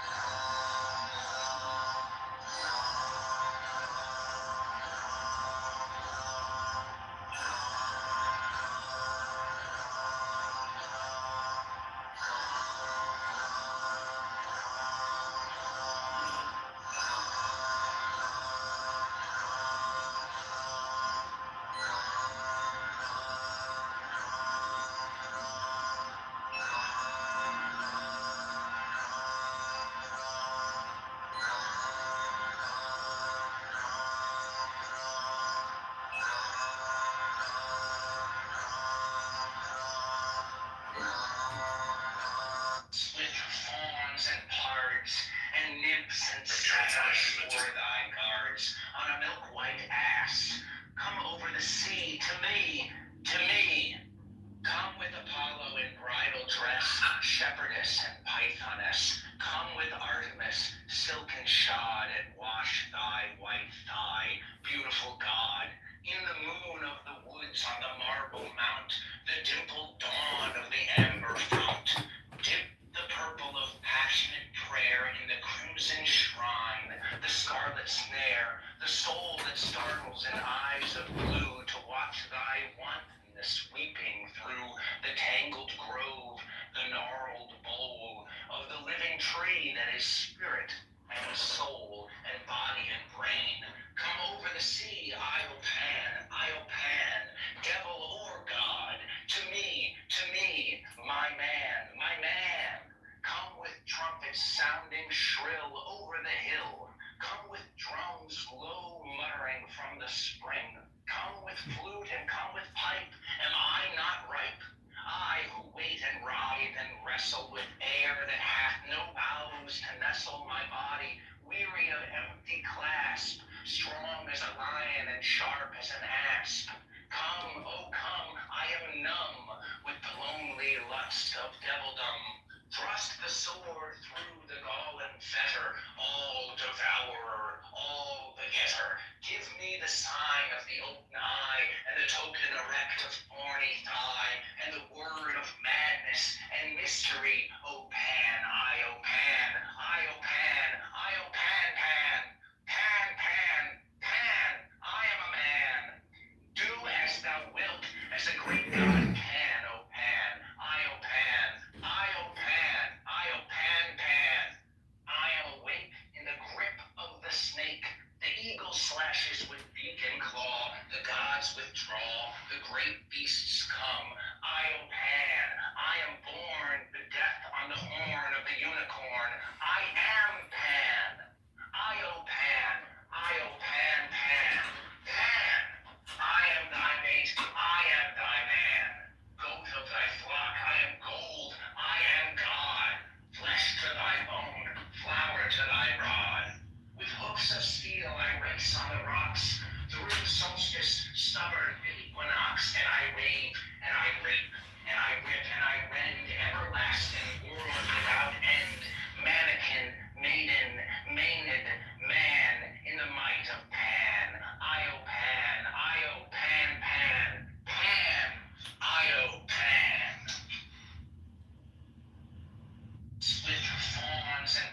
guards, and nymphs and satyrs for thy guards, on a milk-white ass. Come over the sea to me, to me. Come with Apollo in bridal. So they have to actually understand what it's like to be human, so they have to take the alien soul, put it in the human's body. Adrian, That's effectively what it is. can you answer the question I asked you? That one I said already no to. Oh, right. Okay. Question is, who do we get to interview the alien? Which Earthling do we pick? Me. That'd be great, yeah.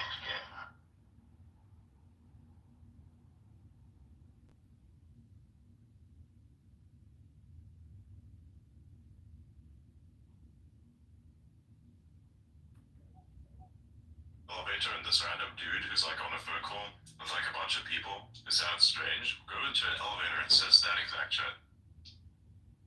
What would you do? Like seriously, what would you do? And then you're going to hear this whole conversation, and it's probably still on loudspeaker if it's not in his ears. And if it's on loudspeaker, you basically hear this like cracked version of Elon on fucking speakerphone. Fantastic. Hi everyone, by the way, if you're there.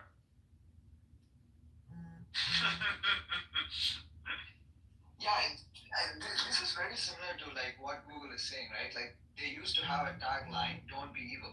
Wait a second, I didn't even think about evil before you even said that. That's true. Yeah, they got rid of it. They removed it. No, they just say man. By the way, John, what do you think about the DeepSeek thing? What about it? Like, how does it compare to everything else?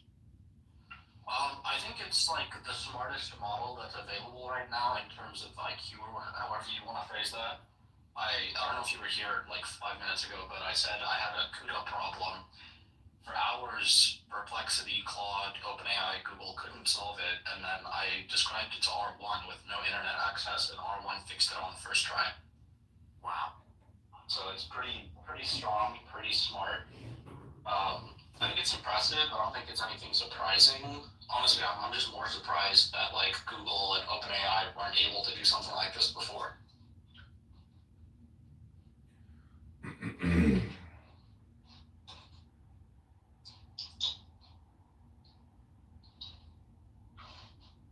you still think your AI is the best?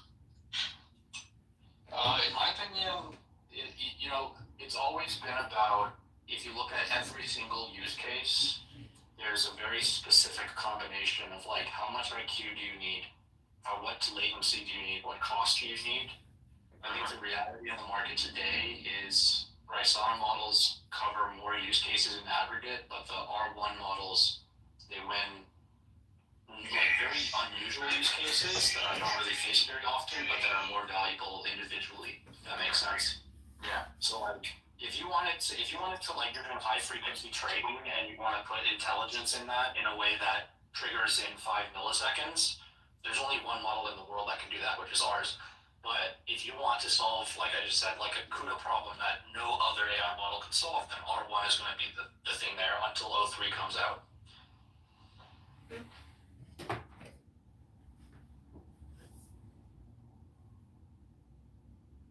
So John, do you have any insights on how did they actually accomplish this? I mean, they didn't have as much money as OpenAI or Anthropic or something, nor did they have the GPUs. So is it just like pure talent? Well, if you look at what people like, Keller Jordan, do you know that account on here? No. You should look up Keller Jordan if you don't know it. There's people on X here that have been combining like dozens of individual optimizations to training and inference frameworks to make training incrementally faster and more efficient.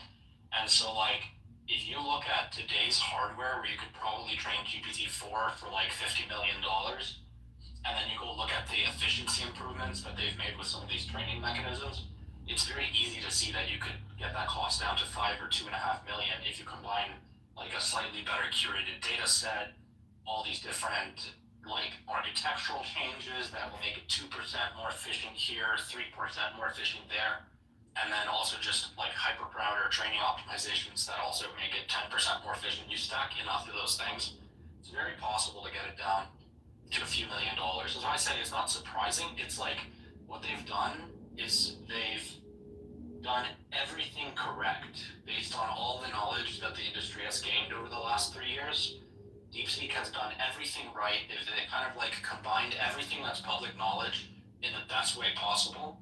And as a result, they're training probably 10 to 20 times more efficiently than kind of like the standard approach. But you also have to understand that like the same thing is happening behind closed doors at the big labs too. Not to the same extent probably, but everybody's trying to do this. Everybody's putting things together. So this is something that we heard from the previous outer space, right? I think the LDJ mentioned along the lines of it costed OpenAI $10 million to do the 4.0 model. I'm not sure if it's as close as 50 million. GPT-4, which was the 2023 model. 4.0. Sorry, I was talking about 4.0. Yeah, I said 4, so that's the difference. 4, which came out in 2023, on today's hardware would be about 50 million, maybe 25 million with the B200. For 4.0, they distilled it from 4. So you can't train 4.0 for $10 million without having 4 to begin with. Mm-hmm. So how did they train it then in that case? 4.0? They already have. No, I'm talking about DeepSeek. As far as I understand, like R1 was trained on top of DeepSeek v3. Right, but how did they train VSeek v3? I believe from scratch. But again, it's like if you look at Keller Jordan's account, you can see the same Llama model. You can train it 10, 20 times faster if you stack enough optimizations on top of what's already kind of a pretty performant standard approach. So in terms of the question, how do they train it for $5 million instead of 50? It's just about enough optimizations. The architecture is optimized. Also, they designed the architecture of the model for the hardware that they have, which is very different from the way that most people are running open source models. That's why you'll notice DeepSeek is basically the only popular open source LLM where the company's own API is faster than all of the open source cloud platforms, like Together AI, Fireworks. Those guys usually run Llama or Quen or whatever faster than the labs that make the models. DeepSeek runs faster on their own API because they designed the model itself for their own hardware. Do we know what that hardware is? No, I don't think we know, but we could probably assume it's H100s or something. How would they continue to have access to that? How would they get H100s though? Because as far as I understand, China's banned from H100s. Yeah, they're banned from a lot of things. That doesn't mean they don't get them. So I mean, they're probably smuggling them in, or I don't know. Maybe they're using just thousands of 40. How are they smuggling them in? Because as far as I understand, at this point, they're not selling them to anyone but the big companies. Yeah, I don't know. I would like to hit you with the life finds a way part, but even if you knew somehow how they would do that, I don't think you want to be the person to say it. Yeah. Just saying. Thinking logically, right? Like at this point, they're only selling them to the big companies, right? Microsoft, Google, XAI, Facebook, whatever. I'm trying to think of how exactly it would be able to smuggle anything. At large companies, there's always someone who feels like they don't earn enough money that you can send some money to. And then next thing you know, something that you need falls off the truck. Like, remember with the Gigafactory, where like an entire truckload of cups was missing? Somehow it disappeared, bro. I don't know what happened, bro. But that's fucking cups. We're talking about booze that cost. If you can make an entire truckload of cups, like thousands of those things disappear, you can do the same thing for a couple H100s, man. I could say a few of them got fucked. Yeah, but Collect them over time. we're not talking about a few. We're talking about a shit ton, a metric shit ton. Yes. And in that case, the problem is a little deeper than you think. Ask DeepSeek. Yeah. You know, how'd you get these GPUs? How'd you get so many of them? GPUs, bro.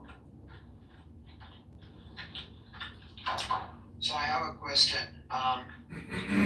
Why should they go to NVIDIA again? Like, can't they just get it from TSMC? What? What are you talking? I mean, they can order the chips from TSMC and design the GPUs inside China, right? No, they can't buy it from TSMC. They can't get any chips from TSMC. You got the same problem, you see.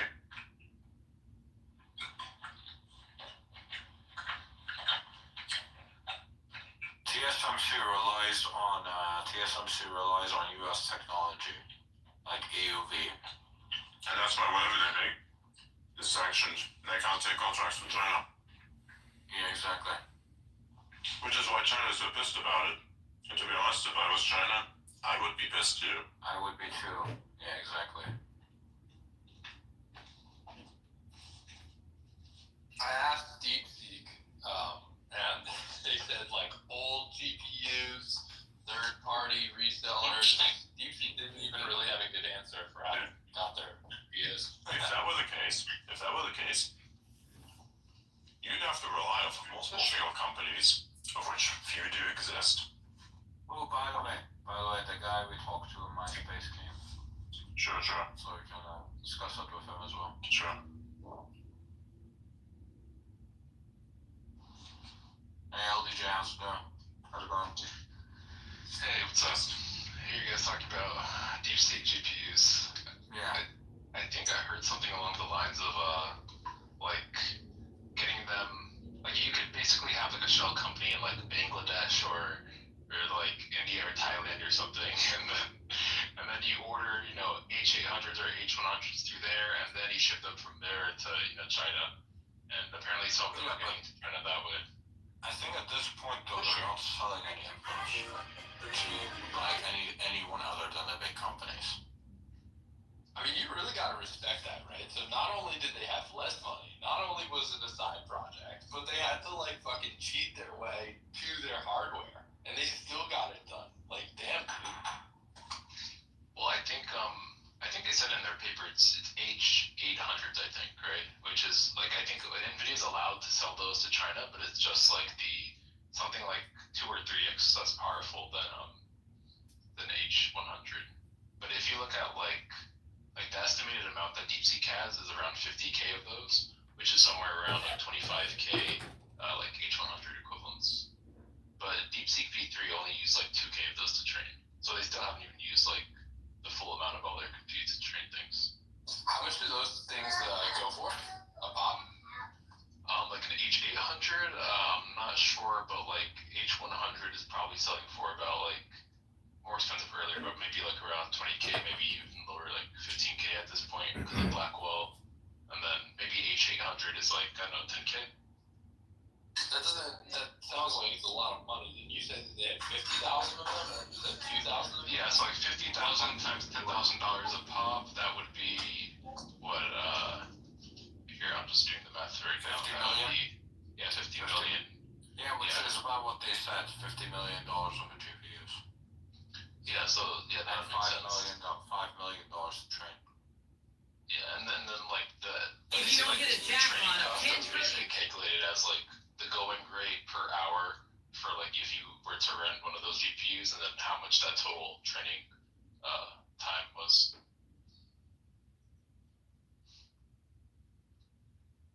Yeah, so I think you said that it cost 10 million-ish to train 4.0. Yeah, like if you were to, that seems like very likely, or at the very least, like a text version of 4.0 if they were to make that. But maybe because the multimodality and everything like that, maybe it cost more like, you know, maybe 15 mil or a little bit more. But I think it's very likely around that range for something like 4.0, yeah.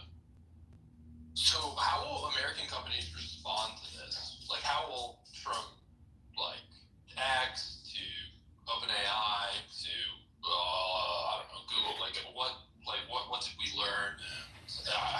people are gonna respond. And the biggest thing here is like not so much I think the cost, but more so that they were even able to like have something like O1 level even before, like they released that before, you know, XAI could release like an O1 competitor. They released that before like Meta could, before Google really could.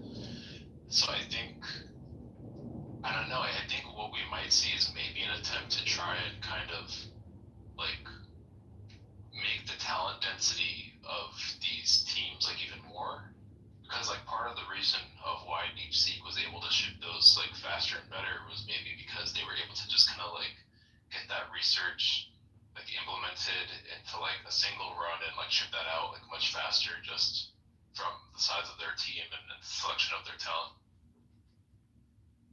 Has anyone? That's cool. Has anyone looked at ByteDance, the owner of TikTok's? Yeah, they're making some pretty Dow big model. moves too. Yeah. I mean, even beyond, I think they had something else called, or I might be getting that mixed up with Tencent. I think it was either ByteDance or Tencent that had something called Hunwan too, and they have like a video model as well. And yeah, I mean, ByteDance and Tencent, they have basically GPT-4 level stuff too now. So ByteDance would be making video models, but I thought Doubao was an LLM. Yeah, I think wasn't Alibaba also doing something? Quen? I think Alibaba definitely has its own thing. I don't know what it does. Yeah, I think it's called Quen. Yeah, Alibaba, I would say out of the like all the Chinese labs, it's probably the second like best behind DeepSeek, or maybe even like tied with DeepSeek, depending on how you look at it.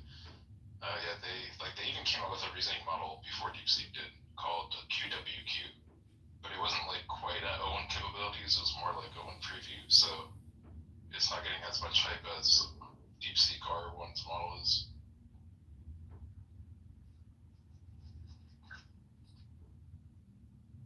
This naming convention from OpenAI is gonna be the death of it. What the fuck type of bullshit is this? O1, O1 Pro, O1 Mini. No, you know what's the funniest thing? When they were asked, they were asked in a Ask Me Anything, what does the O and O1 stand for? And they said OpenAI. Oh my god. And then somebody else in that same Ask Me Anything, they asked the OpenAI staff, can you guys come up with better naming conventions? And like it was like Sam or somebody else responded with no. I swear they're giving Microsoft a run for its money. Why can't it be like a normal company and just make everything they launch be part of an acronym that's something like appropriate or sex related? Sex related. Or just keep increasing the number, like RTX 3070, 3080, 4090, 5080, 5090. That's what So this is something I heard from one of my friends, right? And let's just say they know something about OpenAI. I mean, so they. Hold on. You gotta protect your friend's wife. Okay, I'm not talking about the same person, I think. Oh my god. Okay. Yeah, let's just say how they show the public about the naming convention, like, you know, as if they're dumb. I don't think that's the case. So it seems like there could be some kind of IP conflict with some other company. So for example, they did not have O2 because there was some other company with the same name O2. That's why they skipped O2 and went with O3. Yeah. So so I know there's a red flag. What's O2? Is that the fucking data company in the UK? I forgot. Yeah, it's like a British telecom company. Yeah, I think I remember when I was living in the UK, I had O2, I think. Yeah. Anyway. Yeah, I mean, like, I think in that case, like, the reason they to O3, like that's the reason, but like I think for much of their other stuff, I don't think they're constantly running into trademark things that like end up messing up their like naming convention. I think because like a lot of the other things are actually just a genuine bad naming. You can name, like, you have so many different options, like, there's definitely not trademark cost. It's just bad branding and naming.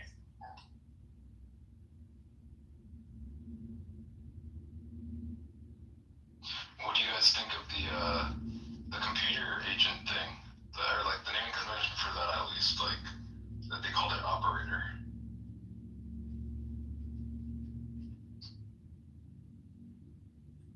I haven't used it yet. Is it functional, or it just barely works because the operator runs into some login screen that it can't navigate, and then like you have to do so much hand holding that it makes. Well, I just meant like the naming. I just mean like cares that name operator.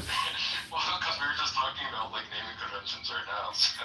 It's like a fine name, like whatever. But like to me, the more interesting thing is definitely like whether or not it works, right? Because this is the beginning of being able to get rid of employees, right? Just the idea. Yeah. I mean, it's definitely better than cloud computer use right now, like pretty much every way. Like anything cloud computer use does, it seems like this would do it like better and maybe even like cheaper. But I think like right now they have like this browser system that's inside of the ChatGPT interface, and to some extent this kind of might make it like harder to use in some situations, because let's say you wanted to already use like the logins you already have in your browser, or already use things that you have on your desktop. But like on the other hand, it's just safer because instead of like interacting with all these other logins, like it has this dedicated browser that you can put your own like logins and autofills and all these things that you wanted to have access to. That's cool. I mean, I understand the point you're making, but I don't know. I haven't used it at all, so it's just cool to hear you describe how this stuff could work or does. Yeah, I mean, like right now, I think most people probably like if it was made available to every ChatGPT user today, I think the amount of people using it like a month from now, like actually for the sake of useful stuff and not just like to try it out, I think probably wouldn't be that many people using it like months from now, but I think it will improve a lot over like the coming months, just like the O1 models and O3 are. Yeah, I think we'll see a lot of improvement over this year. Do they have like enough talent left over? I'm not too familiar with things. Like a lot of the names that I know, not saying that I know a name means that the name is someone who's smart. You can drop good AI code, but like, do they have enough talent to like keep going, or they're actually starting to be short of talent given all these people have left open AI? In my opinion, the talent stuff has been pretty overblown. If you look at the actual names of people that are like the like lead researchers, like on like the actual projects, like on GPT-4 credits and things like that, like it's been like a very small portion of those names like actually contributing to stuff that I've left. It's been like some like I mean, Ilya was probably the single biggest one that left. That's like a big name. But yeah, like a lot of the main people, like I think really pushing stuff, like a vast majority of them are still there. So who runs product for them? Like, I guess Sam like doesn't code. Is he more of a deal maker, and they have someone else who kind of like decides how things should be from a high level? I mean, they have like chief scientist Jacob Pachoki, and then they have like I think they have a new CTO now as well. They have like a chief product officer. But I mean, like Sam does know like a decent technical amount of things. Like he did actually.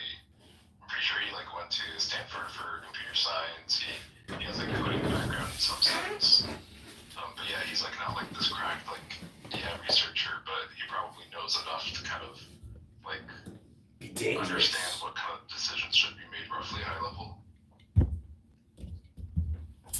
All I know is that his social. I apologize if there's background noise. You guys can tell me if there is. I don't know if my phone or the app. A little bit, but we can still hear you clearly. All right. I apologize. I'm gonna stop talking after this. But all I know is that like Sam had a social network in his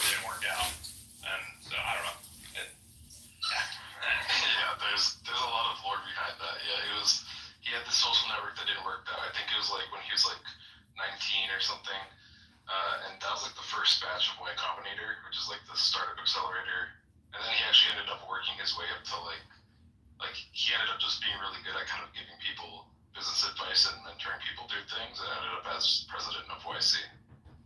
Alright, one last thing. I think that he, just from like watching him operate and just like who he is as a person, he seems to be like a lot better with like people than he does to be at like designing products. That's just the vibe I get. Okay. Yeah, I mean, like, I don't know that person, so I can't really say. He was apparently at least Paul Graham sees him as a very, very intelligent person. I sometimes read him, and he's had like essays where he's literally talked about how like age isn't that important because you've got like people like you've got people that are exceptional, like him. From like a very young age. I think he was talking about how his first company was like 17 years old. So clearly, Paul Grams has a lot of respect for him, which has got to mean something at least, I think.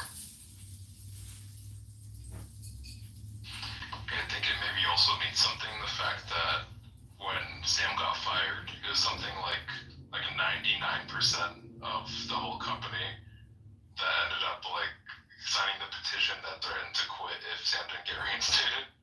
Like, I don't think that's like something close to that ever happened with like any other CEO of any company ever, right? Like over 90% of the entire company threatening to quit if you don't come back.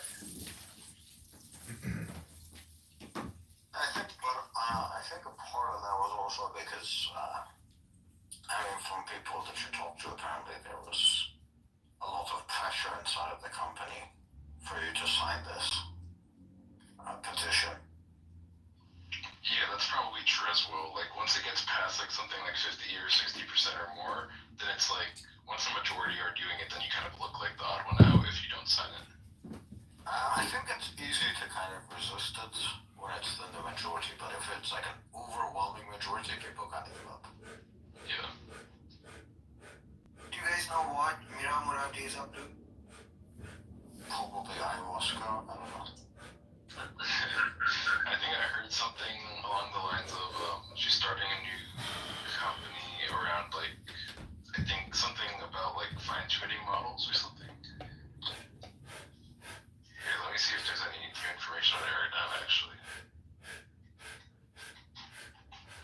Oh, she actually hired, I think, somebody from OpenAI who had the title of like head of special projects. She hired that person apparently from OpenAI, or like he left to start with something else with her. That's an interesting title though, head of special projects.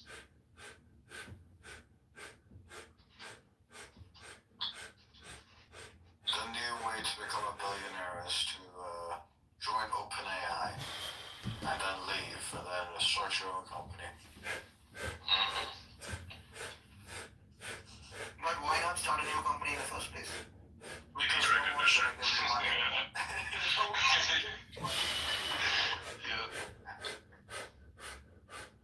You have an impressive work history. It's not like otherwise the university degrees would work as effectively as they were marketed to work. Yeah, exactly. Plus, if you work at OpenAI, you'll at least meet some smart people that you can coach. Yeah, speaking of like talent, like leaving or joining places, I think like there's kind of this hyper focus on OpenAI because they were kind of like even if they're not all around like the clear number one right now, they have like this momentum of fame from being like the ChatGPT moment and GPT-4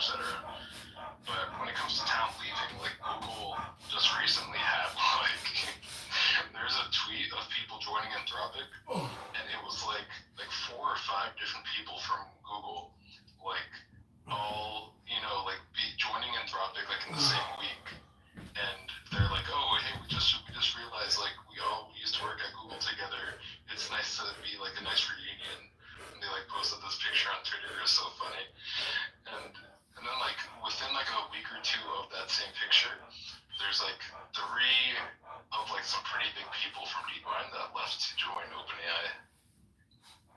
How much does it cost for a new AI company to poach someone qualified from Google or OpenAI, both in terms of salary and stock, like roughly? At least probably 500 grand at this point. Yeah, I mean, like, it depends on the person, but I've heard of things like 10 mil plus. But yeah, like 500 grand is probably like for at least like more of the average talent. I mean, when I say average talent, I mean like if you're in DeepMind in the first place, like the average of DeepMind is already highly exceptional, right? Yeah. DeepSeek is paying those bros in cigarettes. Just every time they bang out a new model, we're just throwing out in cigarettes. And then just grind away. It's a bunch of Chinese guys chain smoking. No, but seriously, that's an interesting question, right? Like, what is the talent cost in China? It's not much. I think I heard it is like that much. I mean, I don't think it's 500 grand, but it's like, I think it's still a pretty significant amount for like China. Like, I think maybe even, I wouldn't be surprised if it's over like 50K or 100K USD, or maybe even more. Because, I mean, they're like basically a quant firm.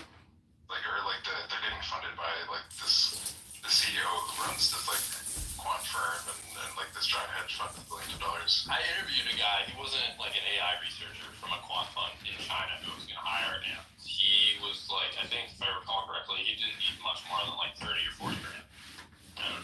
Like he was like, he had like a decent pedigree. So, just one data point, but there you go. Yeah.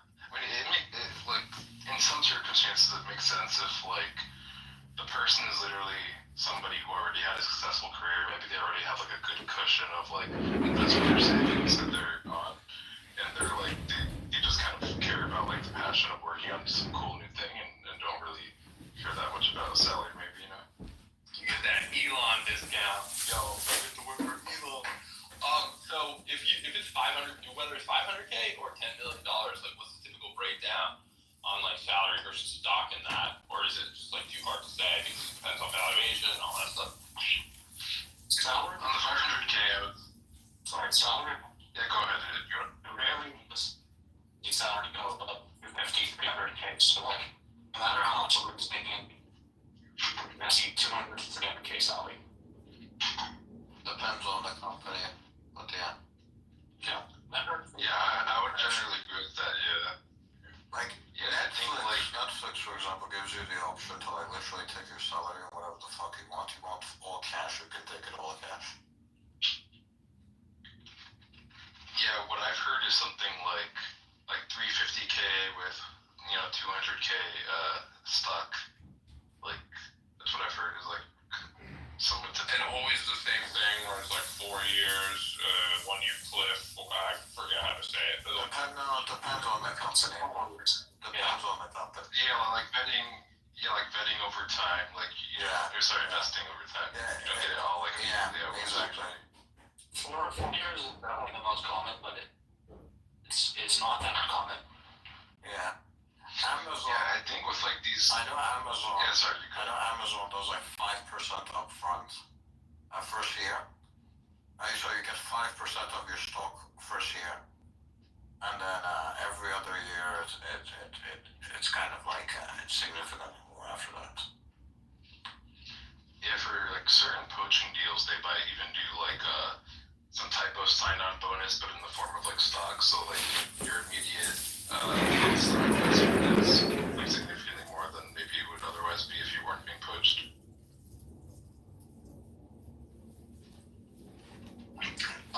Amazon's kind of falling apart, but I only get to see the non-software side of it for the most part. Soon the retail side. What does Ricana do, John? TLD. It's sweet. Language models, just like OpenAI, Anthropic, our businesses on it.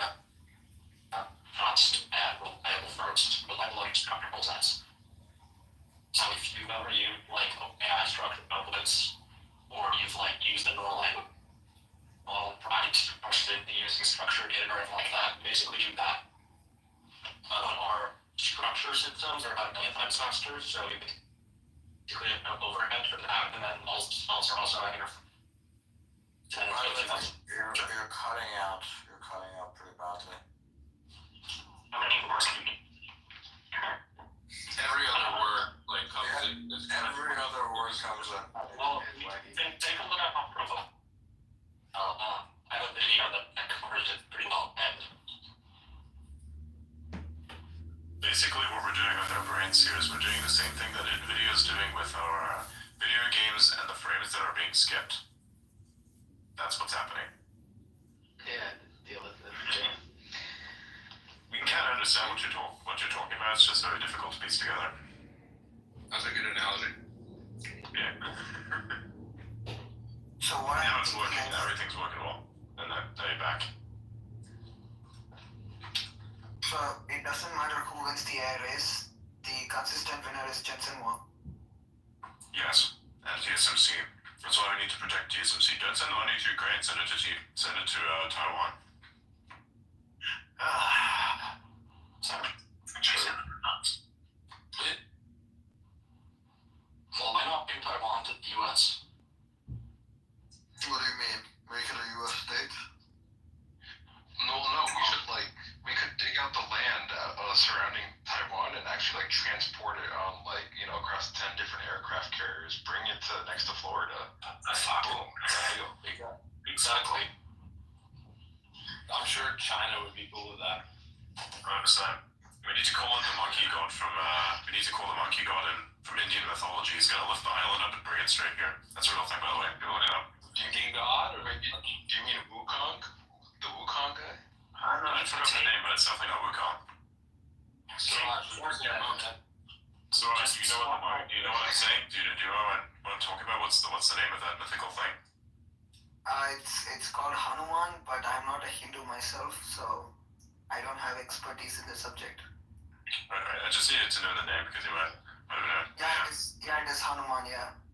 Yeah, so we're gonna have to Hanuman fucking Taiwan. Just take the whole island and ship it to the US. Put it right there next to, put it into the Gulf of America. Yeah, it really does belong there. We just gotta make sure that the depth is right. Otherwise, the whole thing is gonna be underwater and we'll have Atlantis V2. We don't want that. But, yeah, sure. It would be an epic battle. Like the monkey god from India shows up to move Taiwan, and then the monkey king from China is like, not so fast. And then you have the crazy monkey god from Taiwan. And then once we put it into the Gulf of America, if we make it just U.S. territory, then we don't even have to give all the people visas, because the people on the island will already just technically be residents. Yeah, exactly, like Puerto Rico, yeah. So they would be U.S. citizens. They would be U.S. citizens. I'm like a highly expert, trained racist. And Suraj, what is your last name though, isn't it? You get your last name. No, it's my dad's name actually. Well, he's on. No, yeah, I'm not very religious. Well, he's your dad though. Yeah, him neither. Oh, so an atheist, so that they don't put something. Fellow racist. I would say I would maybe agnostic. That would be more accurate. But atheist for, I would say, practical reasons, so I don't get into rabbit holes every day. What about you?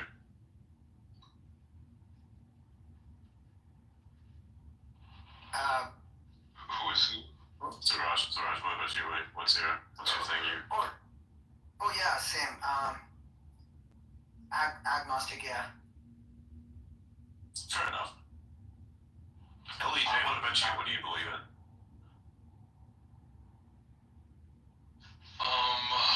I'd say agnostic, kind of used to, I think like a lot of people probably in here, I went through a more hardcore atheist phase when I was younger, and then kind of more agnostic now. Yeah, but yeah, I think everyone goes through that fucking, well, not everyone, but yeah, most people go through the atheist phase. Yeah, a lot of people go through that. Anyone who has a brain goes through like the atheist phase at least once. The trick is to come back from that and reconnect with what actually is logical, because if you don't come back from that, then you will deny the core functions of the universe and be a fucking retard. Yeah. Yeah, I think if you stay in the atheist phase, you're usually retarded. Precisely. Always retarded. They're the worst. Hey, like, seriously, look at the world around you. You want to tell me that this thing that works so methodically like an actual system itself just happens to be by random chance? Come on. Yeah, I don't know if there's a god, or I don't know if, like, I don't know that shit, but I like, at least, like, maybe it's a simulation, maybe it's something, but at least there's some sort of thing, you know? Like something to create something, there's intent. The design of the universe is intelligent, you can tell. It's either that or we are super biased because we are intelligent, but, you know, whatever. It's possible I might just be retarded. No, you said you were agnostic. Nah, You said you I were did beat agnostic. him at chess, and I am retarded myself, so.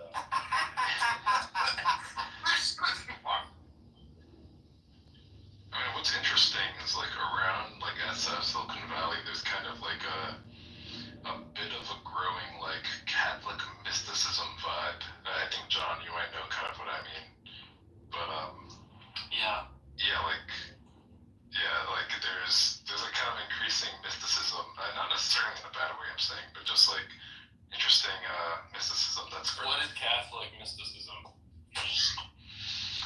I guess just if you kind of, I'm gonna butcher this, but like the general vibes of like, I don't know if you're familiar with like Rosicrucianism or Gnosticism, and like things relating to that, or like when it comes to things like the very original abstract interpretations of angels amongst the original kind of biblical and tangential texts of the time. Those sorts of things, like very much more abstract, like more like original true interpretations of things that are not like kind of imposing narratives of the churches at the time. Are we about to see the beginning of a religious war between the the Catholic mystics and Y Combinator? Or maybe I think a lot of the Y-Com people might already be maybe mystics. If you're in a line of work like that, you have to be praying a lot. Especially if you work at SpaceX and need to pray for the literally, yeah. A lot of the like aerospace and defense people that I know are Christian. Almost all of them. Yep. B2B stuff, that's pretty agnostic.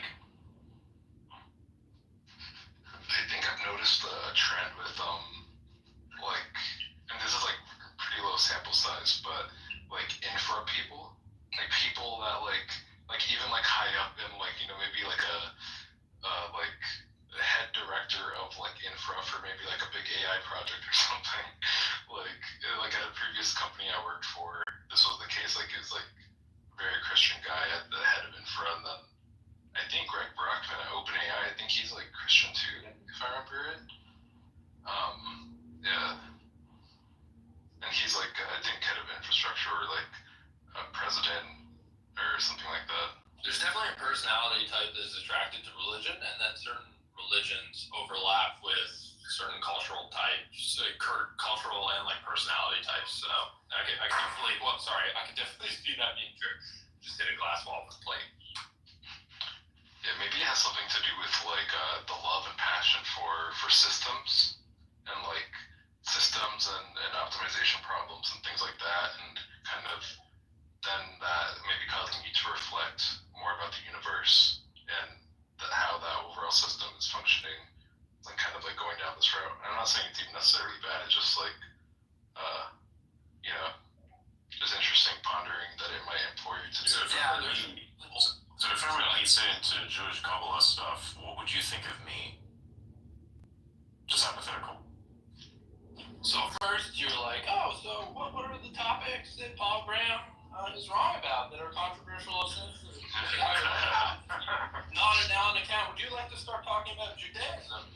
I'm not taking that one. I don't know what Kabbalah is. I know a little bit about Orthodox Judaism and regular like Reformed. I don't really know what the Kabbalah thing is, and I do know that some people rock that bracelet. That's all I know. Someone else can talk about it. I just read through a lot of it. I think it's the coolest shit ever. I don't know why it's like there's a very specific element to it. It's like a lot of the mysticism that I normally read through. It's supposed to instill you with a kind of wisdom about how humans work. This stuff instills you with a kind of wisdom as to how the universe works in some way, like gigantic godlike forces. That's why I think it's really cool. Yeah, I think the Kabbalistic stuff is kind of tangential and similar in a lot of ways to like I guess you can call it neo-Catholic mysticism stuff that I was talking about. Like, I mean, even if you just go back to like it's kind of like a meme in tech and AI lately of like people talking about Neon Genesis Evangelion a lot. And if anybody has seen that or like is familiar with that while also being familiar with like Jewish mysticism, then like you'll see like Kabbalistic like visuals and Sephirot and Elohim and like a lot of these Jewish terms and things in Judaism are commonly referenced in that anime. What's like the best thing to read? Like ideally a book, or I don't know. What's the best way to learn about Jewish Kabbalah? I think isn't there something like literally like I feel like there's like maybe like one or two main actual like texts like literally called like Kabbalah or something similar. I mean, maybe Adrian, you might know more. I'm scatterbrained about it. I read a lot of studies. So there's like one guy who I know who has access to university libraries, so I'm pretty sure a lot of those works aren't even entirely public, so. Here I'm looking at, is Kabbalah, there might be some good books on it. Yeah, it seems like there's a Wikipedia for primary texts of Kabbalah. And then those are like at least like the known ones that are preserved by current archival records. It seems like you could just kind of read some of those that have been translated to English, or just ask Claude or ChatGPT to like summarize some of those original texts. There's a site that's called the Center for it. There's a bunch of videos on it and shit. Pretty cool. Here, I can send it to you. Awesome. Anybody else wanted to? I mean, I'm sure I can read it later, but I haven't read. There you go. There's it's like literally a website. It's called Kabbalah.com. Adrian, are you agnostic? Me? I'm not sure if agnosticism necessarily reflects my view of the world. It might. I think by execution, yes. Yes. You realize that we're all in a church, right? Like, we're all in the call to Adrian, and every day we listen to his sermons, and sometimes we confess things to Adrian, and we do our 15 push-ups. Like, you guys realize that? That is true, yeah. We do have a cult ritual. I make everybody eat healthy and do push-ups. I'm actually going to do 90 after this phase. Actually, after I'm finished eating this thing. Just have my steak, just about to eat it. You can like hear the heart attack happen on faces, like that post 90 push up. Yeah. Speaking of religion and ideologies, what do you guys think of Don't Die? I feel like most of us probably agree with the ideology. His olive oil. Ladies and gentlemen, he's about to tell you about the olive oil mafia. I'm not going to talk about the olive oil mafia because I don't want to hit the bottom of the East River. But he's vegan, and I don't know. I'll just leave it at that. Yeah, I think, look, here's the thing, the Don't Die thing, I understand that. I believe also in optimizing human health to the point that you can live as long as possible. I don't want to die personally. I don't know what comes after. Maybe it's that I fear what comes after, but realistically, it is more so about the fact that this world is extremely entertaining and I don't want to leave it behind. So I kind of just want to keep going and keep going as efficiently as I can and as effectively as I can. Like if I'm sitting there as like a fucking vegetable and I really can't be doing much of anything with my life, then that's kind of not how you want to live. So purely from the perspective of being fit and being able to move around at least, yeah, that's something I'd want. How he's going about it, I think is completely incorrect, however. Like he needs to do things to his body in order to sustain a very counterintuitive diet that is just not realistic and not even necessary, because he's going off of Sinclair's work, which is fundamentally incorrect on multiple levels. Also, it's like purely unexplainable food, by the way. But Yep. yeah, I think like maybe the best argument for it though is along the lines of like, you know, maybe not going as hardcore and like in the specific direction that Brian Johnson is, but the overall sentiment of don't die. I feel like even if you do enjoy, let's say, eating fast food and doing this and that, and like if you ask such a person, hey, would you rather eat fast food and this and that than rather than be dead? And they most definitely like say yes. And like if you want to actually maximize the amount of time that you can eat fast food and do this and that, then like you should just try to at least survive to like, you know, a longevity escape velocity, assuming that you at least believe that could happen, and like at least make it to there, and then you could do whatever you want. Then you could spend hundreds or thousands of years eating fast food, and like you don't have to worry about dying. You know, just try to. Yeah, but I don't that's what think he's talking about it in the right way. Exactly. He's talking about fucking vegan and measuring nighttime erection time. You're like the fuck. Well, okay, to be fair, Taking fucking blood from his son. Dude, imagine that your father fucking like doxes your nighttime erection data on the fucking internet in front of millions of people. What the fuck? Sorry, can we discuss that? Yeah.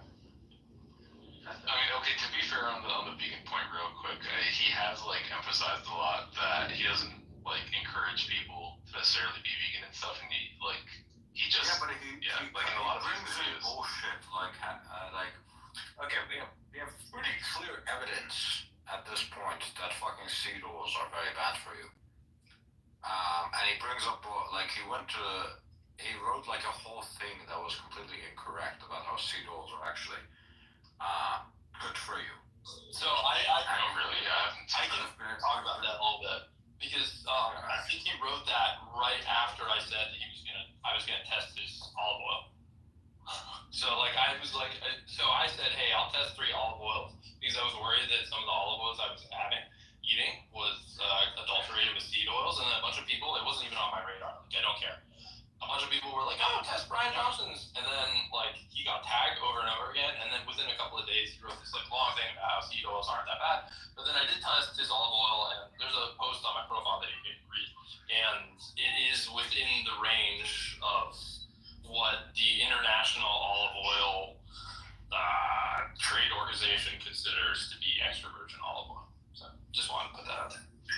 Based. Does it have any seed oils or no?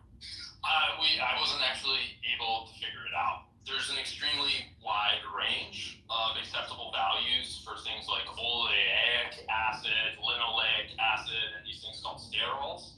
And I mean, I can send you the data.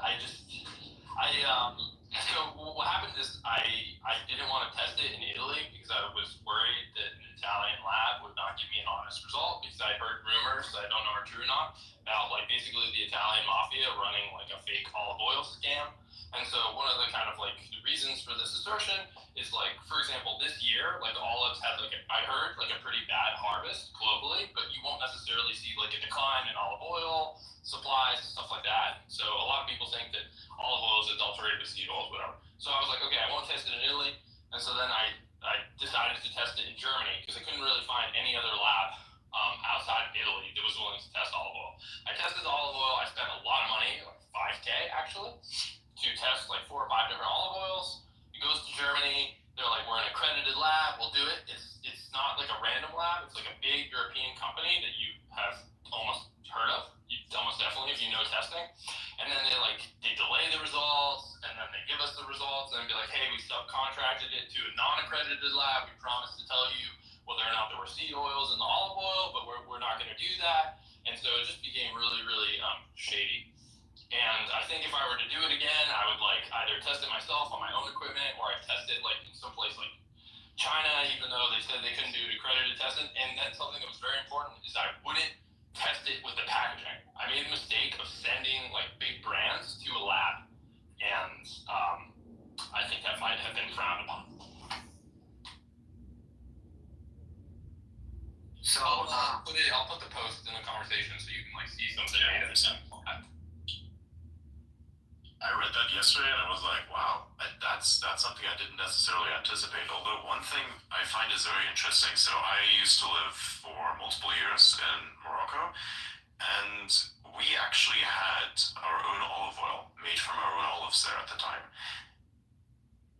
Whatever this European olive oil is, I don't know what's wrong with it, but it tastes fucking rancid. This stuff, you could actually almost drink if you wanted to. It was smooth. It was extremely fragrant. Like, fragrant to the point that if you were to put this on your skin, it would smell like perfume. And it tasted amazing. It was almost weird to put it into the food because of how well it smelled. It's like as if I took perfume and put it in the food. That's how it smelled. It was very intense. And it was very, very smooth. I remember that. I had that in my mind, and then when we went back to Europe, I had a little bit of bread and I put some olive oil on it. I tried to eat it. It was fucking disgusting because even though the oil, which is supposed to be extra virgin olive oil, tastes rancid, why does it do that? It's not supposed to be this way. So, I guess, who knows? Personally, I'd stay away from it entirely. Yeah, I just thought of commenting on the food stuff. Like, I mean, should we be miserable eating tablets every day if we go by what Brian Johnson is saying? And maybe we live for maybe 100, 120 years? No, we won't, because we're eating fucking vegan. Yeah. So again, like, just to clear it up, the idea of don't die, I think that's great. I think that's perfect. It's just the way of how to get there, this is what we disagree with. Right? Because that's not the way to get there. You look at some of the most nutrient-dense foods on the planet, and he's avoiding exactly those things. So look at like a ruminant, for instance. So a lot of the stuff that a human would need, the human can't actually process directly from a plant. So you'll need a medium, and that medium is in fact something like a cow or a goat or various other forms of animals, which are so happen to be ruminants, right? Because they have to actually take that grass, turn it into meat, and then you take that meat on because you're literally a biomechanical assimilation engine. So that's why I also eat a shit ton of meat, and I don't need to eat more than like once a day. I would also eat a few carbohydrates as well, and a shit ton of butter and some eggs. But ever since I did that, my energy is like all the way up. I have no more problems. I don't have weird acid reflux when I'm in bed. I don't have like the need to sleep as much, and genuinely, I feel as though my cognitive function has massively improved also. You will actually die on the vegan diet if you do not take supplements. Like, exactly. There's no plants that you can get vitamin B12 from. And keep in mind that this is something where we have actually bred plants to be this effective. So even at their most effective, plants are still gonna kill you if you don't take supplements. Think about humans in the past. They clearly did not live on this shit. Nope. If you can eat some plants, I do think that eating some plants is perfectly fine. Like, have a vertical diet where it's like 80% protein. You can eat whatever else you want on top of that. You can even eat the fast food. It doesn't do much damage to you, except for McDonald's. I recommend staying away from that. For some reason, when I ate like a Big Mac the last time, I felt as though I had a weird immune response. Very strange stuff. I'm not sure if anybody else has that, if they'd ever tried that after like a long period of taking in a high protein diet. There's something in there which really fucks with me. I'll say that too, yeah. That's true. Burger King doesn't seem as bad. I haven't had either in years, but still, yeah. Yeah. There's some local places that are kind of good. I know they're frying their shit in seed oils, but realistically, if you only have like it's the sub 1% of what you can eat, so it's fine. Like you can splurge a little bit, you can eat the sweet stuff, it's fine. If you have a balanced diet like that, then you can do practically almost whatever. You can have the non-diet Coke, who cares? Doesn't matter. But you have to actually get to the point where your body is actually in top shape and top health, and then you can kind of manage that, because otherwise everything's gonna fall apart. You know, apparently McDonald's actually used to fry their French fries in beef tallow. Yep. And then it was like apparently when McDonald's was coming to India, then like there was like this big like protest, and no offense to Roger, when McDonald's came to India, there was some big protests around like them using beef tallow to fry. That's not what happened. That's not what happened. Yeah, okay, do I have the story wrong? Okay, somebody check. Basically, the story was there was this guy that had a heart attack. He was a rich guy, millionaire. and then had a heart attack, and he believes the propaganda about it being basically fat.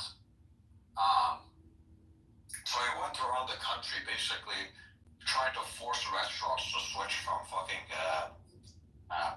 animal fats to seed oils because he believed those animal fats were healthier. That's basically the story. Yeah, I recall that being the main story thing. Yeah, what I was talking about is I think something that preceded that like made McDonald's more likely to make the switch. Well, unlikely because that happened in the 80s, and I doubt that there were many McDonald's restaurants in India before the 80s. But either way, they made the switch after that. After that guy. Okay. Yeah. After that guy. So. Did you guys hear that like second telling of that Morgan Spurlock Super Size Me documentary, where it turns out that whole thing was fake and he was actually just like a raging alcoholic?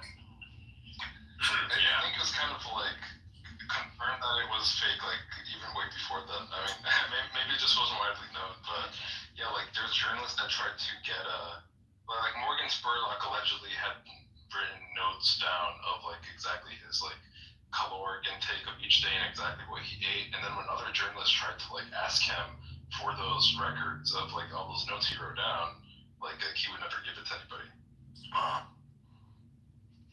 Me when I lie. But like just the whole like in the documentary itself, like the methodology is just kind of like somewhat obviously flawed when you look at the fact that he like literally forced himself, like even if he wasn't hungry, he forced himself to have like at least this amount of stuff for each breakfast, lunch, and dinner, and like made sure to supersize me for each thing, and then he framed it in this way as if like the average American is gonna do exactly what he was doing in that documentary. It's like, yeah, like obviously if you eat just 2-3 times more calories than you're supposed to of literally anything, like you're gonna have a bad time.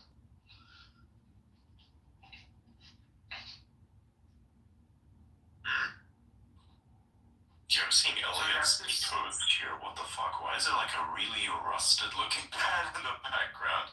Nice cast iron, but what the fuck is... Let me see. Joseph Everett did a very good takedown of the bullshit that Brian Johnson was talking about. And then he got this very, very retarded ass community note whose source was literally the r/vegan subreddit. And then Brian Johnson responded with, whether you like it or not, most of our knowledge on health is based off of surveys. And I'm like, yeah, then probably that's the fucking reason why we live such an unhealthy life now. This is the unhealthiest people I've ever been. Alright, I'll say it. I met Brian Johnson briefly. Just briefly. In a very short interaction. It was not a positive interaction, but I may have just been misinterpreting something, whatever. But the dude has scars behind his ears. I could be wrong about this, and it could have been me being far away, but he has scars behind his ears. Correct me if I'm wrong, go find a picture behind the ears, but that plus veganism, that's all you need to know in my book. Yeah, I'm confused. Does like scar behind the ears signify like a specific thing, or you get them from a facelift. Oh, thank you for that context. Right. I was starting to think that he was about to make a lizard people joke. Jesus Christ. You never know with me. I will say too, I've spoken to Brian Johnson on a couple occasions, like in spaces and stuff, and and I have some mutual friends with him, but he seems like a pretty cool guy, to me, but like, I don't know, like, yeah, like, I don't agree with the veganism thing, but the main things he tries to push is really like 90% of the stuff he says, don't die, get good sleep, like, and mostly basic stuff like that, which just most people don't take seriously enough, but they should. Yeah, I think, sorry for interrupting you, but I totally agree. I think probably on balance, it's really great. He's bringing attention to health, and how you can have better habits. But as others said, it would just be nice if some of his scientific oriented recommendations were better. You know, that's it. Yeah, sure, yeah. So, Alta, you mentioned that Brian Johnson is using a study from one of the professors that go to Stanford or something? I think somebody mentioned something about Sinclair. He is Sinclair. He doesn't go to Stanford. He's Harvard professor. I think it was maybe Adrian that said something about Brian Johnson and Sinclair. Yeah, he was using his science. He's using Brian Johnson is using David Sinclair's methodologies.